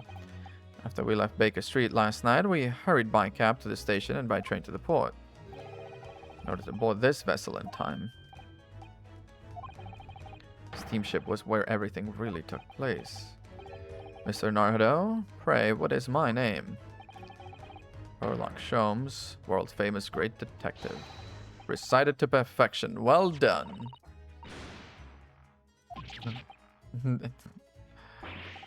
Mr. Sato, gently with this genius's ear, please.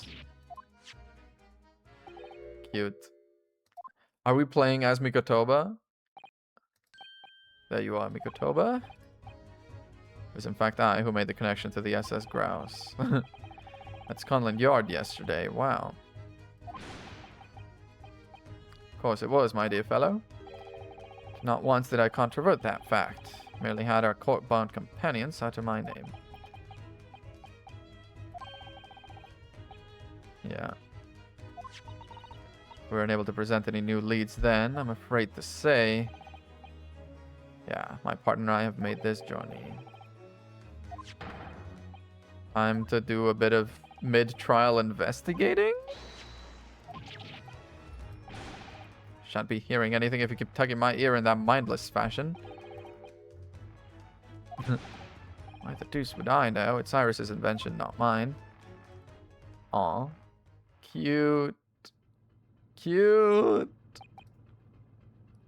I know how much you enjoy being the hero of the hour. We have about half that now before the grouse puts to sea again. He does talk like Watson. He does talk like Watson. I'll give him that. If we don't conclude our investigations rapidly, we shall find ourselves in Naples before long. There are times, Mikotoba, when you make a surprising amount of sense. Let us begin. Let us. Not this guy again. This is the one.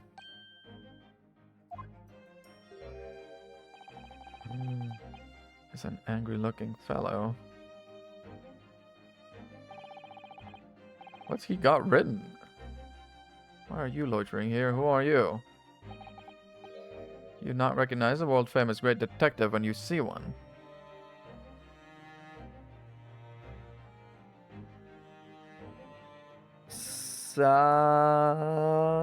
What the fuck is written on here? Is it like an ES? Is it written this way around or that way around? Oh, Sholmes is written on it. S-H-O-L-M-E-S in a fucked up way. Yeah, Sholmes. Chicken Stroganoff. I didn't recognize you without the suntan. Do you not recognize world-traveling sailor Chicken Stroganoff when you see? Great detective. Ah, don't think so. What's Sholmes written on your arm? He's a devoted follower of mine. Is it a tattoo that says Sholmes? Does leave me a little cold. What are you talking about? Leave now. I already know a great deal about you, sir. You have a brother, I believe. Like yourself, he's a shipman. Currently traveling the board about the Russian steamship, in fact. SS Buria. Elementary, my dear Mikotoba.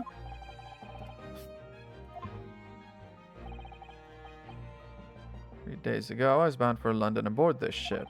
We're looking for one of my fellow passengers by the name of Jigoku. There is no one with this name on board. You purchased the ticket for passage on the way back? You mean Eastern Man? He left ship 2 hours ago. Here at Dunkirk. Said something about emergency, I think. We're after him. We should like to investigate. No! I have orders not to let even mouse inside. Too bad. Too bad. Good man, and draw the sailor's attention away, would you?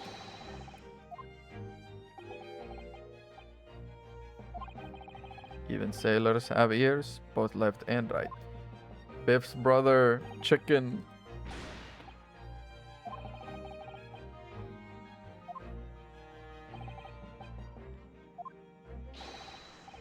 Even if I am not here, you cannot get inside. Is it locked? My special talent, have you? Within a mere 5 seconds. So if you'd be so kind as to afford me the requisite time, old friend, in your typically accommodating manner. Typically unappealing request, old friend. The game is afoot. Oh, I know how to do that. I know how to do that damn well.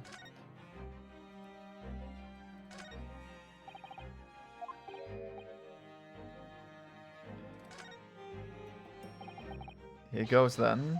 Pardon me in advance. What are you doing? If we were at sea, that would be very bad problem. Seaman Stroganoff, report at once. Off he goes. Nothing to report, it was just stupid trick. Not by me, world famous. No, as I told you. Alright, go now. Get in. I started gomping at my brilliance, Mikotoba, in we go. And now lock it behind you. Slide the freaking... Wait. This actually has locks, I'm assuming? Not a slide thing? Yep. There's ice on there, so he was here recently. This is a little ball of something to block sound coming in or out. The occupant of this cabin did indeed disembark rather unhurriedly. Everything is out because he needed the trunk to put the body in. By about 2 hours. Or is he in there? We should investigate thoroughly. A burly crewman. Oh, that burly crewman may return any minute. Yeah. Makes this all the more thrilling. Examine. There's chunks of ice in there. Something wrong. Ice, Mikotoba. Ice. He left 2 hours ago. The ice would have melted. Could it be? The steamship is equipped with an electrically refrigerated cold room, do you think? Uh-huh. We enjoyed culinary delights from all over the world. Suddenly, Mikotoba, the sight of you is making my mouth water. The ship has sailed. The ship has sailed.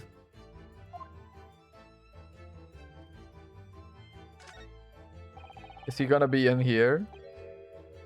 Been stoppered with some cloth. Yeah. The voices in this cabin aren't heard elsewhere. Either that, or it could be to prevent snakes from entering.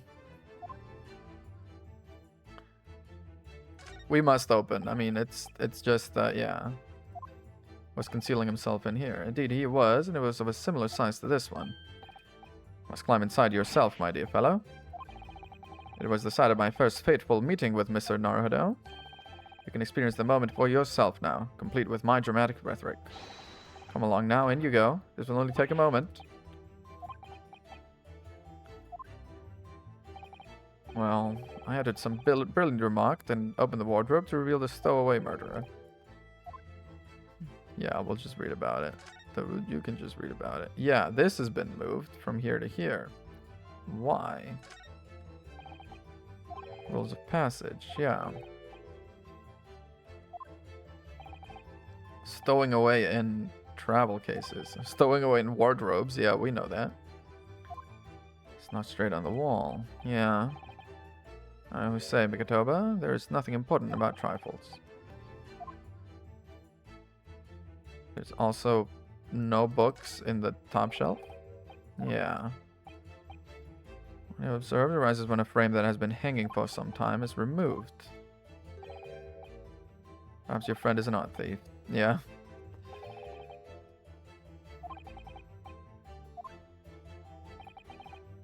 Yep. Dude, this, we already talked about it.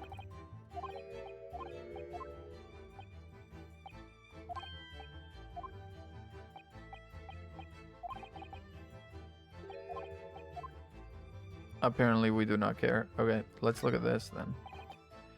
Yeah, plenty of reading material. Whoever stocked this bookcase was a hopeless heretic. There's no copy of the Adventures of Herlock Sholmes, my dear fellows. Fellows, yeah, more blasphemous than overlooking the Bible. I shall leave a copy behind. I just happen to have one with me. The Church of Great Detectives. The clothes on the floor. Yeah. Overcoat, shirts, a dressing gown. Omohiki work trousers, a Tanzan robe, a Haramaki waistband. Yeah. Clearly, Japanese men are unaccustomed to the culture of the wardrobe. Because he put himself in here, did he? Very likely drawn in one of the Seishiro certs now. Okay, let's look at the frickin' thing then. Very sizable trunk indeed. Partial to all things large. Rather clumsy fellow if you failed to notice it left that behind. It's lighter than you might think. It's still a hindrance to a speedy escape. Locked. 5 seconds from now, the situation will be quite different, though. It's a combination lock. Yeah. Not in a morose enough mood to work through all the combinations at present. But in another timeline, he might be in a mood for it. Wise idea. I never know where and when criminals may strike. Of course, to the great detective Herlock Sholmes, lock, bolt, or shirt button makes no difference. All are unfastened with equal ease. Yatagarasu? Yatagarasu? Is this you? Well, let's look in the friggin' trash. There's still rubbish inside. Let us pry. Discovered recently, I have a penchant for exploring the contents of others' waste paper baskets. Ah. Here we have a notice issued to passengers from 3 days ago. Night before we arrived, yeah. Real notice, 31st October. Following departure from the... The fuck, man? Why did it just go? All first-class passengers were constantly under the watchful eye of the crew. It was a welcome relief to have some privacy for once. Added to the court record? Why to my court record? I'm not here. Oh, I don't even have a court record. Okay. Able Seaman Stroganoff. Hello again. I was beginning to think you'd never materialize. Eh? You are waiting for me? Of course, I was expecting you to bust in with a haughty Russian profanity far sooner. I was in trouble with Captain because of a trick you played before. Yeah. It is all your fault. It is. Get off now. Yeah, but first, there's something that must be done. A deduction spectacular? Why, naturally, the bunking of your deceit and the bearing of the truth. I see through your lies. For one thing, Mr. Jigoku has not yet left this vessel at all. And for another, my dear Seaman Stroganoff, you know exactly where the man is, even as we speak, don't you? Good gracious, you've worked it out, all of it. No, he hasn't. It's been too long, hasn't it, old friend? 10 years, no less. Would you care to join me for a dance of my inimitable logic and reasoning? Nothing would please me more. But minutes until the vessel puts to sea. No games now. Time is of the essence. Allow me to remind you of your earlier claim. You told us Jigoku left the ship some 2 hours ago. Da, that is what I said. Uh-huh. Rather clumsy lie. You see, there is something in this room quite clearly contradicts it. The ice. You've noted it too, Mikotoba, then please do take the lead. What in this cabin shows the impossibility of Jigoku having disembarked 2 hours ago. Yeah. All the clues are here in this cabin for your eyes to see. You must not merely look, but observe. Impress me. It's glass containing ice. It's different. It's like we don't let him run away. I'm sorry? Perhaps you should have cleared away that glass. Okay. Oh, curious. The ice shouldn't have melted despite it being abandoned 2 hours ago. It would appear the man was here in this very cabin until moments before our arrival, with his well-chilled glass in hand. One might even conclude somebody informed him of our boarding. Wouldn't you agree, Mr. Stroganoff? I would say she'd have run from us. Allow me to confirm one small matter. Would I be correct in saying these first-class cabins on the SS Grouse are the same ones in which you and Mr. Jigoku were accommodated on your voyage from Japan? Yeah. Seishiro was in this very cabin. For you see, there are traces in this cabin of a dark secret Mr. Jigoku had to hide. The moved thing. Is there going to be a bullet hole in the wall? This is news to you, is it, Mr. Stroganoff? Traces of some nefarious activity. Something out of place. Yes. I didn't foresee ever doing this dance of deduction with you again, Mikotoba. Aw. Let's see if I can't uncover the truth here. Take that!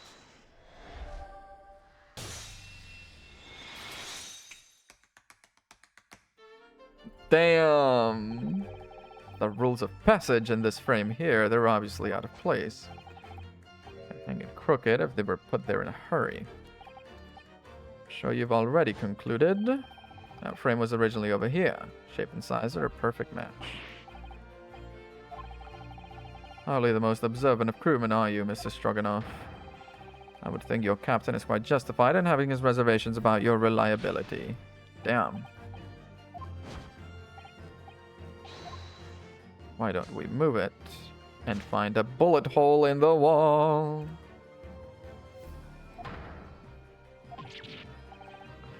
Who has been shooting walls? Yeah, we know.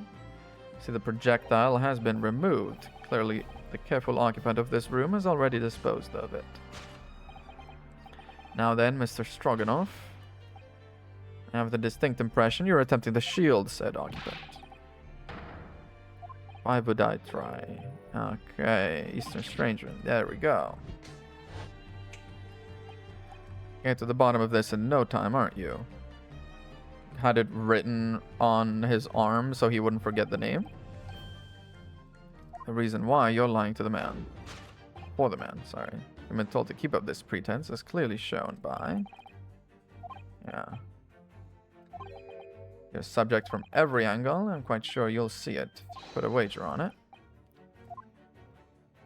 Look at the fellow from every angle. Oh, wow, that's a fat stack of cash right there. Take that!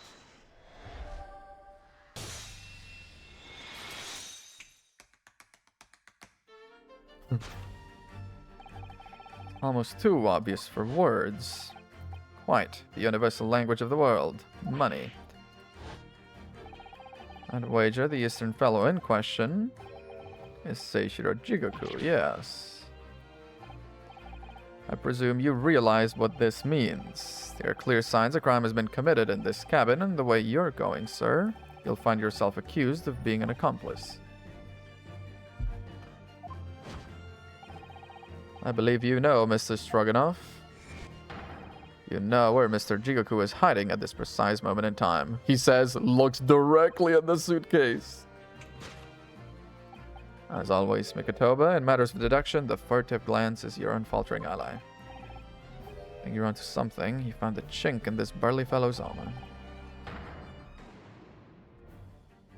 Inside the dang, yeah. The man's turned his entire head, yeah. Shall let your tapping toes decide, my dear fellow. It's so much more fluid when they do it. They're so well practiced at it.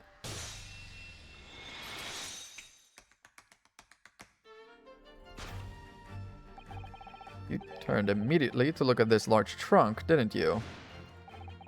Truth is, Seishiro Jigoku was unable to escape from the ship in time, and is at this very moment doing his best to stifle his breath inside this trunk. He has been. I mean, he did say that, like, you've come along so well, although it was, you know, maybe in like a bit of a joke, but he did say it, and I'm pretty sure he kind of meant it, which is kind of really sweet, really, honestly. If he still has a breath to take, fear he may be running dangerously low on air. Imagine he didn't count on us making a nuisance of ourselves for quite so long. I think it would be in everyone's best interest for us to open the trunk as quickly as possible.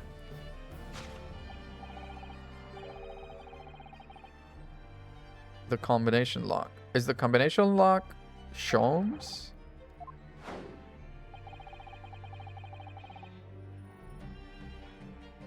It's a freaking, it is a number. Combination lock can't be opened from inside the trunk. Therefore, there must have been an arrangement for somebody to open it after our departure. Before Jigoku hid himself inside that trunk, he must have told somebody the 7-digit number, and he wrote it on the arm so he wouldn't forget it. I'm sure you can confirm, Mr. Stroganoff. Yeah, it's 56311045.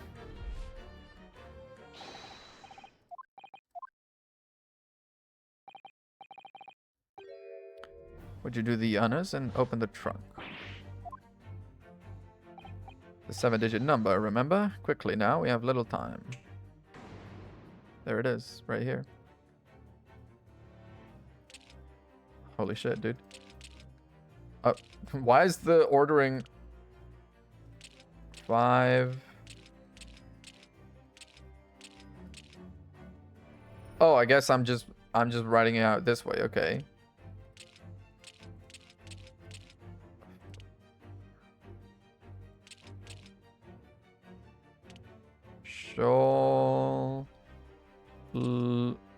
Why are the numbers so fucking... Okay, actually, this is a lot better. 5. There's no 6. Well, that's some trouble, is it? This is the 3.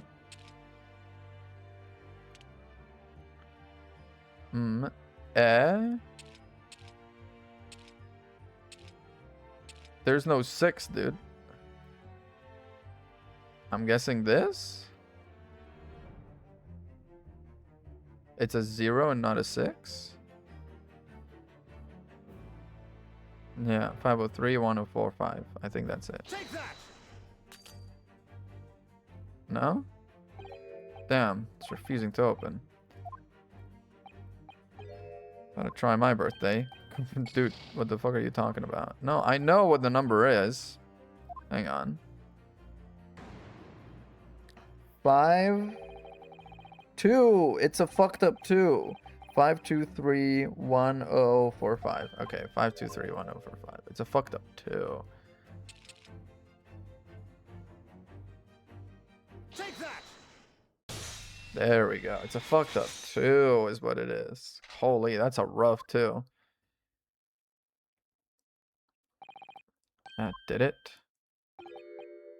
You had to meddle, didn't you? He's gonna come out of here with a gun? Nope.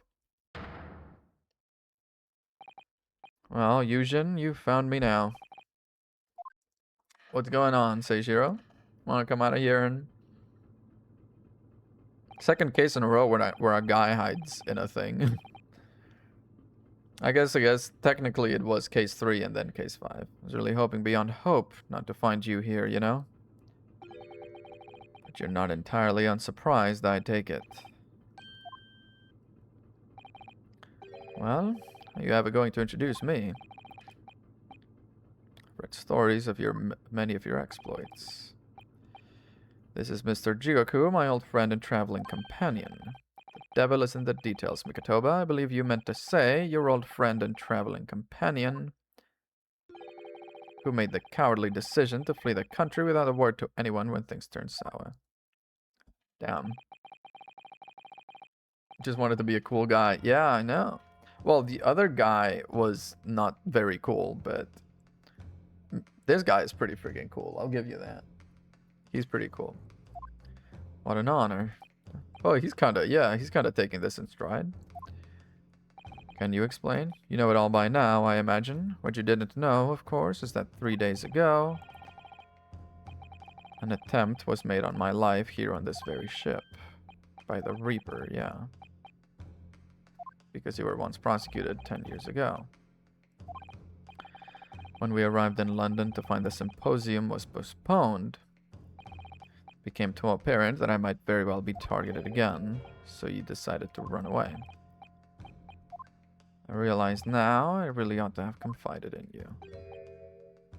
But what about the bullet hole on the wall? Somewhat surprising, I must say.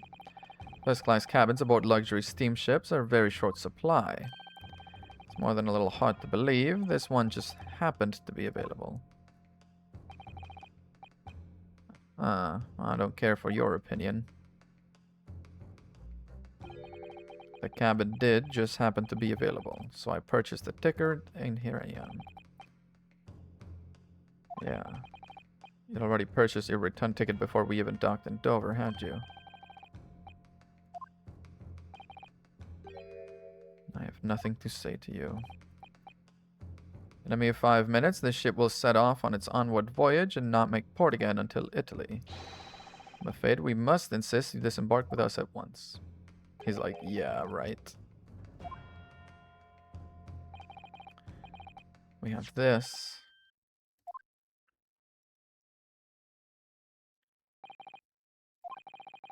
Subpoena from the Old Bailey. Sub your pina! You know what the ramifications of ignoring a document. You've been served. Came prepared then. Oh, yes, we did. Inside Mr. Jigoku's trunk. Is there blood? Rather fascinating trinket. It goes on the pocket watch at the top.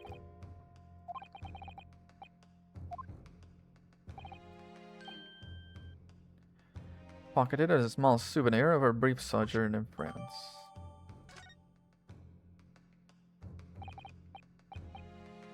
Yes, you have done so much and so well. Thank you.